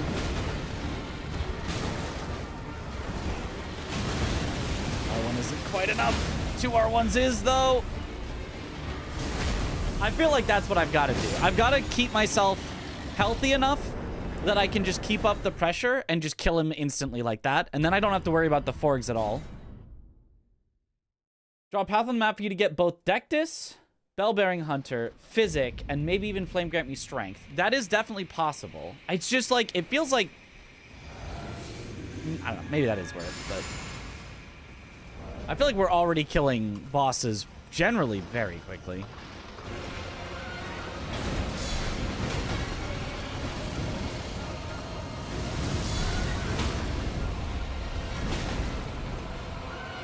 So what if it started like that? That's a very quick stagger. And then we up. He transforms. We up. Stagger him. We take the riposte. And he's dead. That's a perfect kill. That's all you really need. But it does make the ads useless, yeah. That really is all you need. It's just bop him. Twist it. Turn it. Flick it.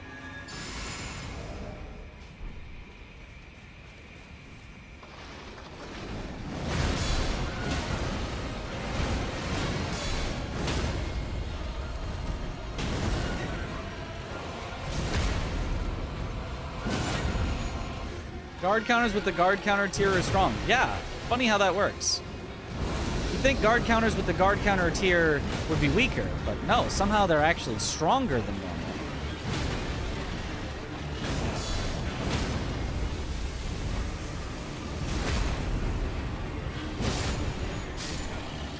Yeah, okay, so that's it. Just keep up the pressure. Just do not be afraid of him. Do not let him make you afraid. Keep up the pressure, and he'll die. Simply win.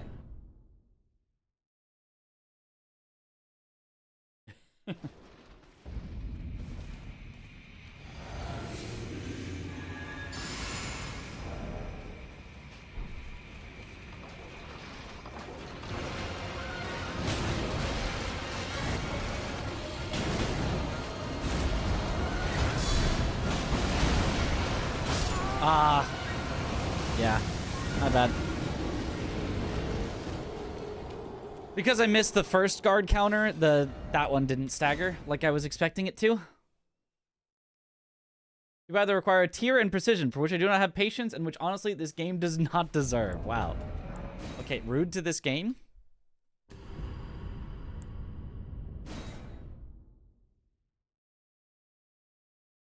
But yeah, the guard counters are super fun. Like, I wish they were base. I wish... And hopefully in Night Rain, we'll get a character that just has the guard counters base. The deflecting. Because they're so much fun.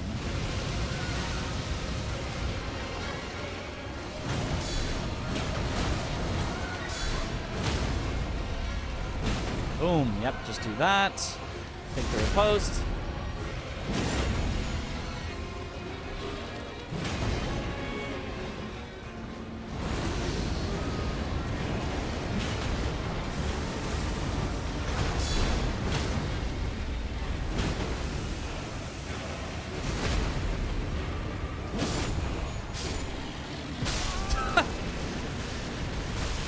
Worth it, I guess? I guess that would be worth it. The trailer already showed a character deflecting. Yeah, I hope that's base and not like you have to randomly find the deflect tier in your travels or something. Okay, well, let's call it one more time, then move on. I think we have a working strategy.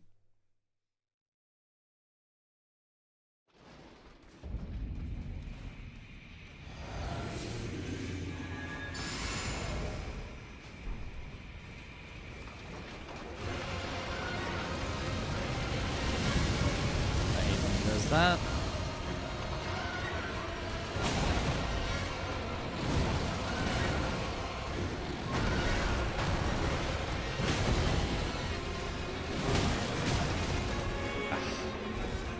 God, that's annoying.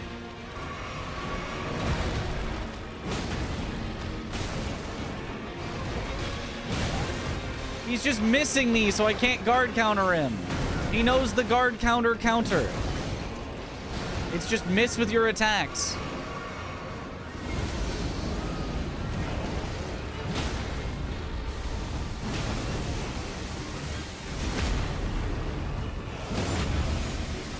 Now I have to run away.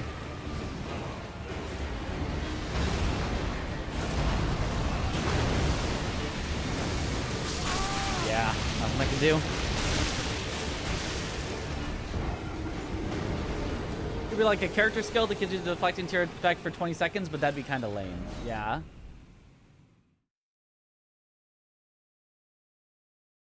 He's learning. Can you one-shot the frogs? You can. It just takes a really long time to go around hunting them all down and one-shotting them. Like, you could do that, but it's much better if you can just kill the lion right away. I need to find a way to stand in the right spots so he won't miss my guard for... He won't miss his attacks on me, so I can guard counter him better. And then we'll be fine.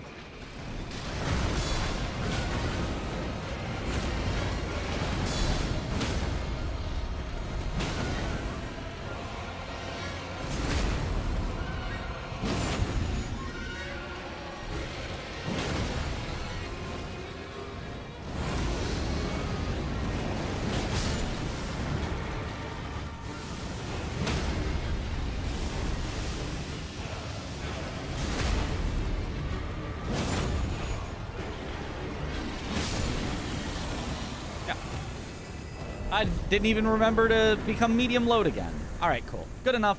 Let's move on. Even if it takes 2 tries, that's still probably faster than, like, getting the Beast Torch or anything. I think. Okay, so... Areas cleared. Enir Ilum, effectively cleared. Upper Rau, cleared. Lower Rau, not cleared. We could go Lower Rau next. We could just go zone by zone. There's so much still left. Let's actually go Hinterland.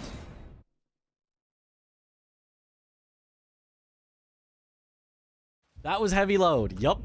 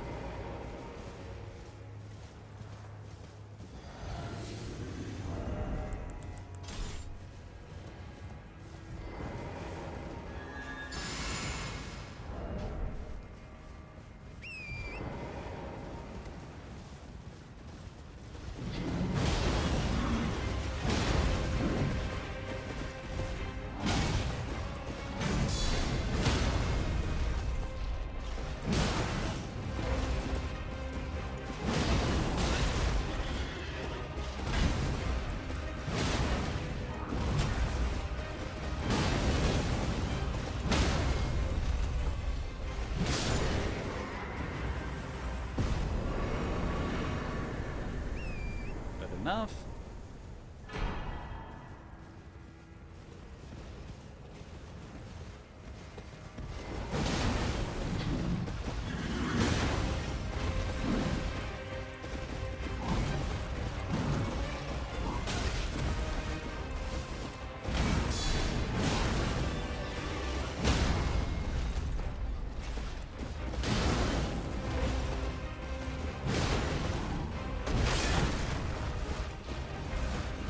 Can't guard that?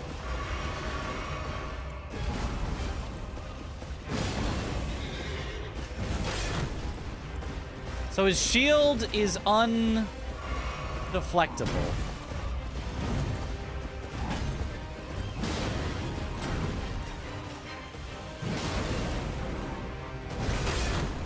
Oh no, I gotta deflect that time. I'm confused. Either way, whatever. 3 Sentinel down.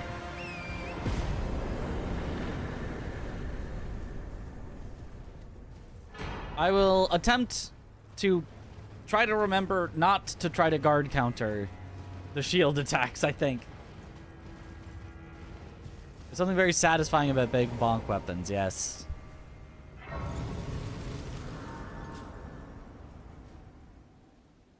Oh, actually, I probably should skip this Grace and go for the one next to Falling Star Beast.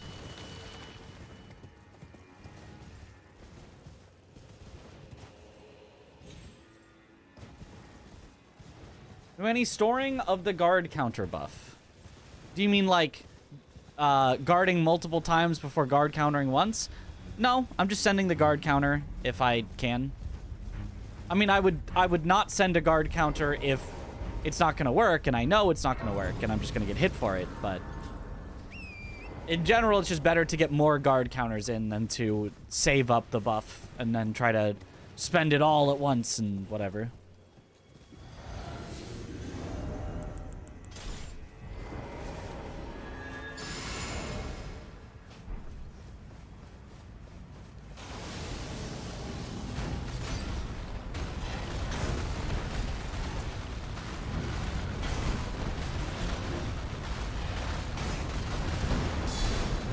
Aw.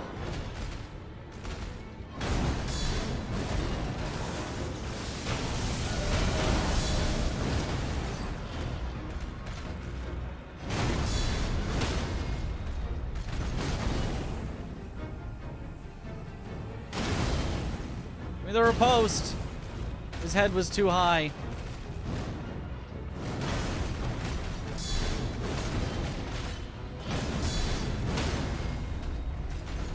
Yeah, it's pretty good on Falling Star Beast. You need to kill the giant hand. It's not counted as a boss in the way that we count bosses, so no.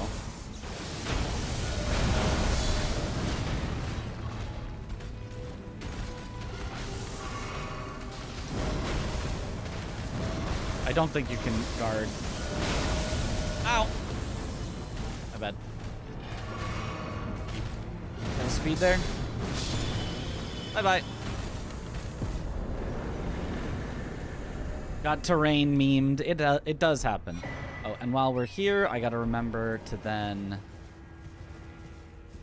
go through the Finger Ruins. Why is there a Stake of Marika 20 feet from a Grace?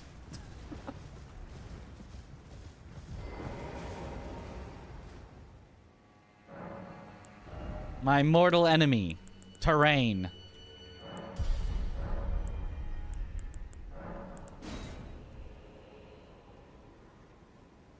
Bit surprising they just straight up reuse bosses like Tree Sentinel, Falling Star Beast, Deathrite Bird, etc. Yeah. I mean, at the same time, it's kind of not surprising, but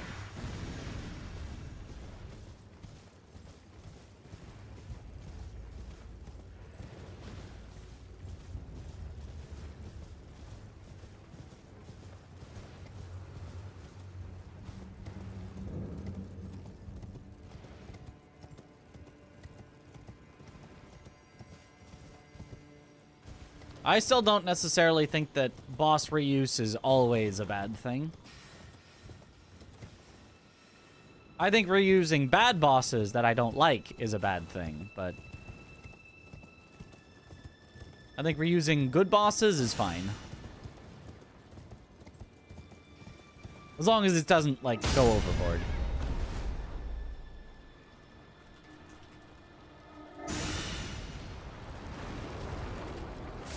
Can I stand up, please?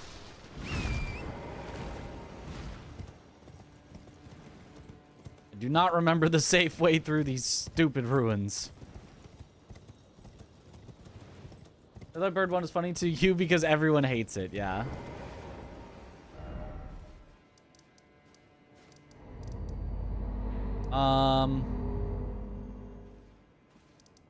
Sure, let's go Bonnie Jail. Why not? Is both easy and good for the environment. That's right. They should reuse Conrad more often then? No.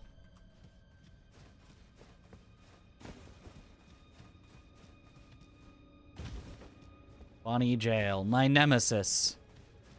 I think this is the one where I died in the all bosses deathless.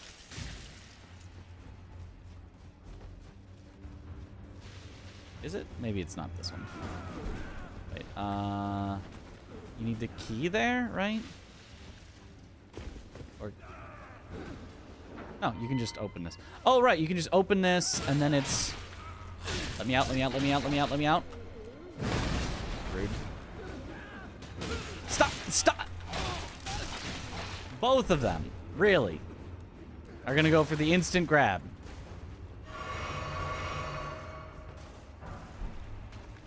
I think there is a key, but you don't need it? I don't remember. Hey, Here, take my you know Bezos that bucks. Everyone hates with the constant AoE explosions and projectile spam. In Yeah, the it's definitely DLC, not I this was thinking we should just reuse that, but add even more bird.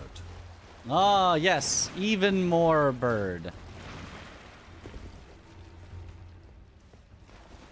Is this even the right way to go? Golden braid for anything? No. I think this is right. And then you go into here.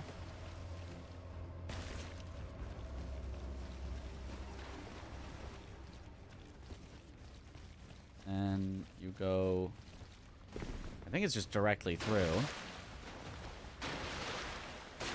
It was... Yeah, that TTS was surprisingly loud. Oh, yo, Breakfast Monkey, thank you for the Prime sub. Welcome back to the bunch. Enjoy the emotes. Yeah, here we are. Okay, and then...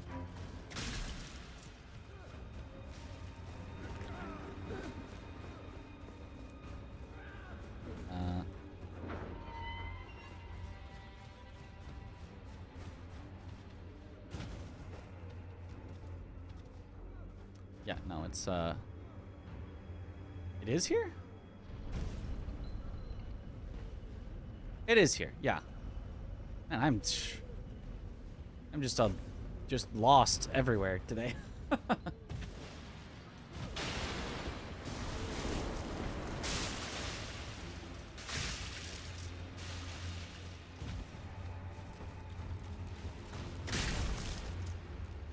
There we go. Okay. Found our way.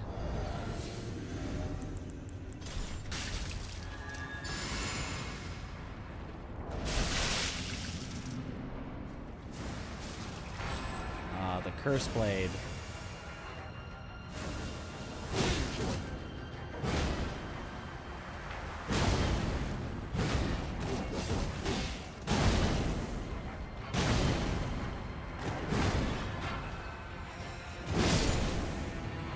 Just hit it till it dies.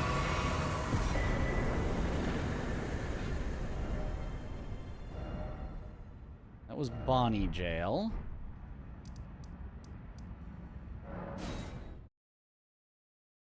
Dungeons are long. Some of them are. Let's see how we feel about the Knight of the Solitary Jail. I think he's going to be guard counterable.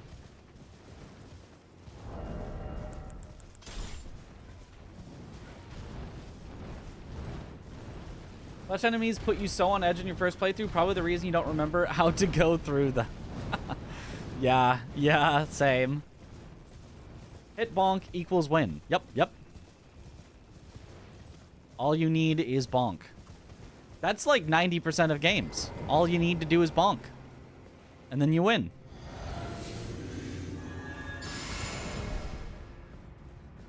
Or 100% of the games if you know, are willing to put in some work and maybe stretch the definition of what a bonk is.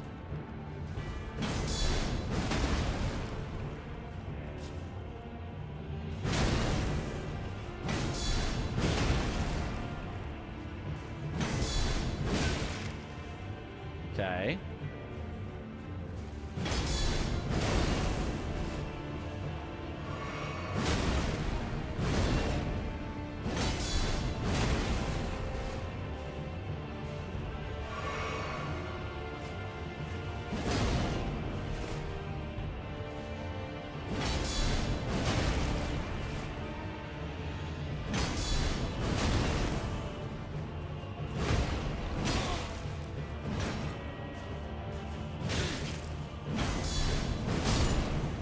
Okay.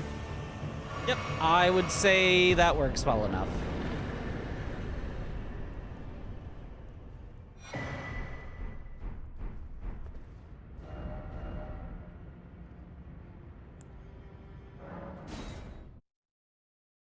Do you bonk in chess? Yes. Just find a way. Oh, it's Freya's stuff.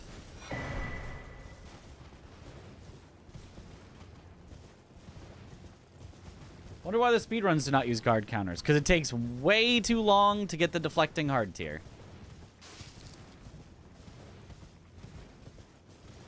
Theoretically, I suppose you could use it even without deflecting. You could just guard and then counter. There might actually be some uses for that in a speedrun somewhere.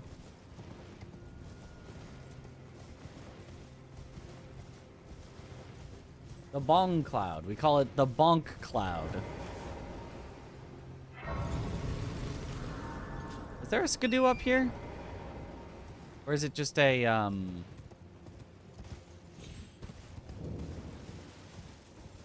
the other thing? Because here, this is a revered spirit ash, I'm pretty sure. Yeah.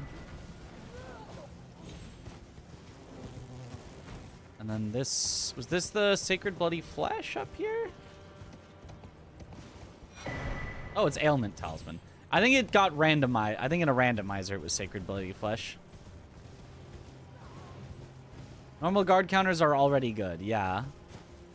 There might be some way to work that into a strat for... Honestly, what about Romina? I could see there being like a cheeky guard counter you could pull off in Romina. In the standard like defeat consort. Should I make a save for a dragon? It's been a while since I fought these dragons, so I'm going to, even though it's probably unnecessary.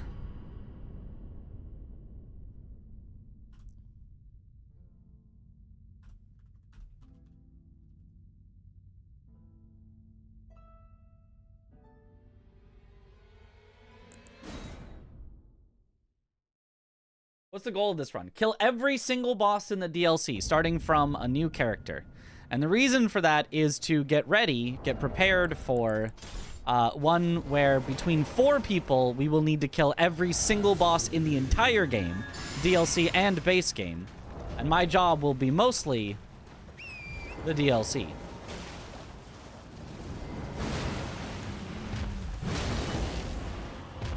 And by mostly the DLC, I mean...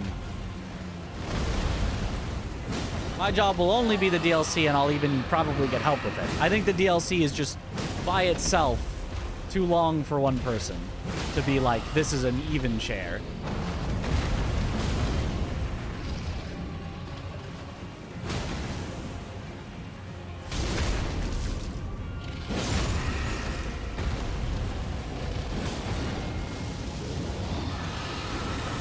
Okay, it does solid damage to Ghost Flame Dragons, or at least this one. This, I think, is the weakest one by a lot, so... Got demolished. All bosses, do you want to get Dragon Katana before killing dragons? The problem is, like, in theory, yes, but I could only get it to +4. I'd have to find additional Sombers 5, 6, 7, 8, 9. I just got a 10. But I'd have to get so many extra Sombers in order to bring the Dragon Katana up to the effectiveness of just using the hammer. You know? I guess I might as well rest every time in between. Gonna pair with Nuclear Pasta and Gino. They are not currently of the 4. I would be happy to have either of them. I asked Tom to be a backup if somebody, for some reason, has to drop out or can't make it day of or whatever. As well as Blanks has to be a backup, so we've got some backups. But it is currently me, Yo Josh Areno, Star O Chris, and Lil Aggie. It's should be fun. No matter who ends up being the 4, it should be a lot of fun. Hopefully it is just the 4 of them, because you know that's their current plan. I do not hope that anybody has to drop out, but if for any reason somebody has to, Blanks and Tom are incredible and would easily be able to, you know, step in as well. So it will definitely turn out well, assuming that the Games Committee accepts it. Which is not guaranteed.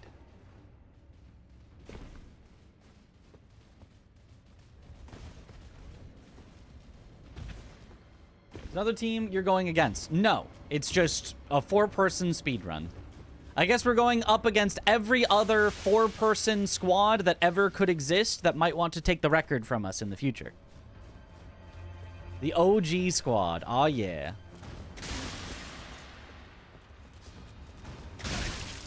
Ow. Ow.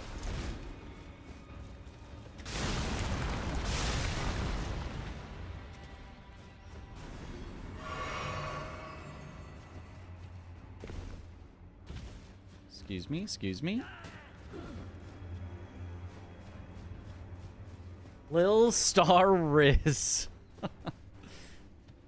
Yo, Lil Star Riz. There you go.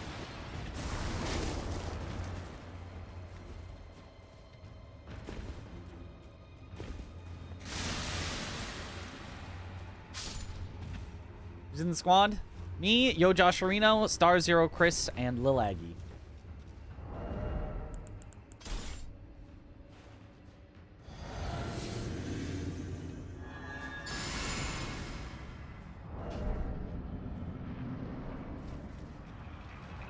Okay, how is... Oh, I should make a save for Ons, actually, now that I think about it.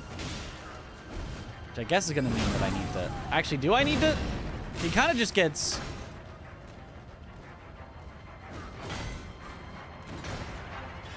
He kind of just gets destroyed, now that I'm...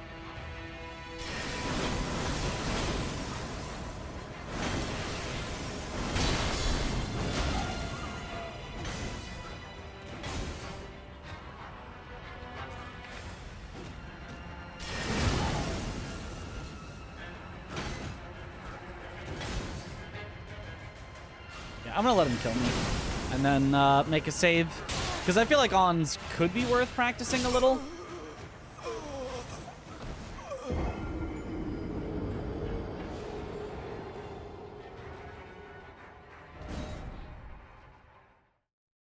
Ons OST has no base. Also, let me... I want to grab my runes and then quit out. Oh, okay. Well, whatever. Close enough. Maybe not close enough. I'm gonna die closer to the door so I can grab my runes and quit out this time. Everyone plays their own game, just tracks total bosses. Yes. It would be really nice, although I don't know if we'll be able to have it made, but the technology definitely theoretically exists to have a tracker that tracks for everybody's game and marks off if a boss has been completed by someone's game. The technology definitely could exist, but we would have to ask a mod maker to actually, like, do that for us and make the way to have it communicate. Oh, that's easy? Is it? If that's easy and we can get that made, that would be really good. I would love to have that. On PS, this is done through trophies. Across multiple people? Because not every boss has a trophy. That's definitely not... I don't think that would work. Maybe...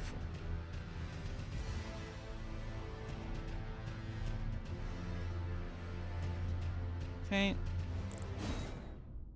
Worst comes to worst, someone can do it on the couch manually, similar to no logic OOT rando. Yes. Worst case, it could be done still.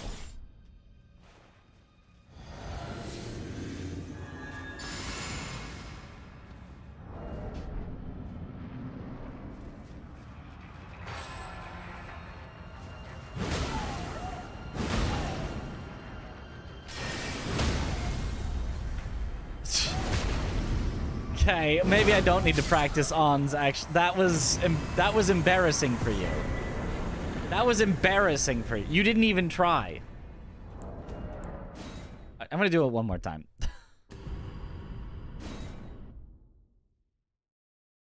When is the run being performed? Hopefully at Summer Games Done Quick, which is in the start of July. I'm not even gonna buff with Golden Vow this time.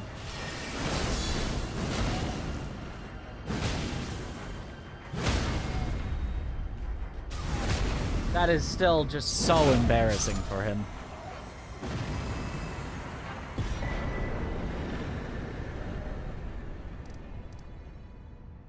Okay, anyway, so that should do it for most of Gravesite Plain, except for the...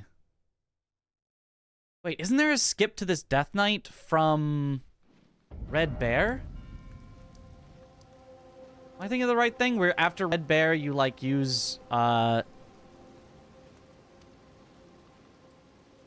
thing to go to the Death Knight here? Is that a thing? Anyone know what I'm talking about?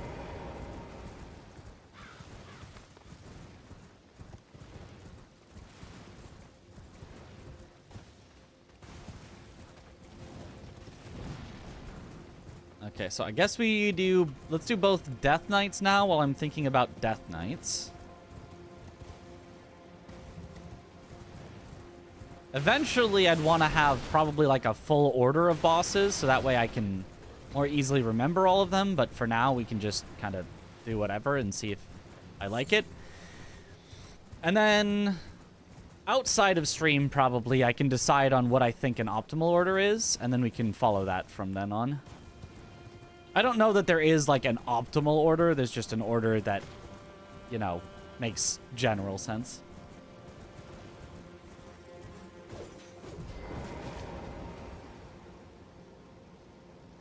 Establish a connection between yourself, listen on port for events, and update the tracker. Any boss killed on your side sends a broadcast to other trackers. Right, that's exactly what we want. I don't know how to make that. Do you know how to actually make that? Like, that's why I said the technology exists, but I don't know how to do it. The game hooking stuff and slap on something to communicate, and I was thinking just make a Google Sheet and use the API easier than trying to get peer-to-peer through all the NAT layers that are likely to exist. Okay.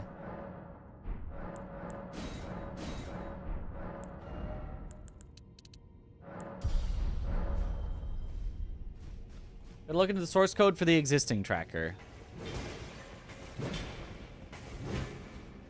Yeah, I can...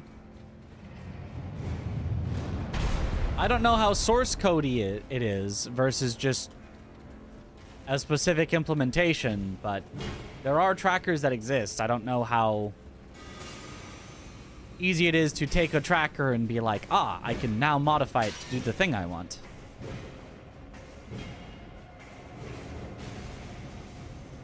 Is it on GitHub? Don't know.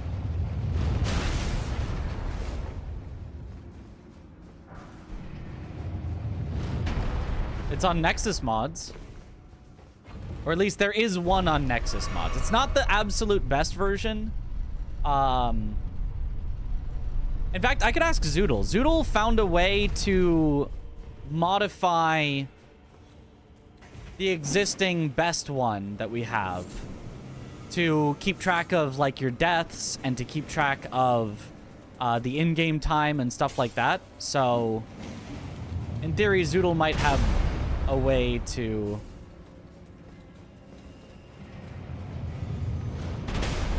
generally do modifications to it.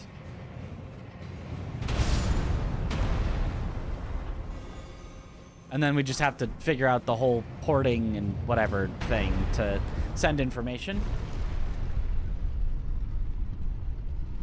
Is related to the AB4P. Yes. Yes. If we could make some way to track all the bosses across all 4 people.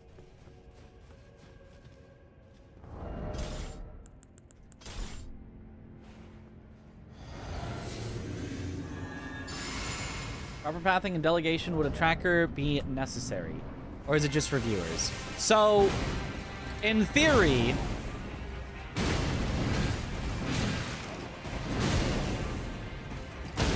there is no guarantee that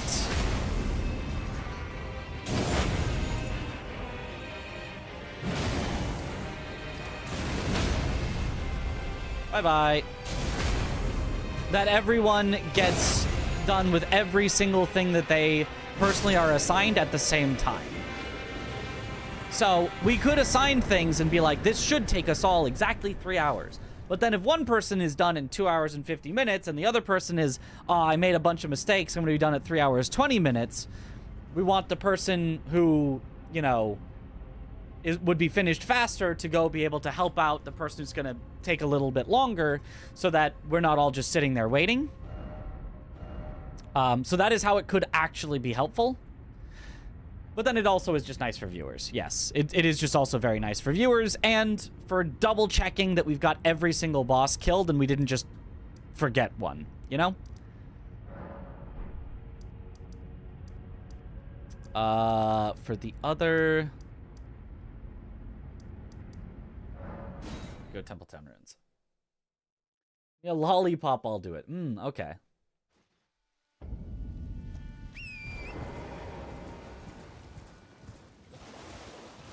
Sounds like a good deal.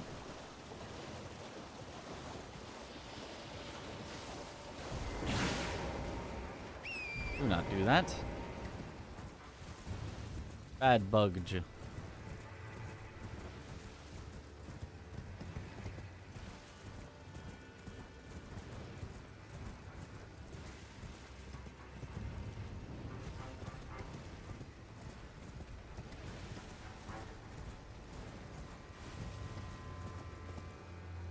But certainly, I think, yeah, absolutely for viewers, having a number that ticks up on everyone's screens as soon as anyone kills something would be really nice. Especially, and I don't know how possible this would be. This is probably asking too much. But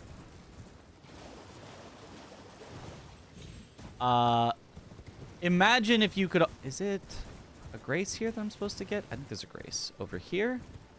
Imagine if like viewers could like go to, I don't know, a website or something and see the tracked which bosses have and have not been killed yet or something like that. So like if you wanted that information, isn't there a grace here? I swear there's a grace somewhere. Of not just which, or of not just how many bosses which would be on screen, but exactly which bosses. Maybe there is no grace. Maybe I'm just wrong. Bears, bears, bears. It's fine. Any source code on Nexus, just a DLL file. Okay.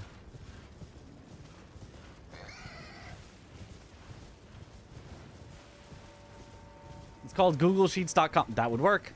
That would be you know, that would be good enough.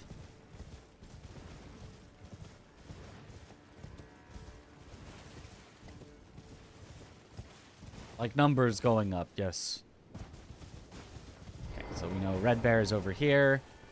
Is there not even a Stake America? I swear there was some way to respawn near it, but oh well. We'll just make a save. So an overlay. Yeah, we would absolutely have an overlay for everyone playing for their in-game, but like to know exactly which bosses have and haven't been done, that'd be way too much information to be on screen.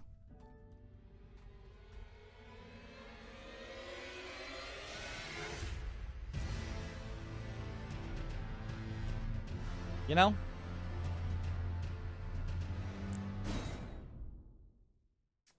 Yo, what up, Hamid? About what they do to the grid for bingo. Yeah, basically.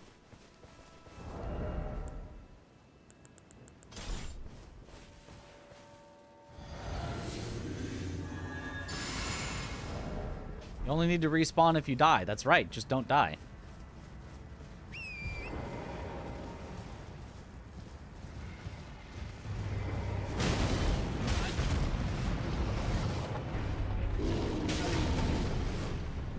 How did that hit me?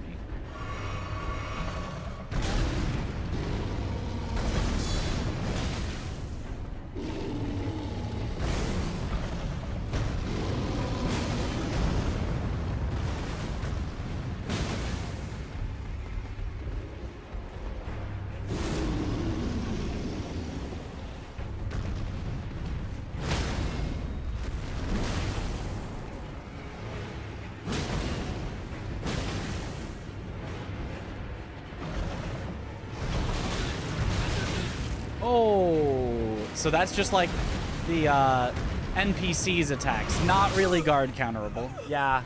Okay. Well, I guess that's why we made the save. Why not make it work as a pop-up? A window you can display whenever the viewers want to check information about a run. That would be very good. Yeah, but just like, I don't want to have to do that in the middle of a run. Like, I'm in the middle of a run. I don't have time to load the pop-up and try to be like, look, there. It's better to just have you be able to check it if you want.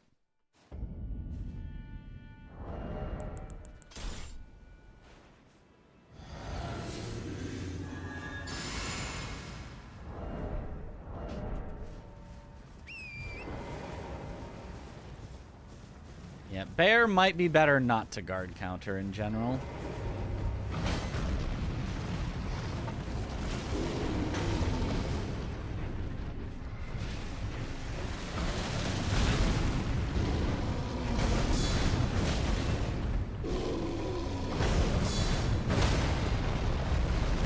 Although, if you get the guard counter, it's pretty sweet.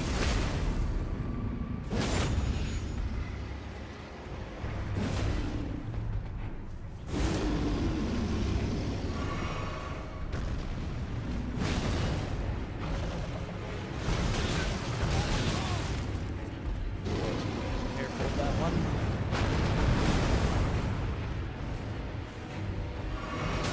Not the stupid lead.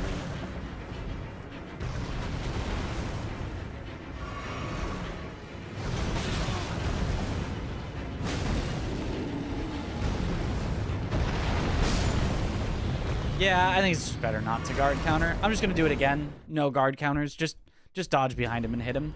Seems fine.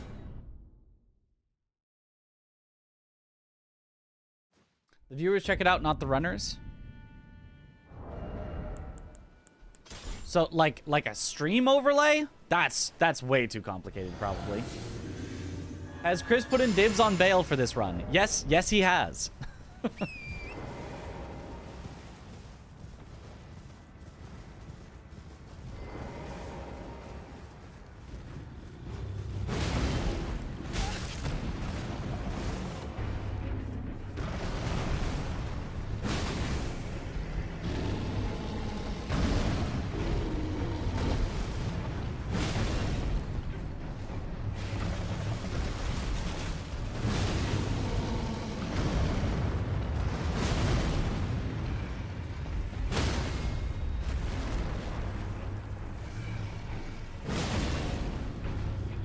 Give me the riposte.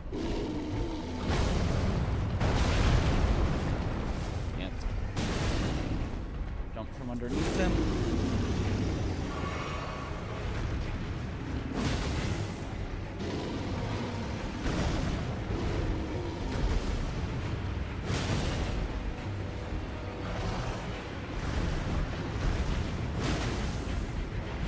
There we go. Yep. Just keep circling him. That's definitively the easiest thing to do. Okay.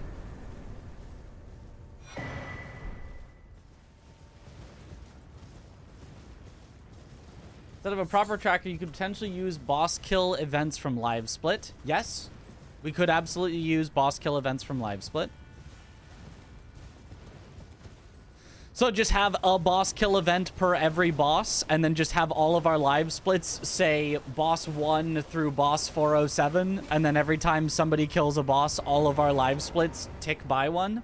That could work. I'd be down for that. That's simple enough. I don't know that it would be, you know, the absolute favorite way to do it, because you don't get to check which bosses are dead, but that would work. Although...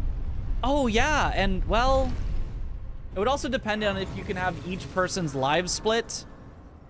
Like, keep track of that auto split has been split by somebody else, so don't split it for me.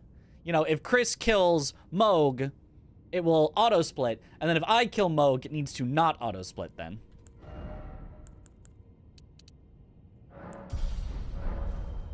Which... For a normal, if I'm playing by myself and I kill Moog and then I kill Moog again, it'll only split once. It does know not to do an auto split twice, but I don't know if that would work for trying to communicate that.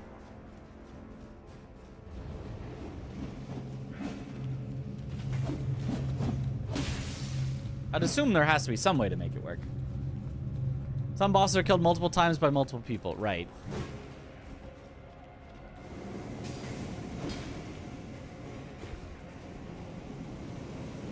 Everyone will set their live split according to the bosses they fight. That's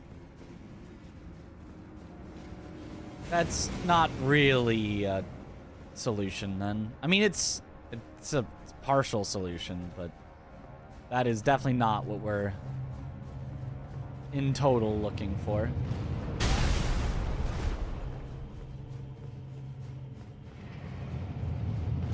Not good enough. Because the whole point is that some bosses could get swapped around between people.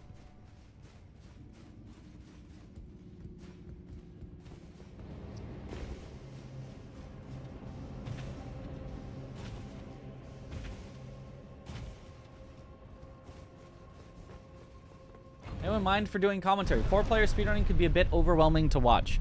Could just be Blanks and Tom, right? If they're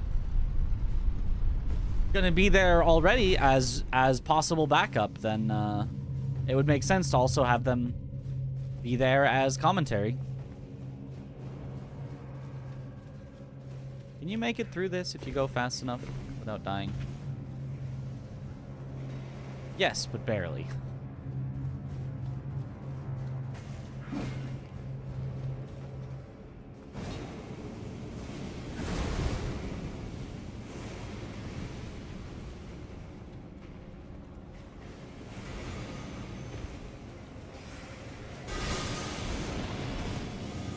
Spell. That spell even dodgeable? Like at all? Okay, I mean, I guess you can just run through everything. That works. Flags could work as well, as long as you're fine with splitting in real time. You would be splitting in real time. It's not supposed to be game time.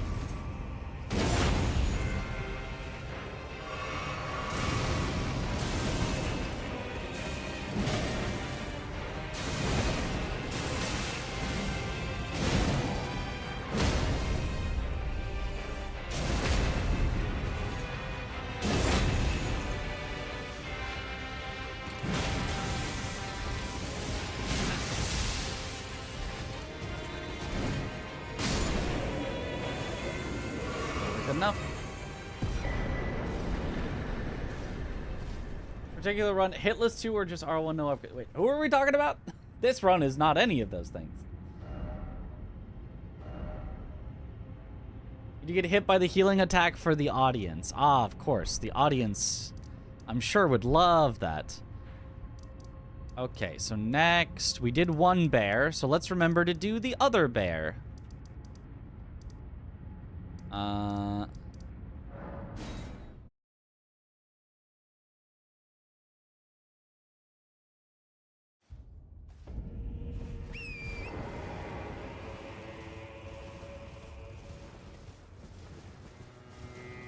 Scrap the run. Too easy.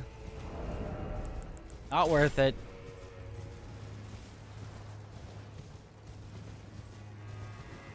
Source code for an existing tracker would be nice.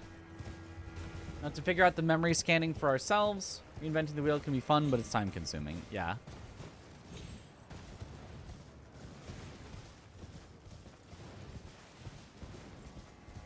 I'll ask Zoodle how he managed to modify the existing tracker and see if maybe we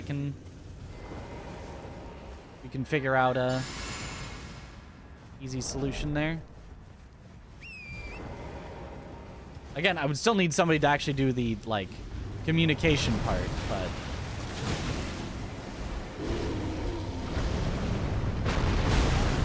Oops, apparently I was too early on the jump.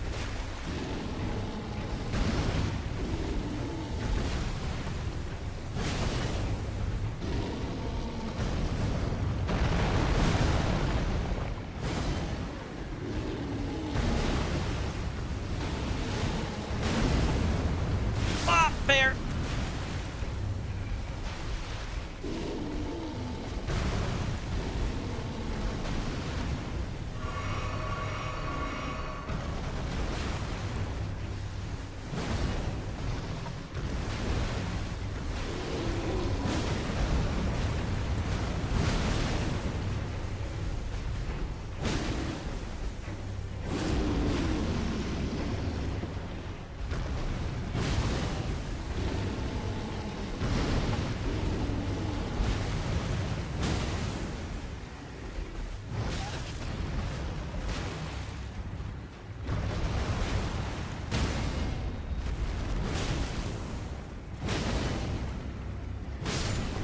Hi, Bear. Testing for a potential route to do just all DLC. Possibly, but mostly no. It's mostly just I thought it would be more fun to do it as like a speedrun category where it's all DLC bosses. So it's just do all the bosses I'm assigned and then kind of just wrap up with all the bosses I'm not assigned. Because that feels like it could be an actual speedrun category as opposed to like do 2/3 or 3/4 of the DLC bosses, and that's it. I like to practice as, like, doing full speedruns, so I just thought that would be cool. Okay, so now we've done both bears. What if we now did both Black Knights?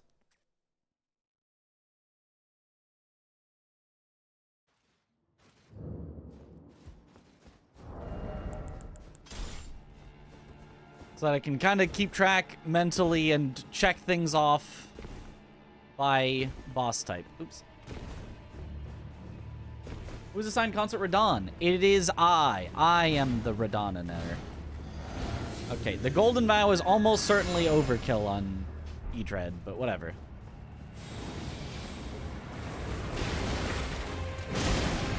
Because you just pop. Pop.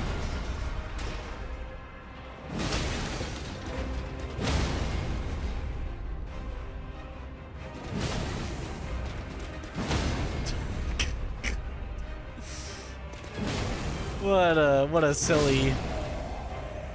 silly thing. Okay, then from the other one, this High Road Cross would be fastest.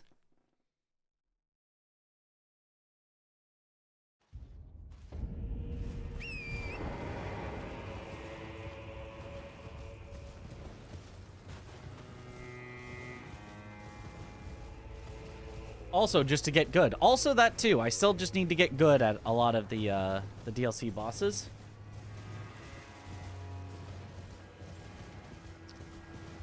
Is it right of the church or is it of the church?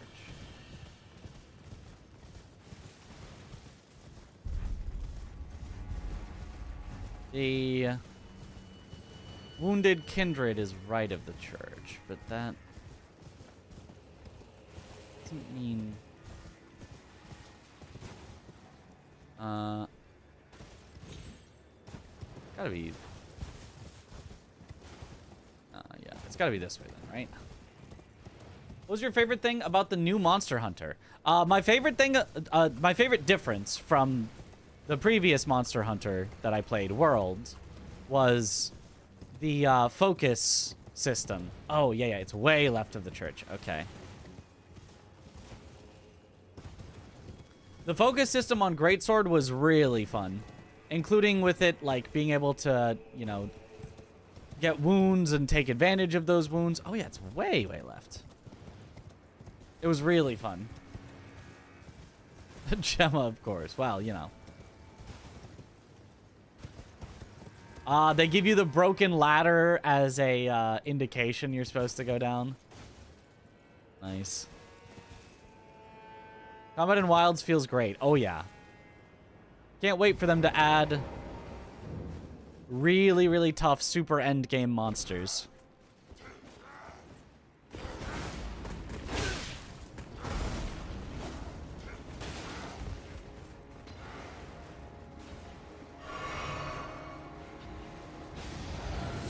Alright. Golden Vow is probably unnecessary here as well, although guard countering could be fun. Bonk. You guard counter me, I guard counter you!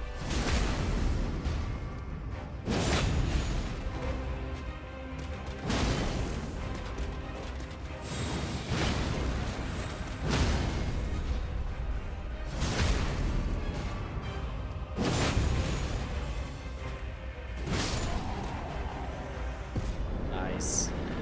What's in this? Smithing stone 7s. Alright, they're a very important treasure that they had to guard. Those smithing stone 7s.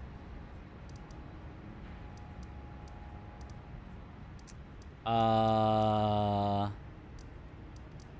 there's also a dragon over here I haven't killed yet. Focus is a great addition, yeah. Guess I might as well spend my runes.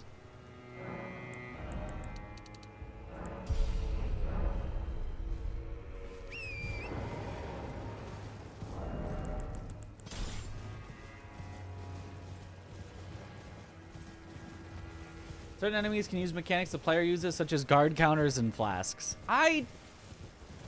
In theory, that sounds cool, but I find that a lot of times it ends up just being very annoying to fight enemies like that.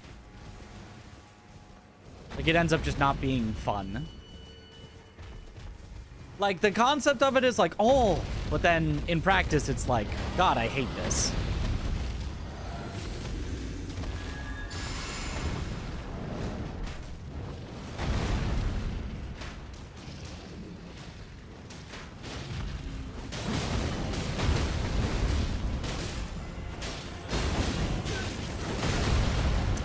Ow.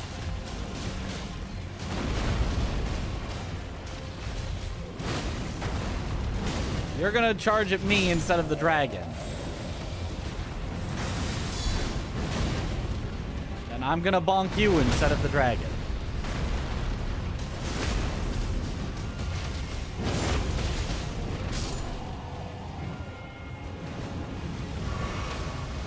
Look, why are they all immediately charging at me? There's a dragon right there.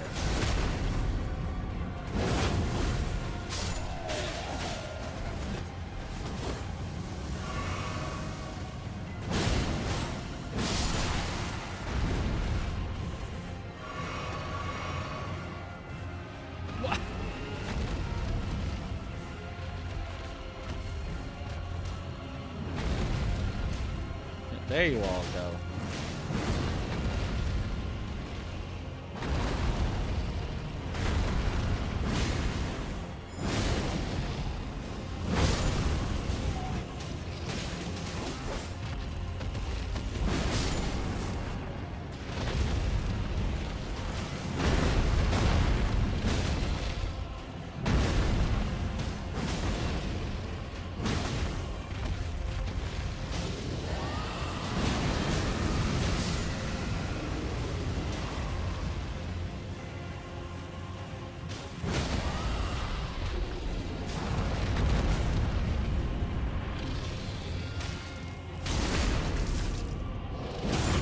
Clearly the bigger threat. I mean, I'm not going to disagree with that, but they also think that if they just help me kill the dragon, I will just leave? I am only here to hunt the dragon.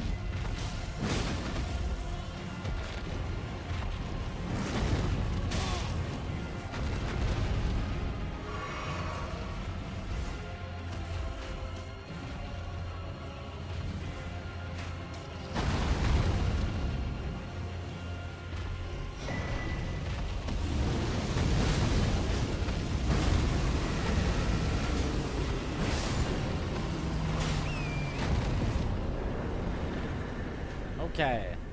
Steal their prey. Well, they can take credit. They don't have to tell their boss that some guy just came in, killed the dragon, and then rode off into the sunset.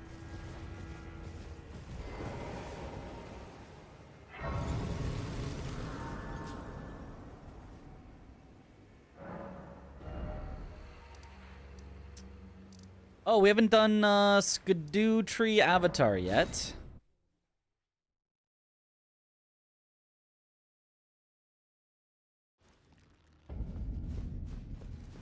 Where's the honor? I mean, more honor in succeeding your mission and living than failing and dying. You know? I would say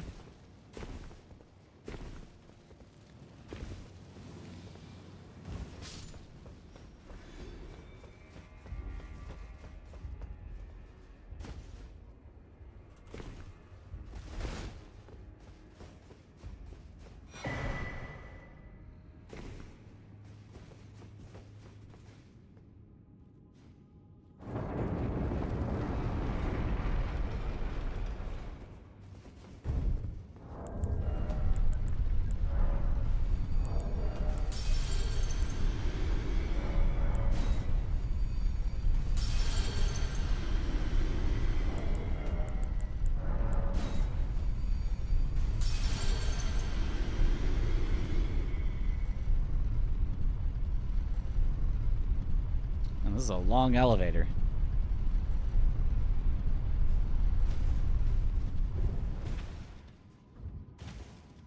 Yo, what up, Kickman?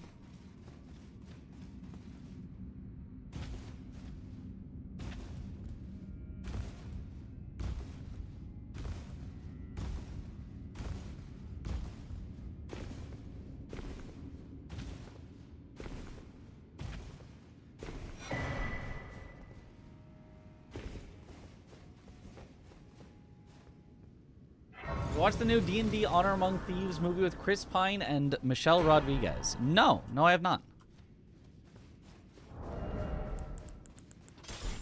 I think I've heard that it was actually good, though. Like, actually, I don't know if it was that one. Maybe, is this a sequel? I heard that there was a D&D movie that was made that was actually, like, a good movie. Not just, like, yeah, it's a cash grab, you know, on people that like D&D.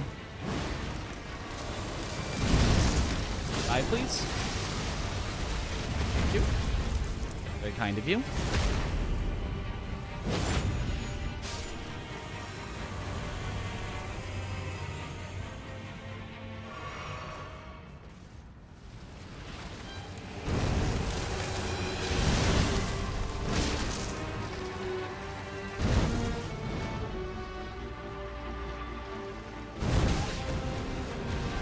timing on that got really weird because he got interrupted. What? What? 4 times? That's not what you're supposed to do. Wow, this sucks.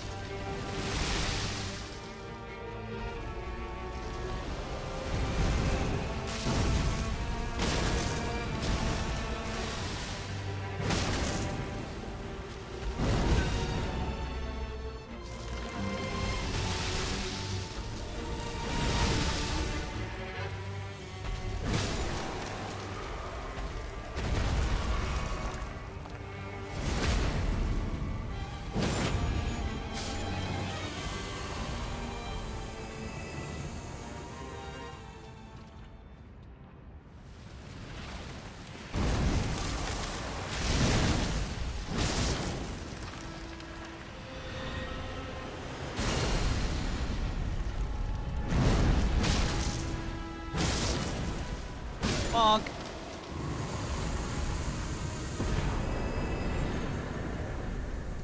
Very nice. Do we have anything left besides the dragon path and everything over there? That might be it.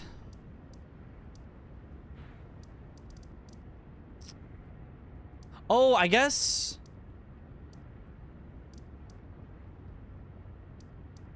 Where was the drop down from Lower Rau?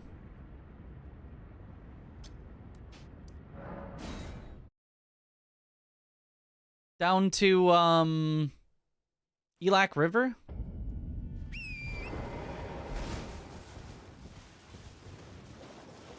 Is it here? Just Templetown ruins in the south? Because that would get us to the Chief Blood Fiend much faster. Is it here?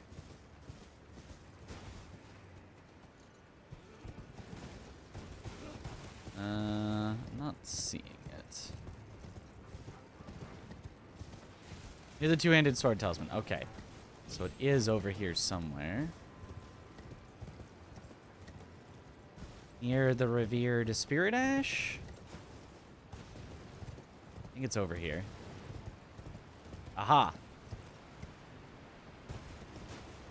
Perfect. Beautiful. Takes us exactly where we want to be.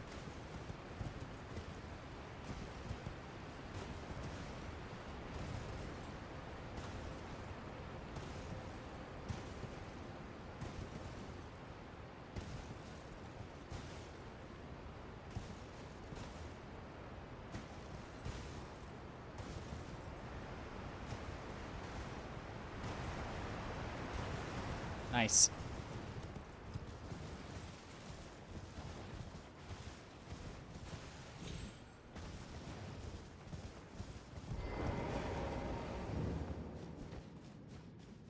Testing processor using randomizer in Elden Ring is a good idea, maybe even with added mob density. I don't know. Like, I would say in general, testing with whatever you want it to use it for is probably best, but if what you want to use it for is randomizer with extra mobs, then yeah, that would probably be a good test.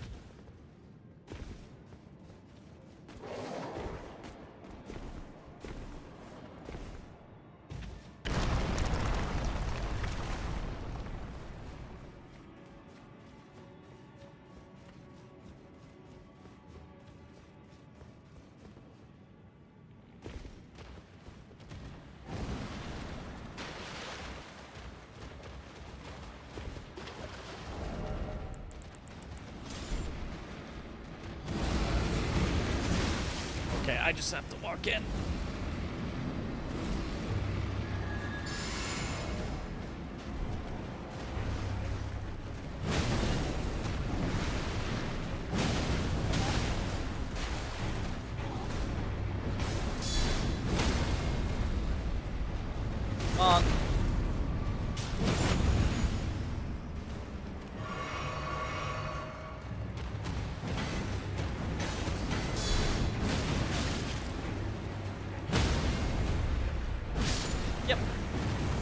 The deflect here is quite nice on him. Okay, great. does that leave? I think just the dragon area? Everyone, this fight could be better, yeah. Oh, R'Lana! We haven't done R'Lana yet. Deflect here is so good. Maybe need to get that thing ASAP for SL1 save. Yeah, would recommend, actually. Would recommend. It's so good.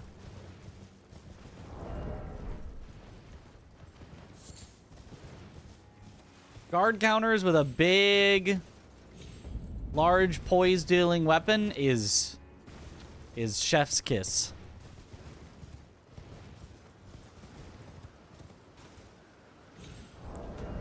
Not gonna make it.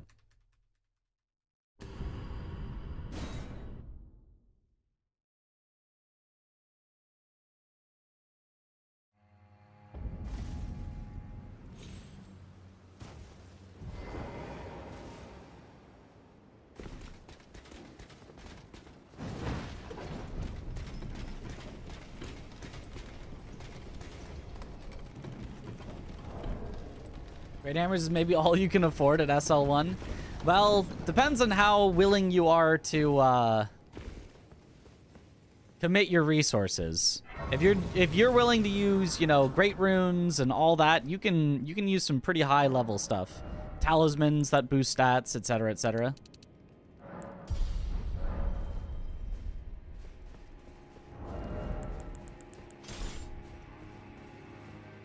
Alright, let's try guard countering R'Lana. See how well it feels. Because I could also parry her, and she would die very quickly, but... Oh, whoops.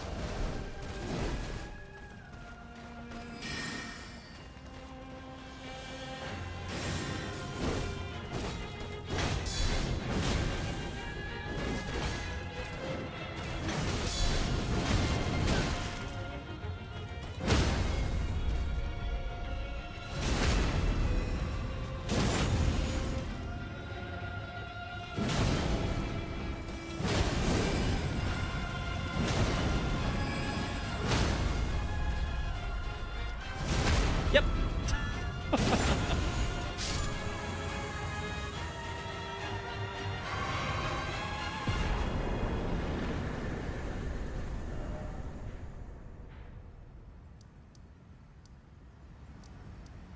Okay.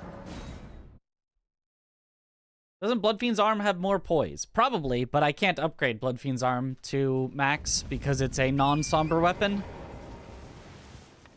So gathering all the materials to upgrade it would take an extra, like, 10 minutes, maybe more.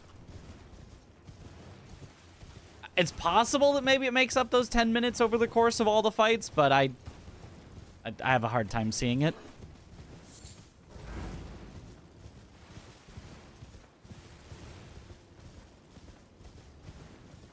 This is bullying, correct. As it should be. Maybe guard counters are the meta. If you have the deflect tier, they easily are. Like, it's so good. Without the deflect tier, they're still very strong, but you take a lot of chip damage if you're not using a big shield. And you generally, like, if you have to sit through a full guard, it generally takes longer, whereas if you do a deflect, you get to guard counter back more quickly.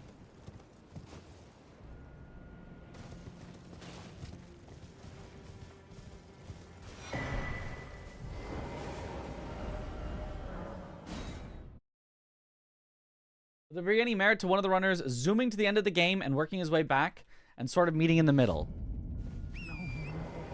Not in exactly the way you're describing it, but yes, that is pretty much exactly what we're doing. We are having people do separate things at separate times so that,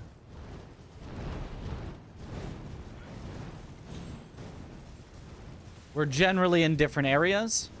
It's more like everyone rushes to the end and everyone works their way back, and then we all meet back at the start of the game so that anyone that's, you know, slow, we could work our way forward to where they were, if that kind of makes sense. Not exactly, but pretty much exactly. Not It's kind of. It's hard to. It's. We basically have, you know, everyone goes and does their own. Everyone has some mandatory stuff that only they can do, because if you know, somebody else had to get all the way to consort, well, they'd have to go through, and they'd have to do Mesmer, and they'd have to do Romina, and they'd have to do Leda. So I'm assigned to consort, and I have to do consort. But if I run out of time and I can't do Knight of the Solitary Jail, well, anybody that has access to the DLC could go over and do Knight of the Solitary Jail. So that's not one that I'm like, I must do. That's like, if somebody else needs to take up that slack, it's not the end of the world.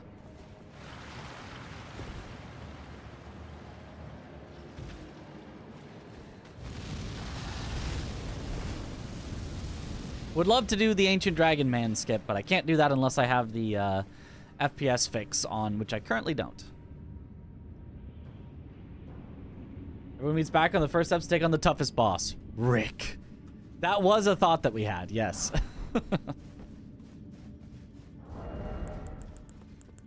Okay, can we guard counter ADM?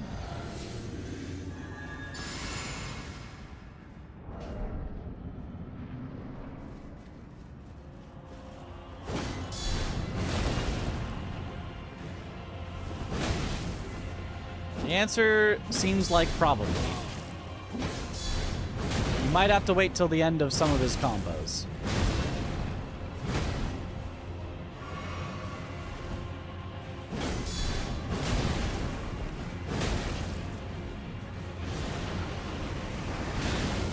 Ow. Yep. Have you thought of any incentives? We've thought of a couple possible ones. One is summon Egon while fighting Bael.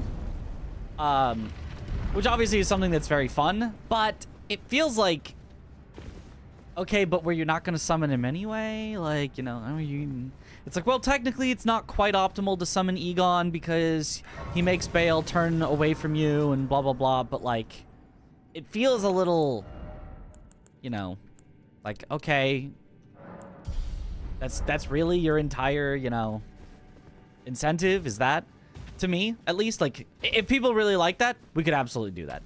But to me, it feels not enough. Then we're gonna end on Bael into consort, so I'm gonna go not the other way. But I guess I'll kill this dragon while we're headed through.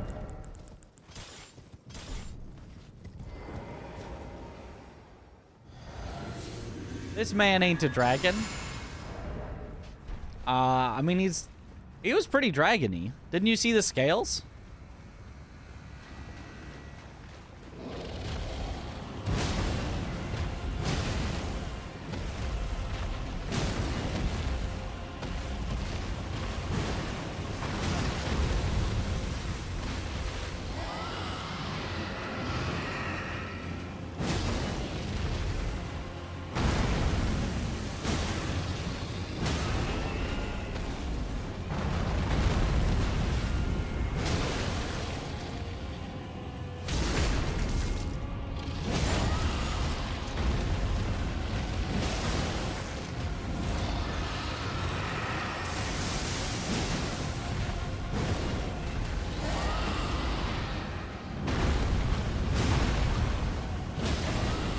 Bye-bye.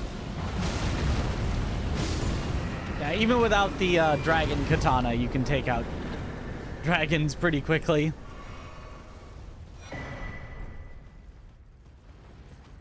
believe Aggie is involved. Yes. Me, Chris, Yo Josharino, and Aggie. Super cinematic if you were all summoned for the Bael fight to voice act Egon. Well, the plan currently is to have all four of us enter our final fights at the same time. So on screen, there would be Bael, Consort, Malenia, and Radabeast all at the same time. We clean up everything else, and then we're all just ready to do the final fights together. Cinema.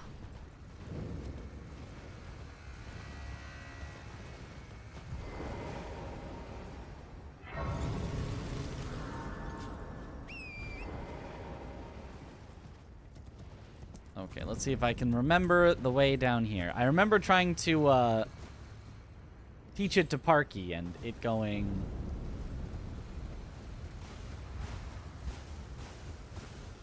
not as well as you might hope.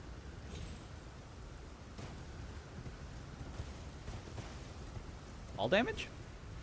No fall damage. Sure. Okay, you know, I'm pretty sure that should do fall damage and almost kill me, but I guess if the game just doesn't want to give me fall damage, I'll take it.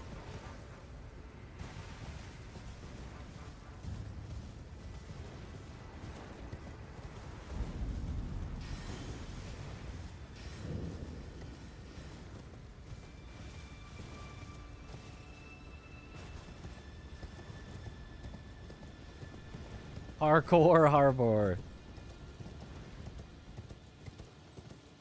Granted, I was trying to teach it to her in the middle of an ongoing match. Only through Twitch chat text, so it was not the easiest way to communicate. Need for the hydrate.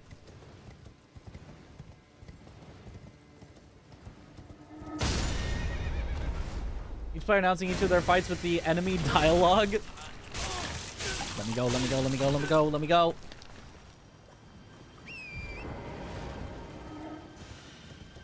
Stop that.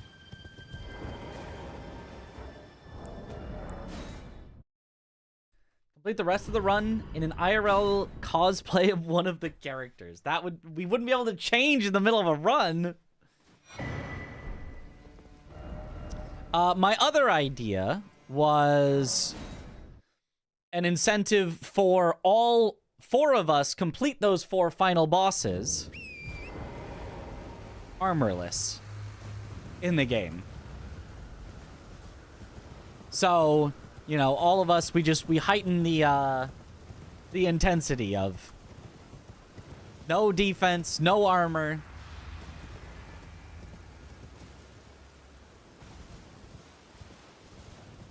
See if we can do it successfully. Okay, so while we're here, I guess we go Deathrite Bird into Lamenter.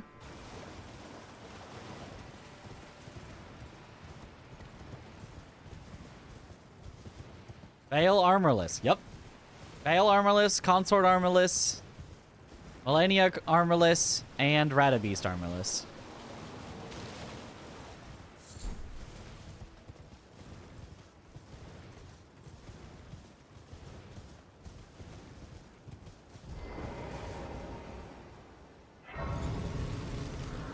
Boss with a guitar.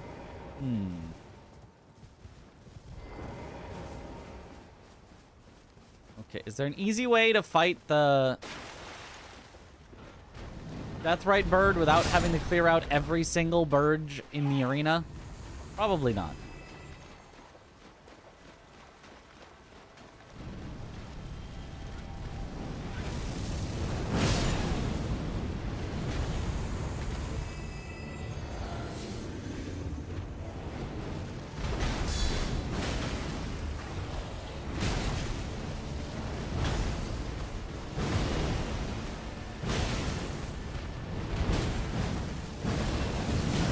Oh god, urges.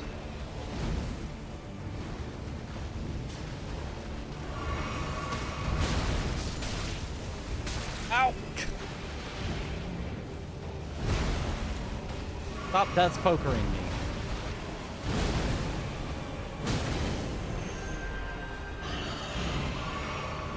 God, that's an annoying move.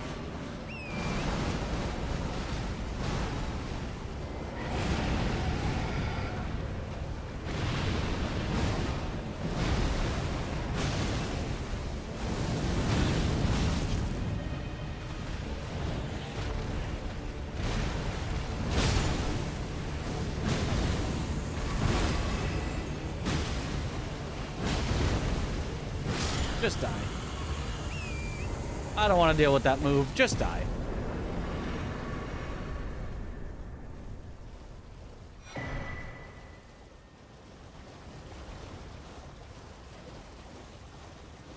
you a controller from a guitar or from spaghetti and meatballs? Now I'm interested how you would make a controller out of spaghetti and meatballs.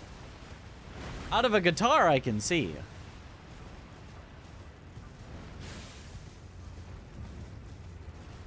Other Donkey Kong drums, the other on dance pad. My other thought for an incentive, and I don't know how realistic this would be, but would be to have all 4 of us learn one boss on the route blindfolded. And then if the incentive is met, all 4 of us do one boss blindfolded.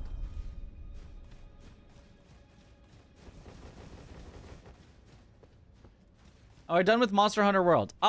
Pretty much. I'm in like the very end game. You just farm things over and over. So I don't really feel the need to stream that anymore. I'll probably still play it on my own some, but I don't feel the need to like broadcast me just like farming the same thing over and over and over again.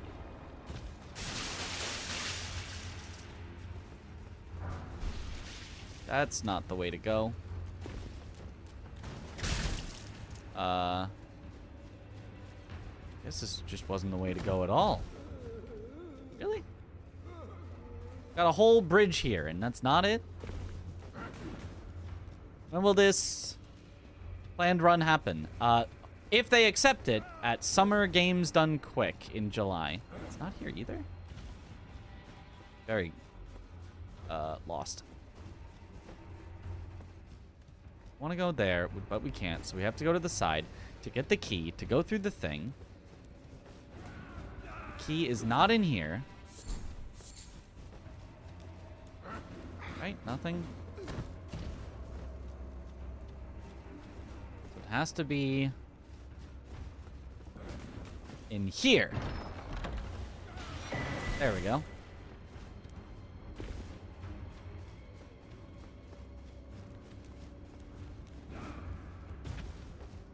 Why would they not accept it? Maybe they just have other runs that they want more. It happens. Not every run gets in every time. As you'll see Monster Hunter World once the first title update happens. I might. It would be fun to. Unless I am like, you know. And that is about when Kazan comes out though. So I'll probably at the very least stream Kazan first. And then we'll see. Is this the way to go? Yeah, it is. You get the thing broken. You come down here. Yep. You go up to this. Yep, with the broken ones. Yes. Probably most get cut. Yeah, no. Less than 10% for sure of all runs get accepted. Might even be like significantly lower than 10% of all runs get accepted.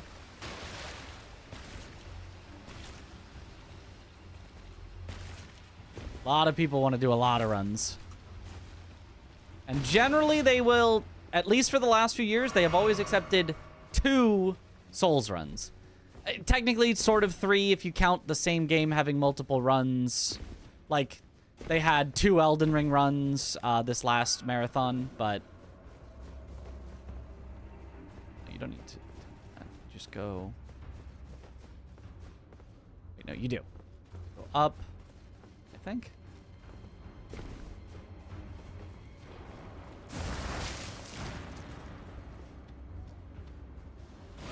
To go back down here. Yep, to go in this. Out of the way, please. Out of the way.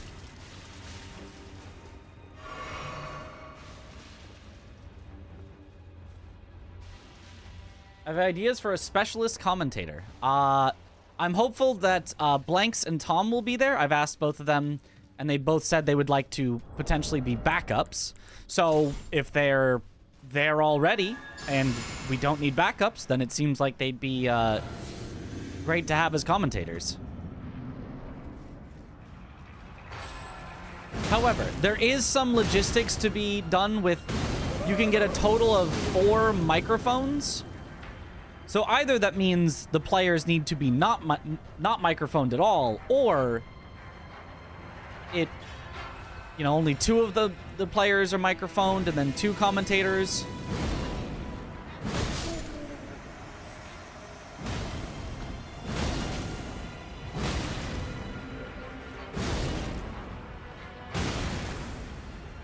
Or possibly just the players are mic'd and there are no commentators, potentially. And then we commentate what we're doing, which could be tough to keep track of everyone's. Bye, Lamenter. Bye-bye.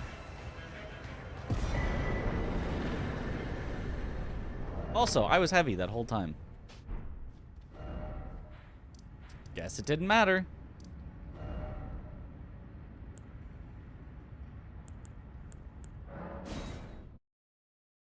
As a representative of the Sleep Club. I'm sorry, the Sleep Club?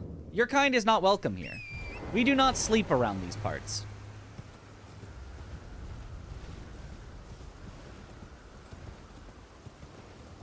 Sharing mic, that could be a mess. Actually, sharing a mic could work. If there's 1 mic per 2 people, and they just have to, like... That actually could work. Sleep Club is not allowed here. No sleep. We never sleep. On most 4 people runs, only 1 or 2 runners are mic'd. Yeah, that absolutely could be the case. In which case, I would selfishly hog a mic. If we're limited on our number of mics, I'm gonna selfishly hog one. As the guy who organized it, and also I really, really like to do commentary. And the other 3 can fight for the other mic.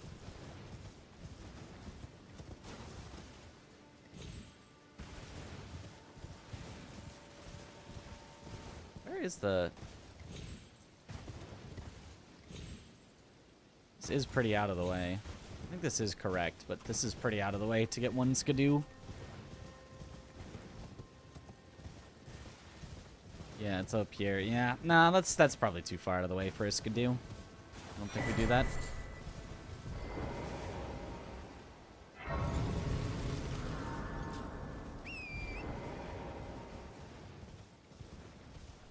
He would not need one? You don't think he'd want to talk?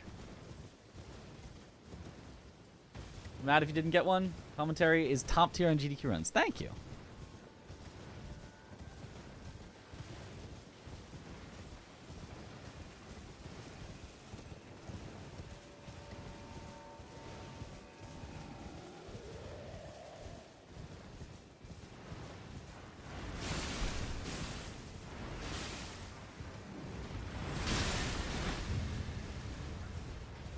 But hear Aggie regardless. I don't think that's quite how microphones work, but...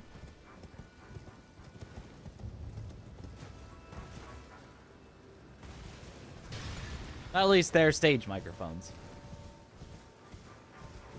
He's quiet, talks not much. Why would he need a mic?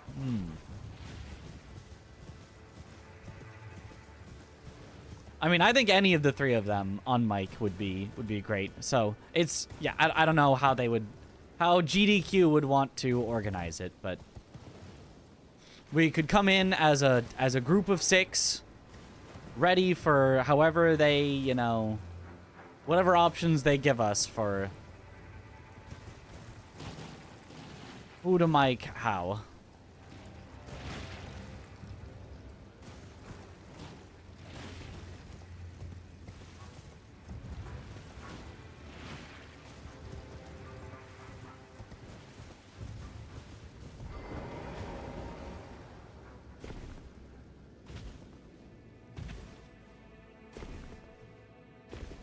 Let's go back to Elden Ring. Who's the best waifu in MHW? And why is it Gemma's abs? Like, you know, it's whoever you like the most.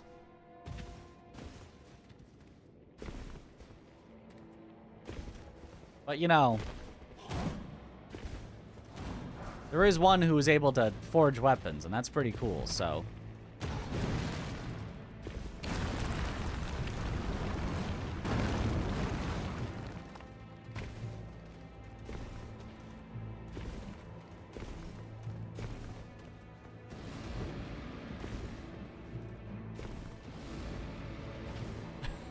Those job is okay authorized.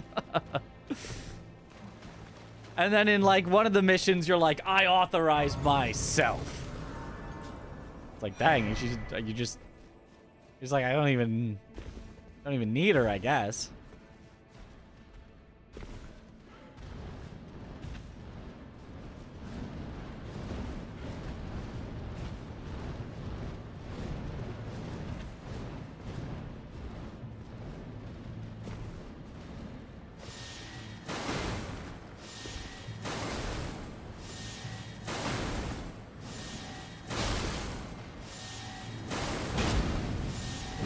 Remember that one being very annoying and worthy of just killing.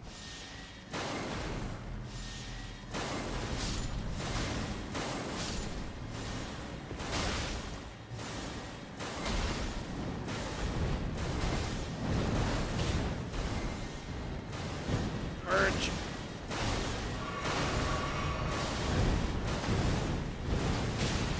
One of the most annoying areas to get through.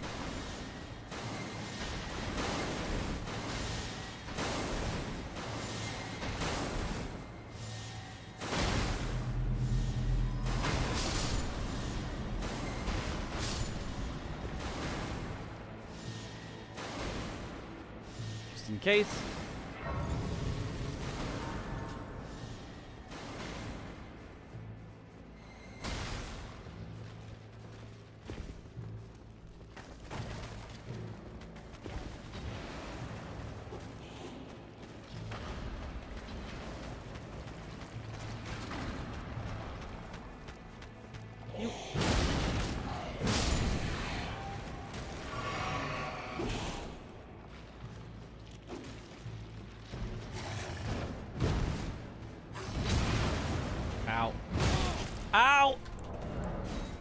That's so troll.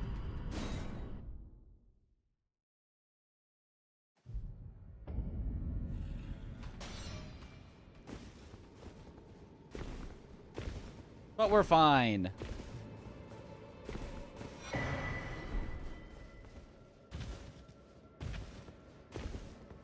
It's annoying this or the snakes in the finger area. This is definitely more annoying than the snakes in the finger area. Classic Miyazaki.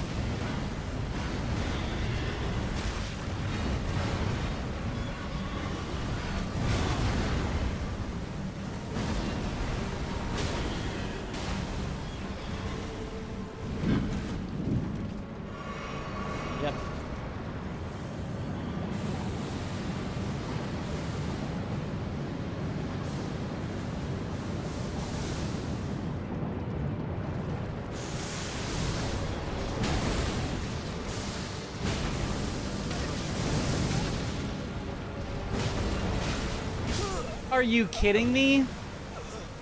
I was spamming dodge. I got full comboed by that? That's so silly.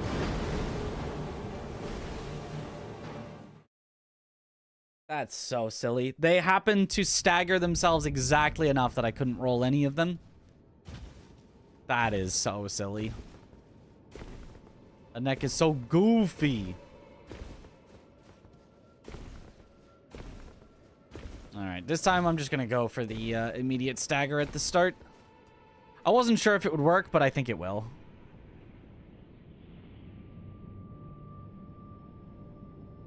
Good blindfolded, yep.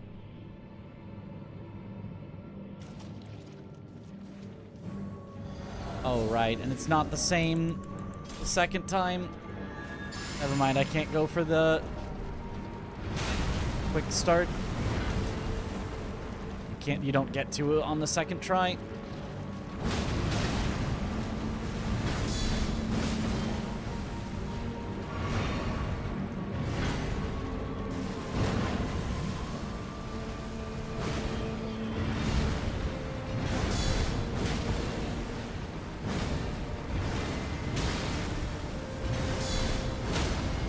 There we go.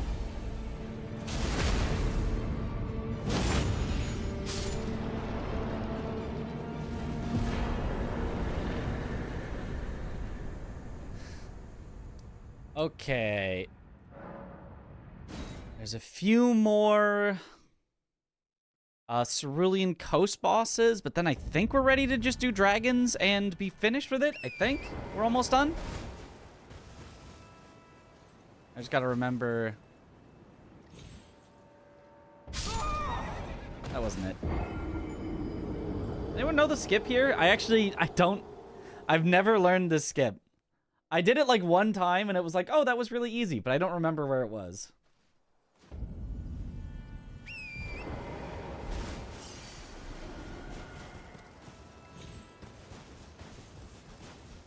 You just jump down and you just like land somewhere, but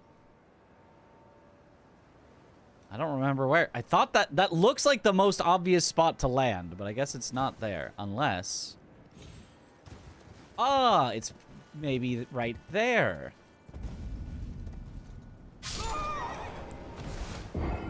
Or not? Interesting, interesting. I mean, the first part worked.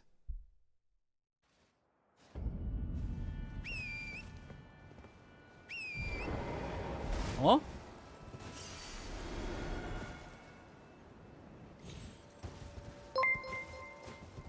I don't know the skip, but here haven. For moral support. Oh, thank you. like what? We fall 5 feet.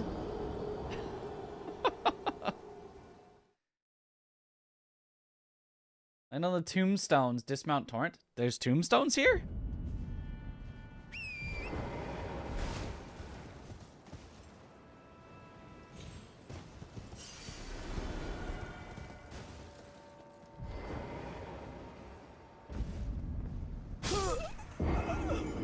That didn't work.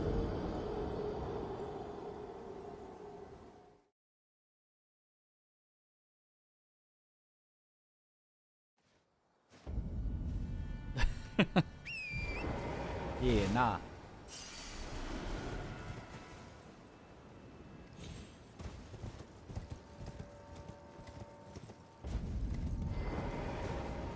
Oh, like that. Okay, sure.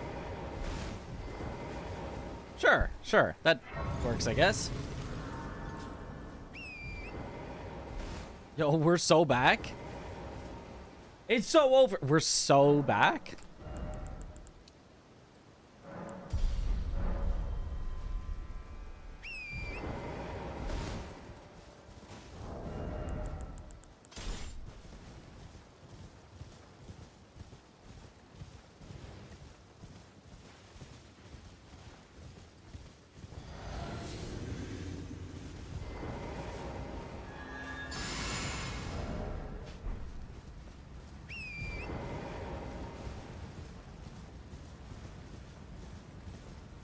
Where's the dragon? There he is. He kind of zoomed in there. I was not expecting that to be Quite that quick.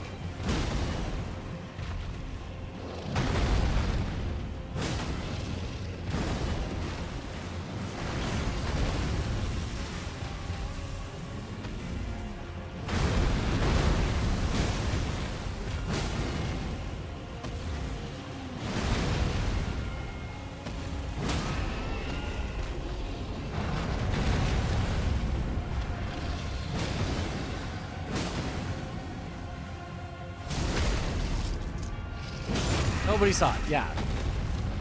Nobody could have seen that. I please. Quite. I please. Thank you. Don't even, the key to beating this one, don't even let him summon. Don't even let him summon.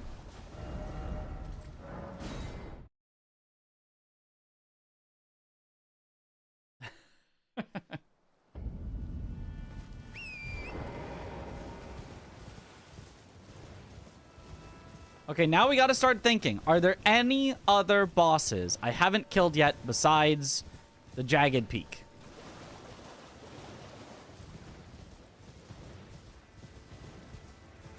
Obviously, we're going right now to kill Demi-Human and Dancer. And outside of that, I think that's all the DLC bosses?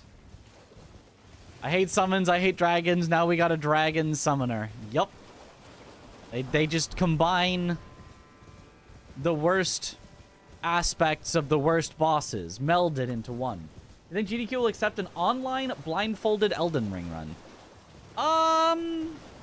Maybe. I have a slightly hard time thinking that they would accept one that is online for something like that. They will accept online runs, but generally they have a strong preference for in-person runs. So, given that there will be a lot of in-person submissions, I think it's unlikely that they would take an online submission over an in-person submission. So, I think it's unlikely.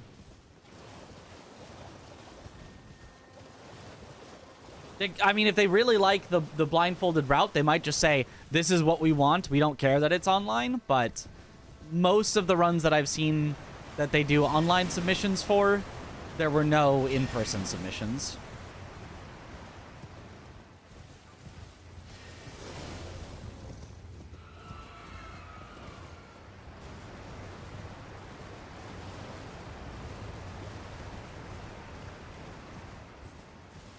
Worth it to try. Yep. Never hurts to try. The boss is who you were yesterday. And we defeat that guy. Every time.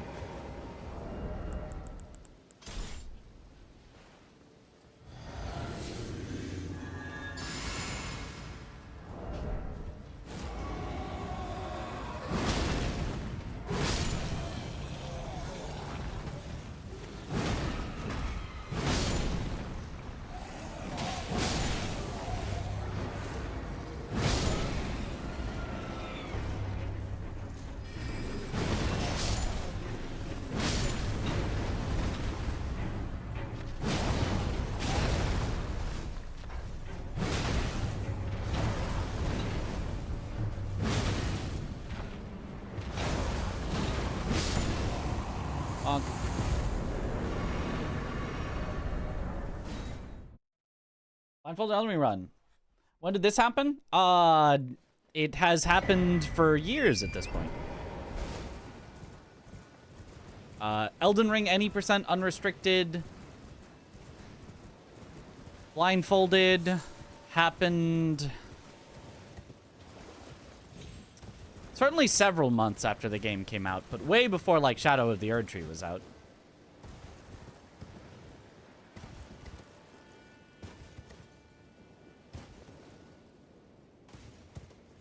Naked IRL run. I don't see how that would add to the challenge.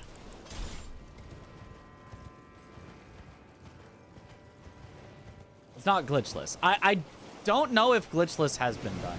Hamid would have to tell me if a true glitchless has been done.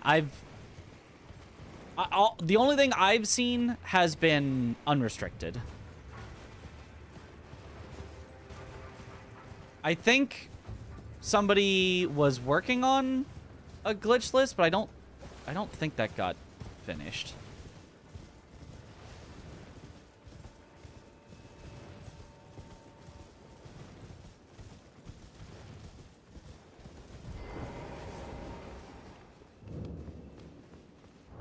On 104 patch by Panic, but it has been done glitchless. Oh.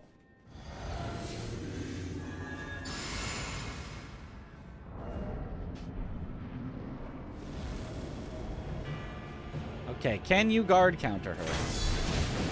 Yes.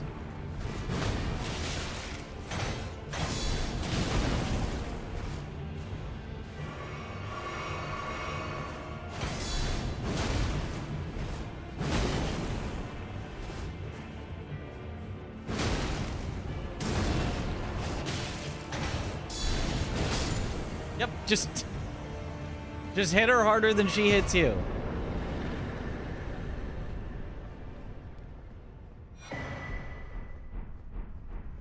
I think then...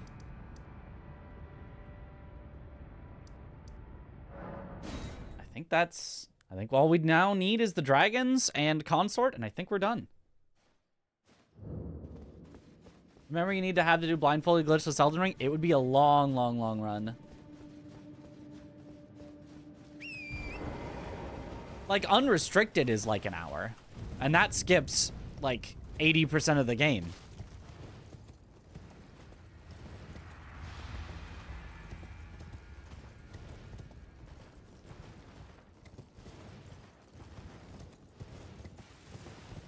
Not only do you need skill, but also to overcome the shame of a societal upbringing that told you that wasn't okay. It had lots of challenge. Oh, you're right. Just take off right now.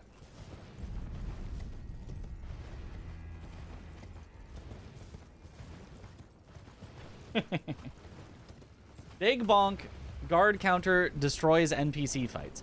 Anyone where they're trying to trade with you, it destroys them. As long as their attacks are don't break your guard counter. Like, Red Bear was the perfect one to make guard counters not good. Because he would attack so fast and with so much poise damage, surprisingly, they're just fists, but they would break your poise so effectively that you would try to guard counter and your poise would get broken in the middle of your guard counter and you'd get nothing. Or you'd miss. Sometimes you'd get the guard counter, you'd be like, yes, and then it would just straight up whiff him. Is Jagged Peak peak? It's pretty linear, but it ain't bad.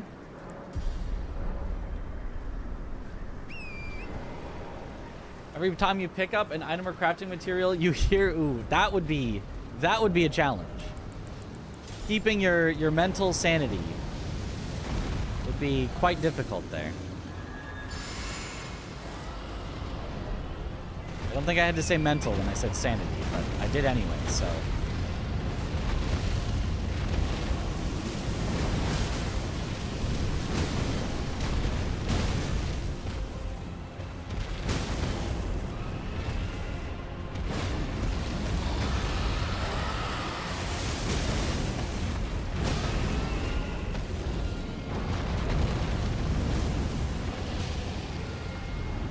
Can't get around this rock, so I have to just hit him in the face. No riposte.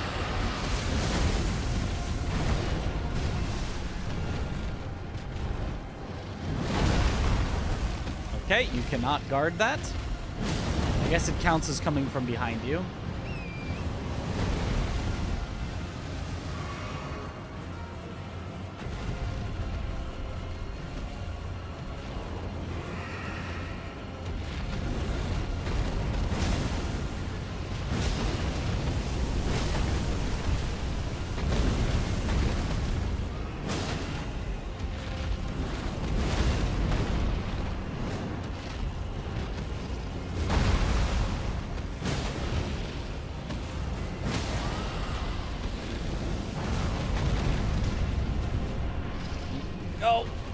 Come on, I could sneak through there, I swear.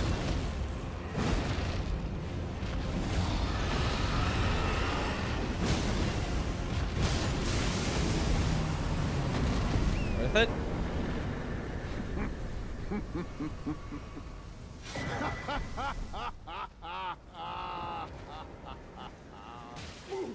Ooh. Grant me, take this skate. How do you feel about the strength of this weapon compared to Claws of Night? With guard counter, this is easily better than Claws of Night. It does mean that you have to spend the extra time to get the deflect tier, but definitely stronger with the deflect tier. Which I've got a strat for how to get the deflect tier easily using furnace pots, so I think it's gonna be worth it. If Bale is a Drake, does that make Placidusax Kendrick?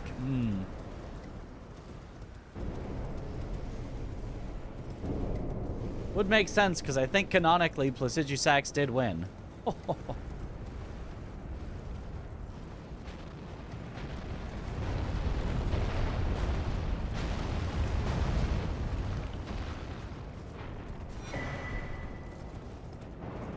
Throwing some pots, is there a good strat? Yeah, there is. It was actually very consistent. We did it like more than 5 times in a row.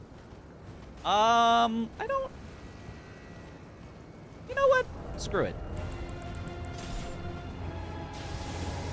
There's a stake of America. What could go wrong?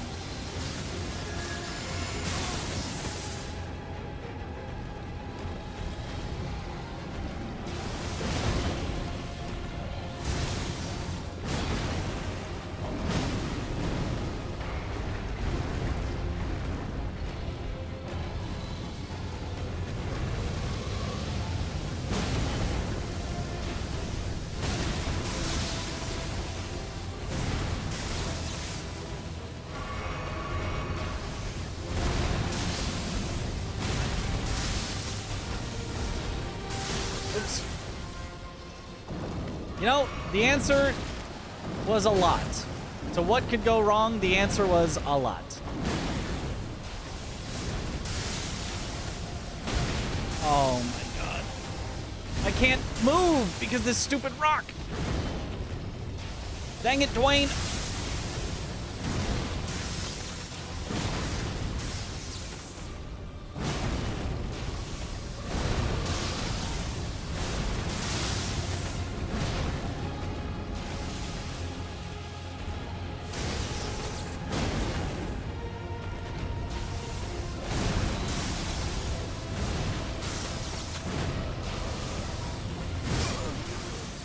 Really? Okay. Hello.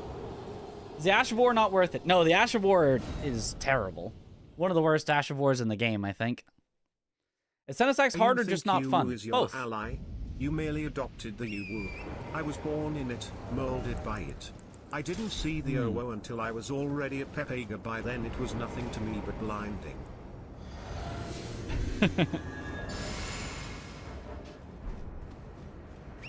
Senesax, one of the worst bosses they've ever made, one of the least fun. Not one of the hardest they've ever made, but also fairly difficult. Due to basically just being a bunch of BS.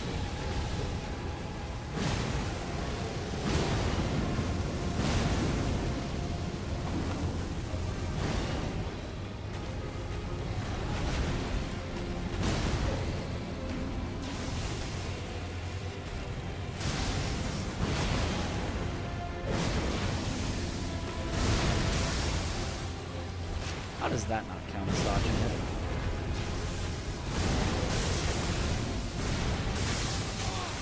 No way that hits. Oh my god. God, it's so bad. It's so unbelievably badly designed.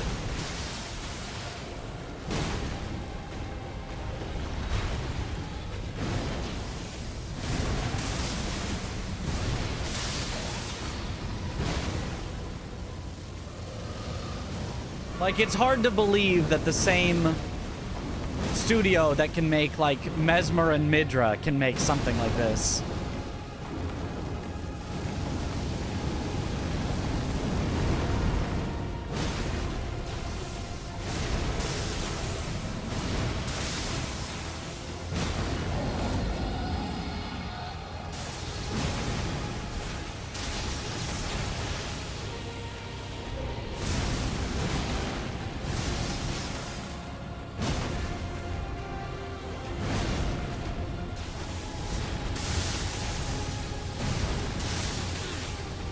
No way that hits all the way behind him.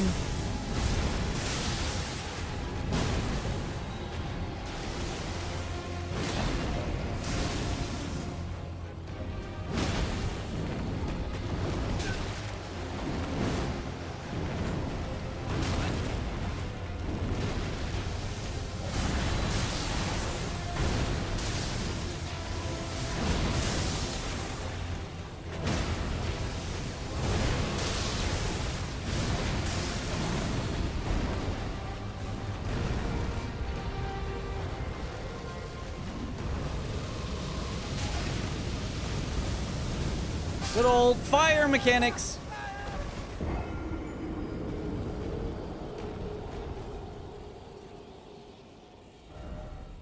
Probably not the same exact people working on this in mid-run stuff. Probably not, but...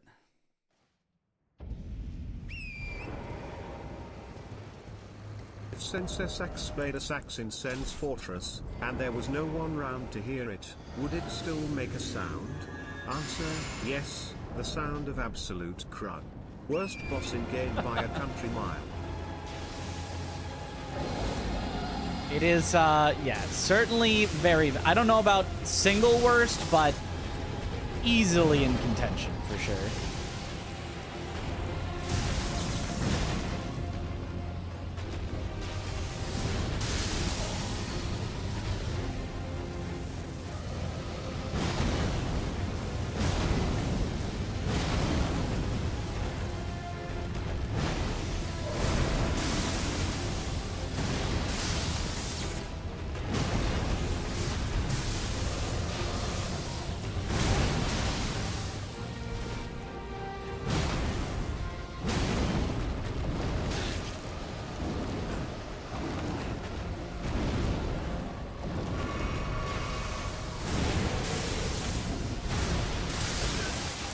Come on. That should not have hit.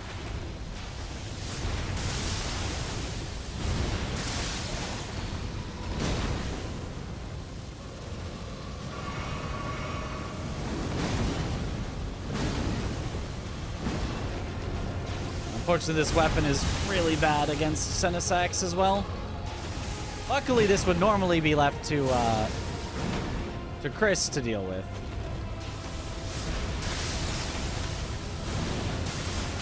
For the actual 4-player.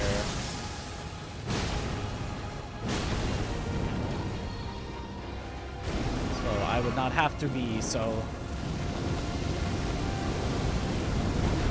unlucky. To be the unfortunate recipient of trying to fight this.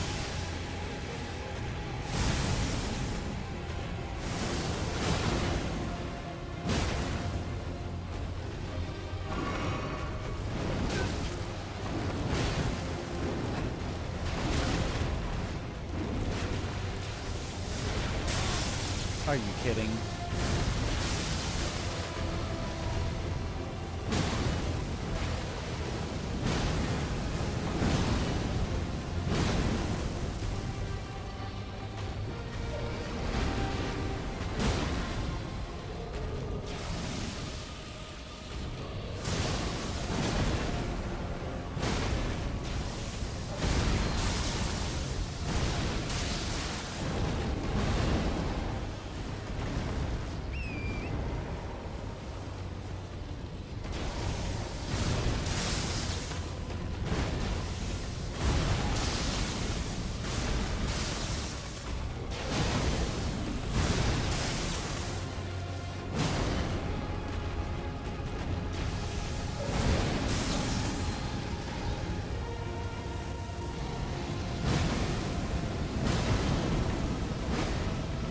Get back here. I could have killed him.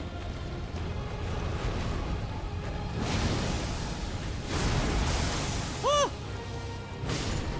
Anyway, easy boss.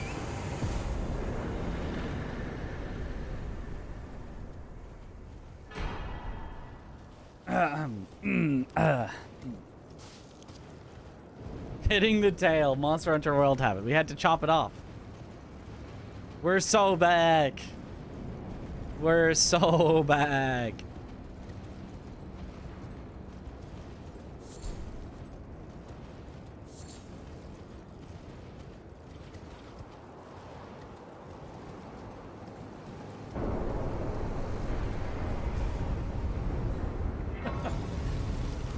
Pitch Dragon Tendy Snacks. That's me.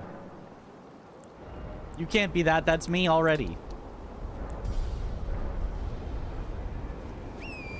Somehow harder than Bale? Not really. Just more annoying. Like, I suppose in a way that can be harder. Like, you're more likely to just kind of get killed. Right? Like, to just dodge correctly and the game say, no, actually, I've decided this one lightning lingered longer for no reason this time, actually. Get hit. Bye.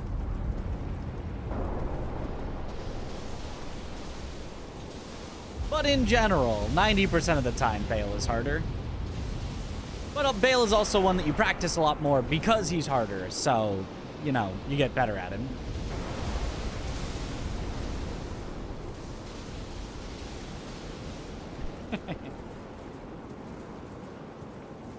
Does more damage than Bale, excluding his ultimate attacks? Really? I didn't know that.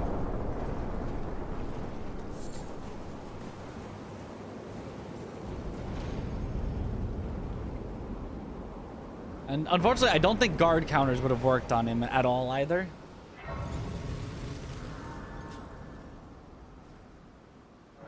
Just Miyazaki things.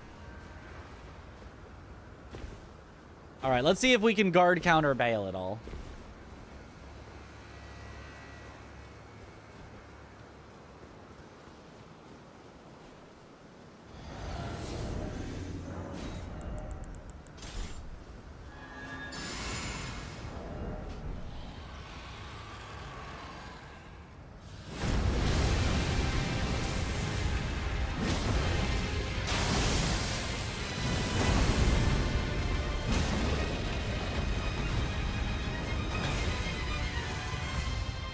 Guard, I don't know about countering that.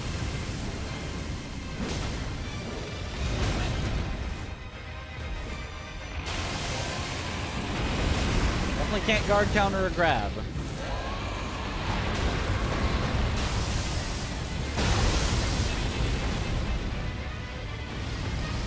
Oh, of course, of course! The fire just goes off to the side of where I am.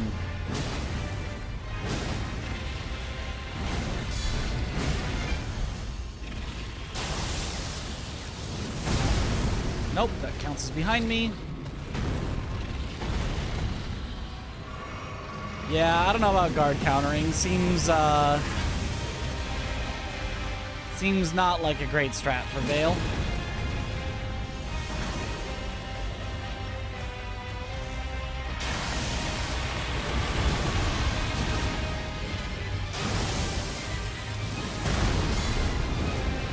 Yep, he just...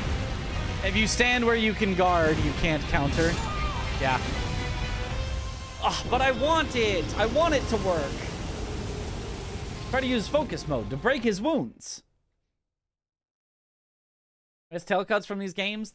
They were fun extra for large bosses. I think tail cuts were bad in these games. I think they're great in Monster Hunter. I think they're terrible in Souls games for one reason. You only get one try at a boss. So if you can lose out on a piece of gear forever because you didn't cut off the tail during the one try that you got at the boss fight, well, I mean, I suppose you have infinite tries if you want to reset until you get a tail, but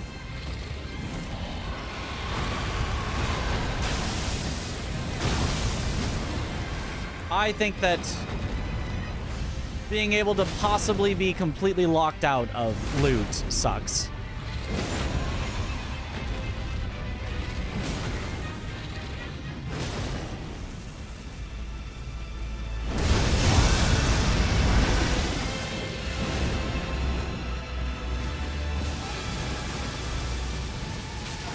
Excuse me.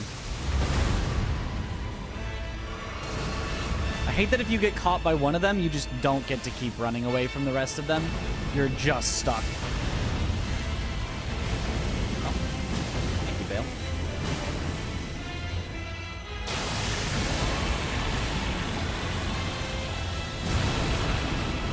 Oh, come on.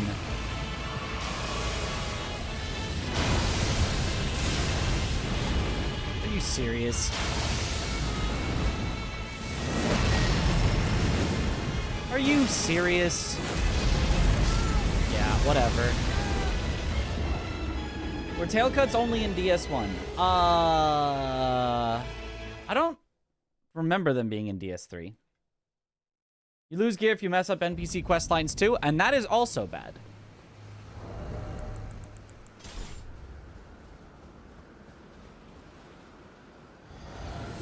More in a mechanical sense, like the idea of breaking parts off bosses to limit their moveset a bit. Ah, okay. Yeah. No, that's fair then.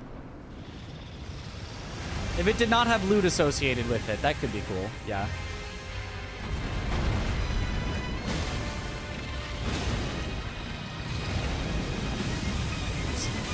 Yeah. Yep. Stuck under him too much.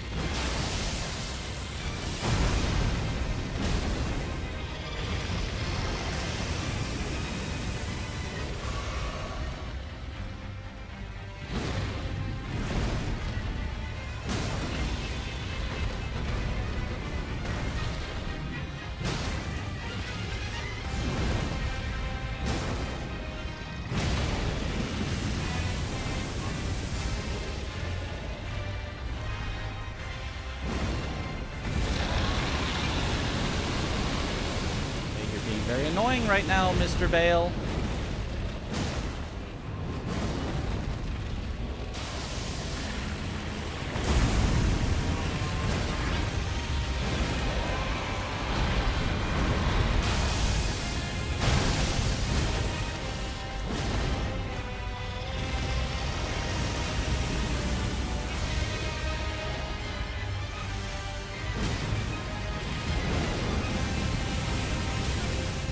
Stop it.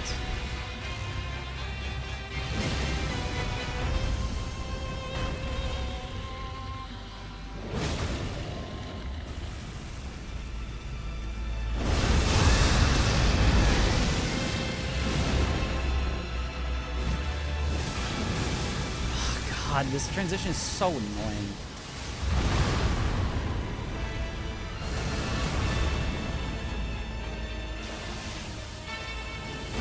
Yep, this sucks too. There we go.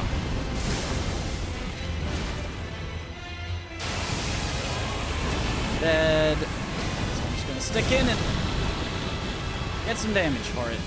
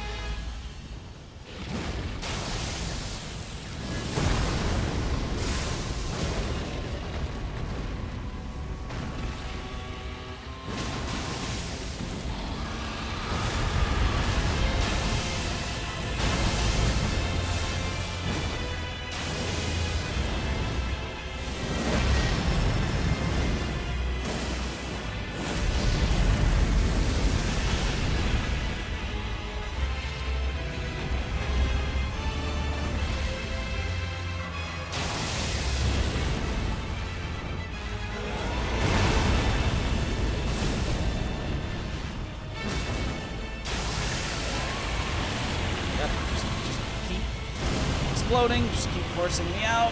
Very cool.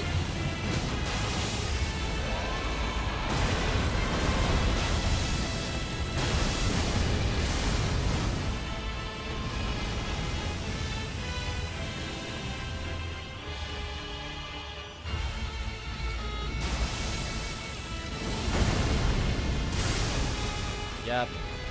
Sure, yep.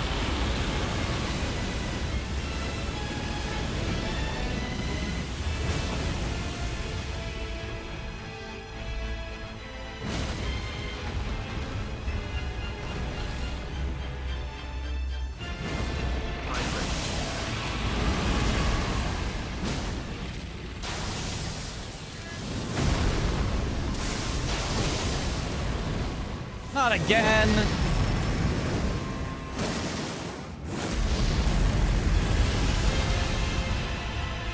Where are you?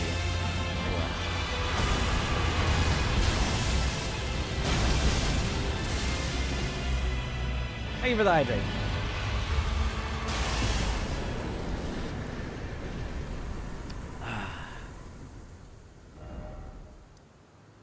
Okay. Is that all bosses? Can anyone think of any boss that I might have missed? Aside from Consort. We're ending on Consort.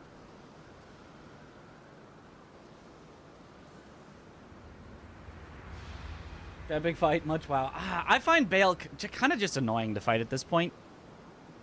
Like, I can recognize what people would like in him, but personally, I just find it mostly annoying at this point.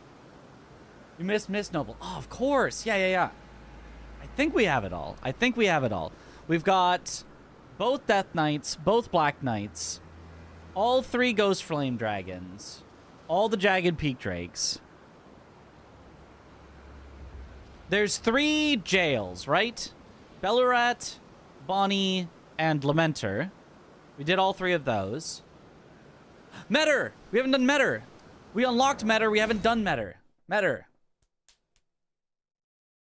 Fight him weirdly is why. Fight him by head. It's annoying. It's more annoying to fight him by the head, I think. You just get so many times where he just, like, doesn't let you hit him ever for, like, 20 seconds. I want to at least keep up the pressure of hitting him in the leg.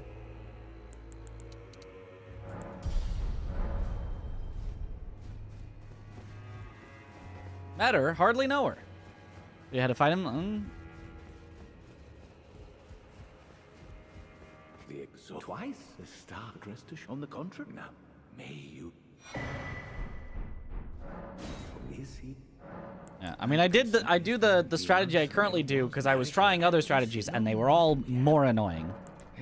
So far, of every strategy that I've tried, they've all been more annoying. It is their mother fingers. We all are new. Dodge all of his stuff, then he raises his head super fast so you can't even properly punish. Yeah. Dragon Katana works well, though, with the special ability. That is true. With the special ability, it's not so bad, because, yeah, even when he lifts his head, you still get a hit in. Midra! We haven't done Midra! Duh! Yeah, good point. Good call. Good call. I'm so far from done. I was like, oh, we're done, right? No. We have not done Metter or Midra. Yeah. All the, like, the ones that you just kind of go and do them one-off are, like, harder to remember. So yeah, Jory will be on the way to Midra. Yeah.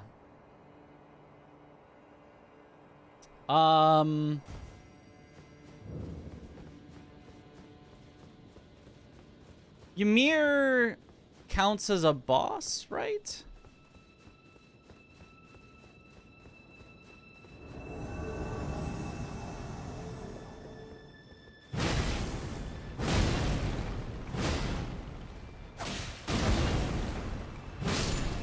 Bye. Goodbye. Yes. Okay. So, after this, make sure we do that.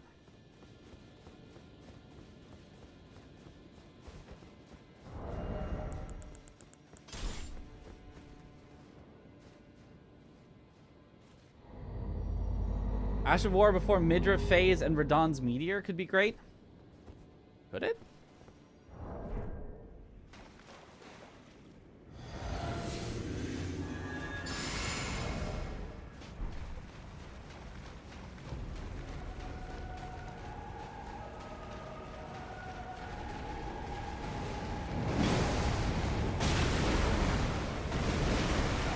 Hitboxes.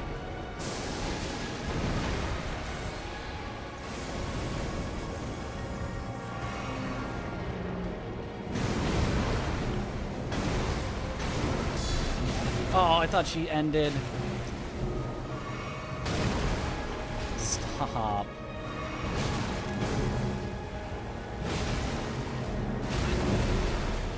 I hate her hitboxes so much. Not the piano fingers! Oh my god, we got all guard counters on the piano fingers? Okay.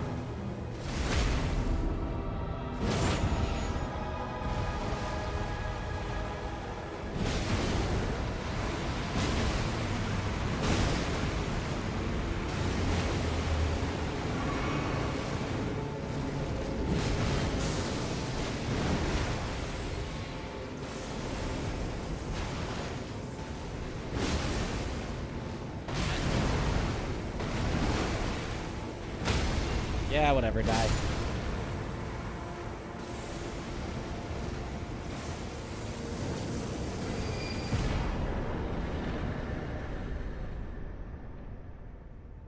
Good Sekiroing right there. Somehow. No idea how we got that.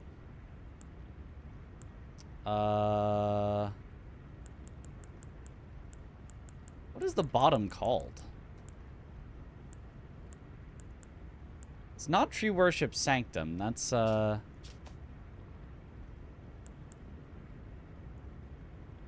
Recluse's River downstream. It's Skidoo Altus. Okay. What an upsetting boss. In many ways.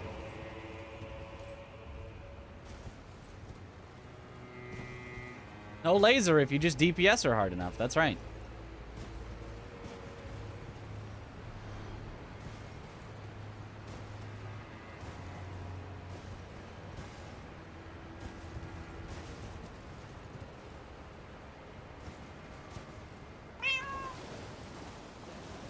We'll let that cat in here.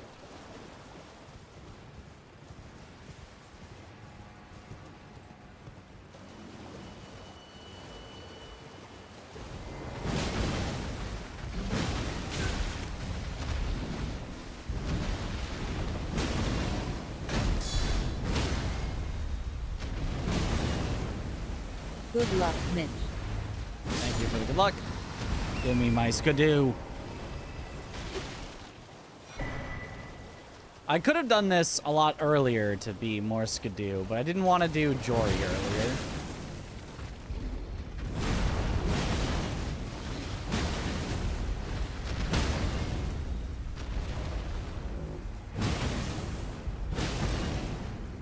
Bonk.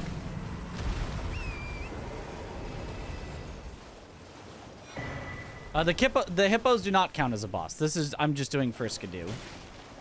To be as powerful as possible. It wouldn't be worth it technically at this point when we only have Midra and Consort left, but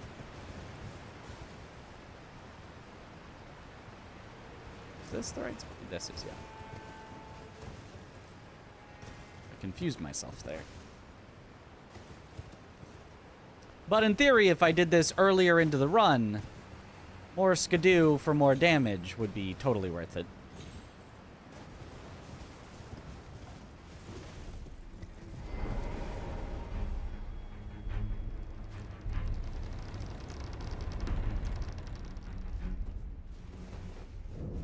All the cats in.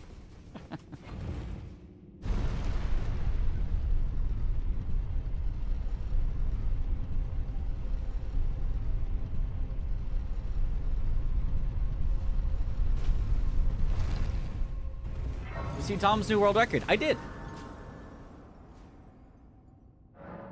A 55:11.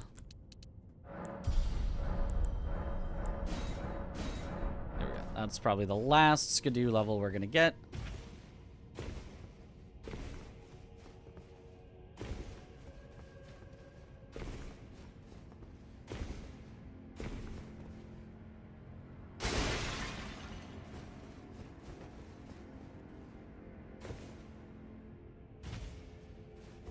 I'm saying it's a very good time. Yeah, it was on a good pace, like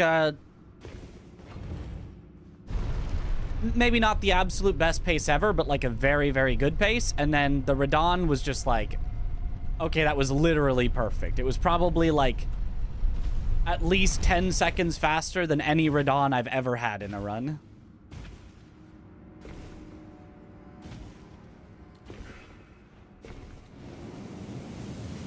Because usually when I say a Radahn is perfect, I mean he only stalled like once or twice. It was literally 0.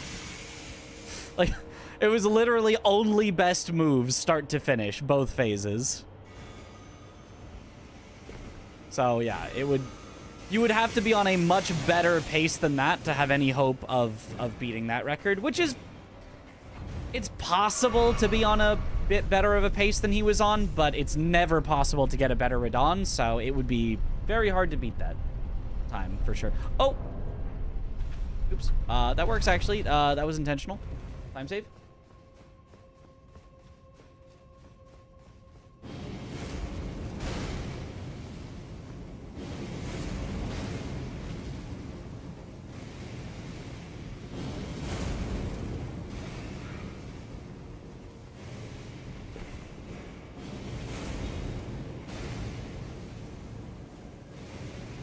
Not as hard as the two gods will break. No, I don't think so.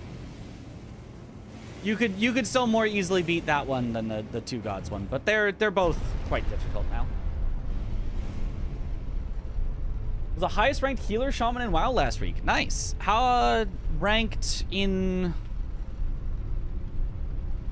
Do you mean like your parse? You had a #1 parse? Or excuse me.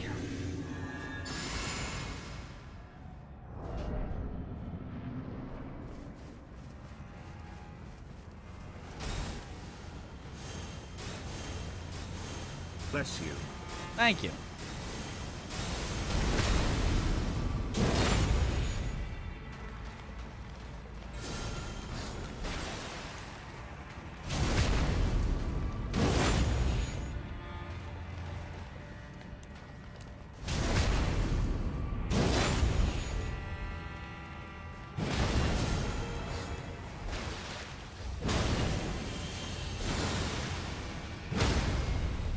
Bonk. Bye-bye. Blade of Mercy does not stack. Correct. But it does refresh.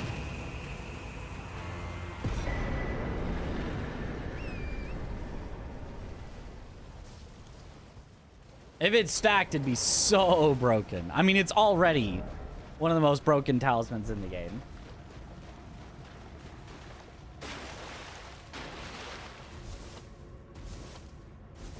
Okay, but after Midra, are there any other bosses I've forgotten? Maybe we should start by going through all the Remembrance bosses and see if I have all of them.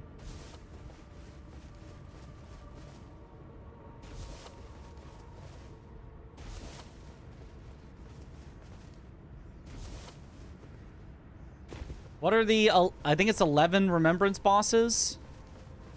What are the 11 Remembrance bosses? Or I guess 10 plus Bale. We've done R'hllana, Dancing Lion, Metter, that's 3.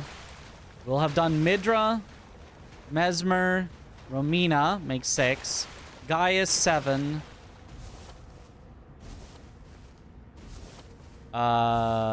We will do Consort, 8. Skidoo, 9.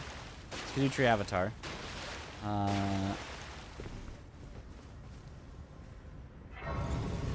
Did I already say R'hllana? I'm already losing track. Putrescent Knight. 10. Ymir's not... Oh, I forgot about Ymir. You're right. I forgot to go back for you. I always forget that Ymir is a boss.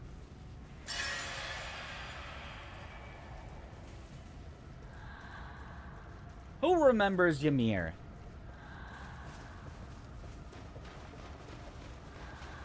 Did you do Dancing Lion rematch? Yes. Yes, I did. Did the Deathblight Dancing Lion.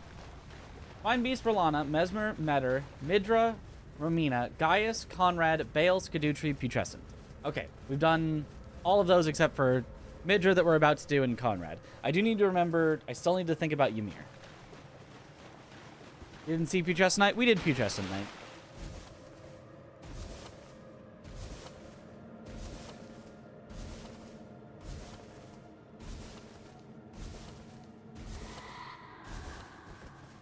We went through the very annoying running section to get to him. Hydrate. Move on, please. No.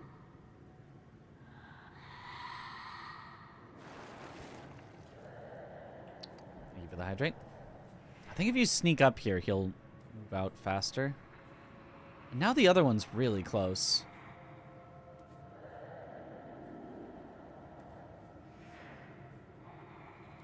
Surely he doesn't walk directly into this patch of grass. He walks directly into that patch of grass? How is that okay? What? Okay, well. What would be the speedrun strat for this area? This is the speedrun strat. Just do it correctly. Did you fight the bird guy that you teleport to? That's not a boss. I'm assuming Assuming I know what you're talking about, the one at the verdigris discus. So you have to get this guy to move on fast enough, otherwise the other one will come in and ruin everything. Because apparently he walks directly in the patch of grass you want to be hiding in.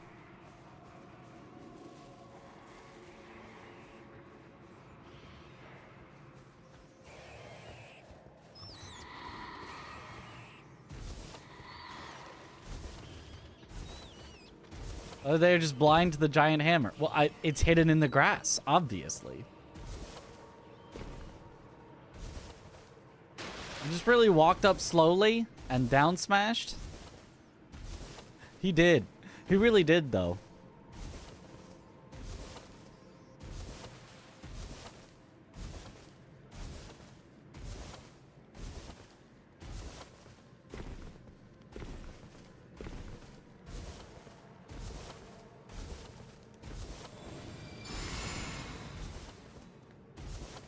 Walk very quietly. No can do.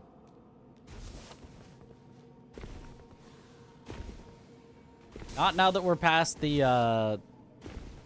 untouchables. I love the walk up slowly and down smash meme. It's so good. I mean, if you see the moment, it's like, yeah, that's... That's so worthy.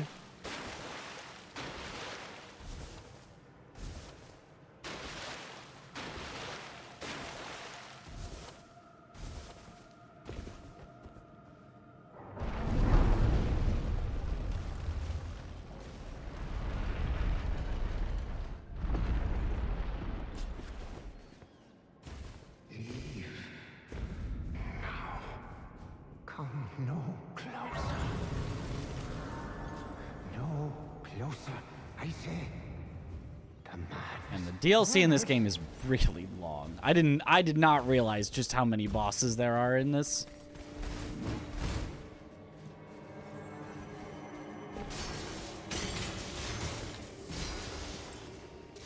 I mean, I realized the number, but like how long it takes to get to everywhere.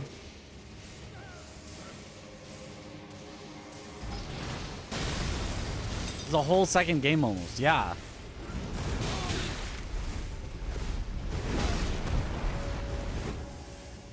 I'm just gonna quit out.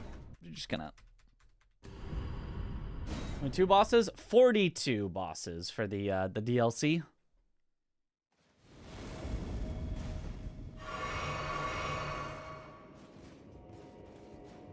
It's a lot.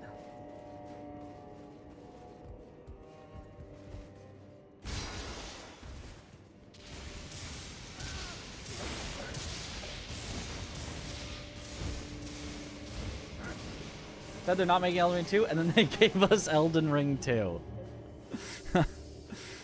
Shadow of the Boogaloo.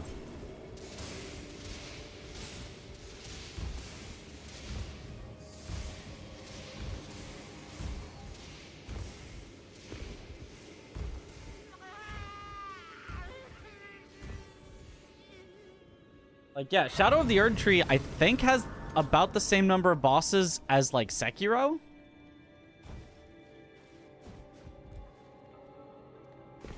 Might be more than Dark Souls 1? I don't know how many, like, Dark Souls 1 has.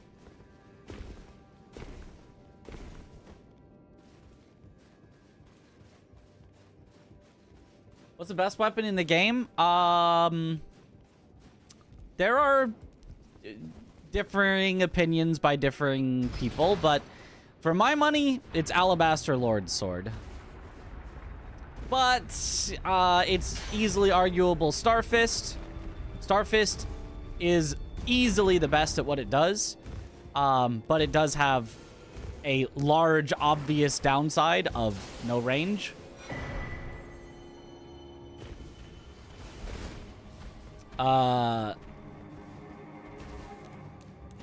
And then there's other possible contenders that people really like, but For my money, those are probably the two strongest contenders for number 1.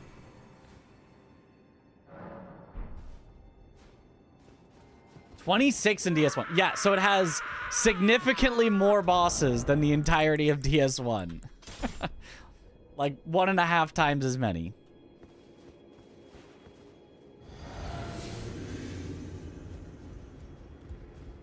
The depths of your foolishness. Okay, he's immune at the start. Didn't know that.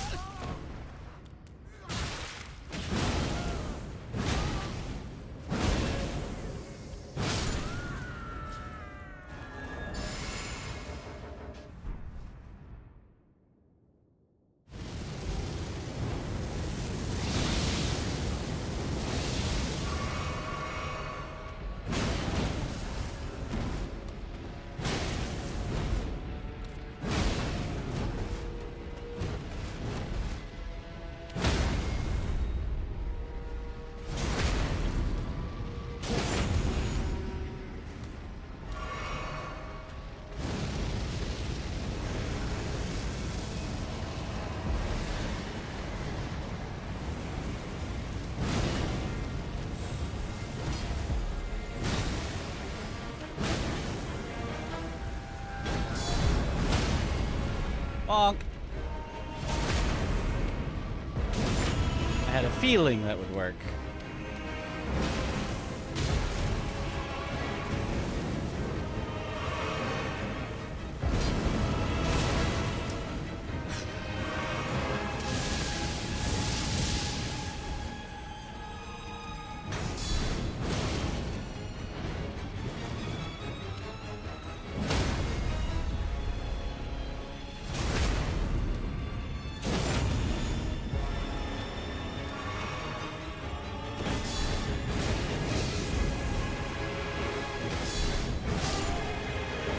Guard counters are fun.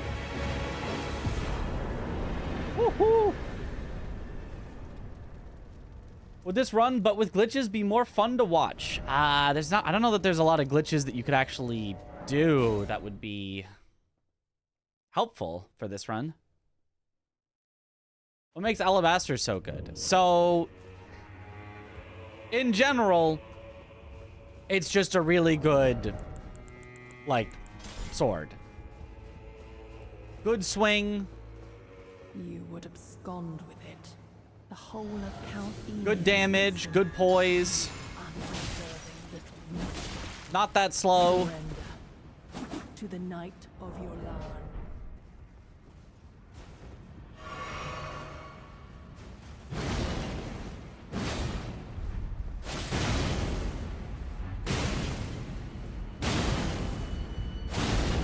But then it's got a specific quirk where it just costs less stamina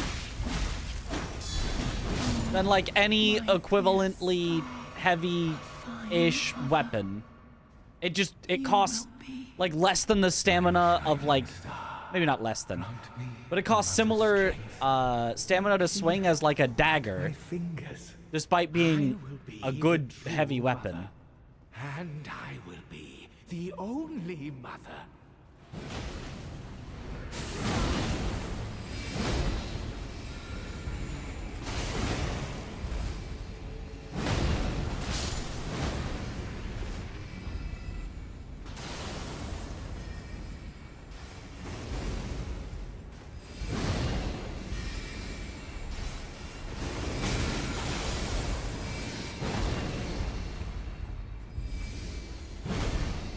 They really thought this would be fun.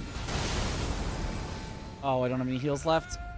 My dear child. Oh my gosh. Oh, mother. Dear Yuri. Dear fingers. Because it weighs less. Gravity works differently. That's right. They really thought a boss that all it does is teleport away from you over and over again. And then as soon as you get in, use a move that's get off me. We'd all be like, wow. What a good boss. You would abscond with it. The whole of Count Emir's wisdom. You undeserving little rascal. Surrender to the Knight of Radahn. Bonk. My There we go. dear Much better. Star, a fine mother. You will be. My shining star, grant me a mother's strength. Look here, at my fingers. We thought Yolan would be a bigger fight. The He true was so cool mother, and sassy in that and quest I line. will be the only mother.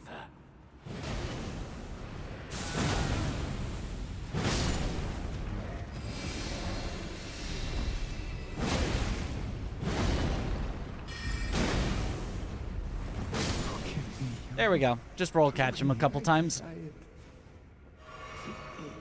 Your mother.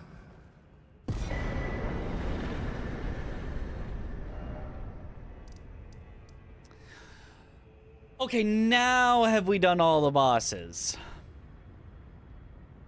I think we have. I think we have. We've done all 4 mausoleums. Dancer, Red Bear, Rakshasa, Nameless. Or, yeah, whatever. Nameless Knight of the Solitary Jail. No, we did. We did Demi-Human. Rory also teleports and summons. They did it twice! They thought we wouldn't notice. I think that's it. I think that's it. Oh, finally. All right. Now, let's try guard countering him for the fun of it. I would probably do parrying. I feel like I'm more comfortable with parrying, but for the fun of it. Little guard countering couldn't hurt anybody.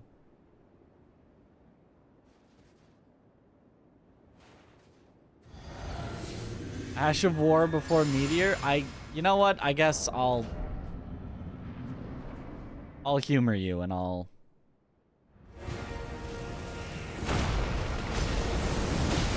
And it's still too slow and did nothing. What? That was the worst decision of all time. It did 0 damage.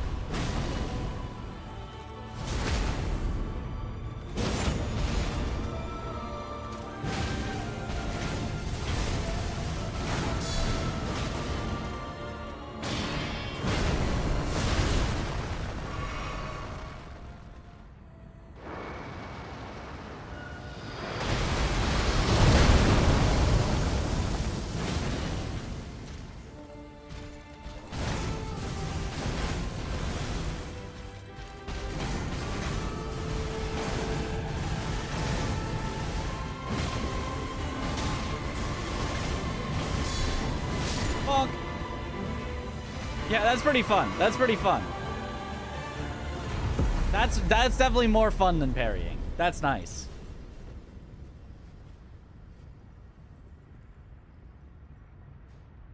Before the meteor. So not that one? Why is this weapon so good at blocking? Ah. The simple secret of... Oh, I can't actually show it there. of having deflect tier. All right, and that deflect tier is really busted. It's really good. It's really good. Time 6.5 hours. 6.5 hours to beat all the DLC bosses from a fresh character with a lot of practicing in there, probably at least an hour or two of practicing, just like resetting on some bosses, but that is still long. We gotta get that way down. I'm hoping if we can get all DLC bosses under 4 hours, and then obviously Chris taking some of them from us, then I think we're in a great spot. If it's still like 5 hours, even after we like cut out all the waste, that's rough. That definitely means, you know, Chris would have to take a good portion of the DLC. But I don't think that would be the case. Submit that to GDQ. I don't know about this exact one, but... Does deflecting prevent Malenia's on-hit regen? I actually don't know, but I don't think it does. I think she regens, but I think you can out-DPS her regen anyway. But if you're good enough to hit the deflects, that's true. You have to be good with the deflect here. You got to know the enemy's patterns and weaknesses. Okay, well, definitely not enough time for a whole second attempt tonight. Hopefully tomorrow. Yeah, tomorrow. Hopefully tomorrow we can get that short enough that we can get 2 runs in a night. We can go back to back, but for tonight, there's just no way. There's just no way we get another another attempt in. So I think, yeah, that will probably do it for us for the night. You can't just do a second 6-hour run. You know, actually, you're right. Why don't we just do a 13-hour stream? Why don't we just double that up?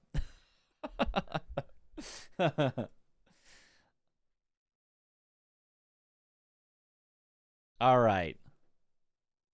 Let's go ahead and raid.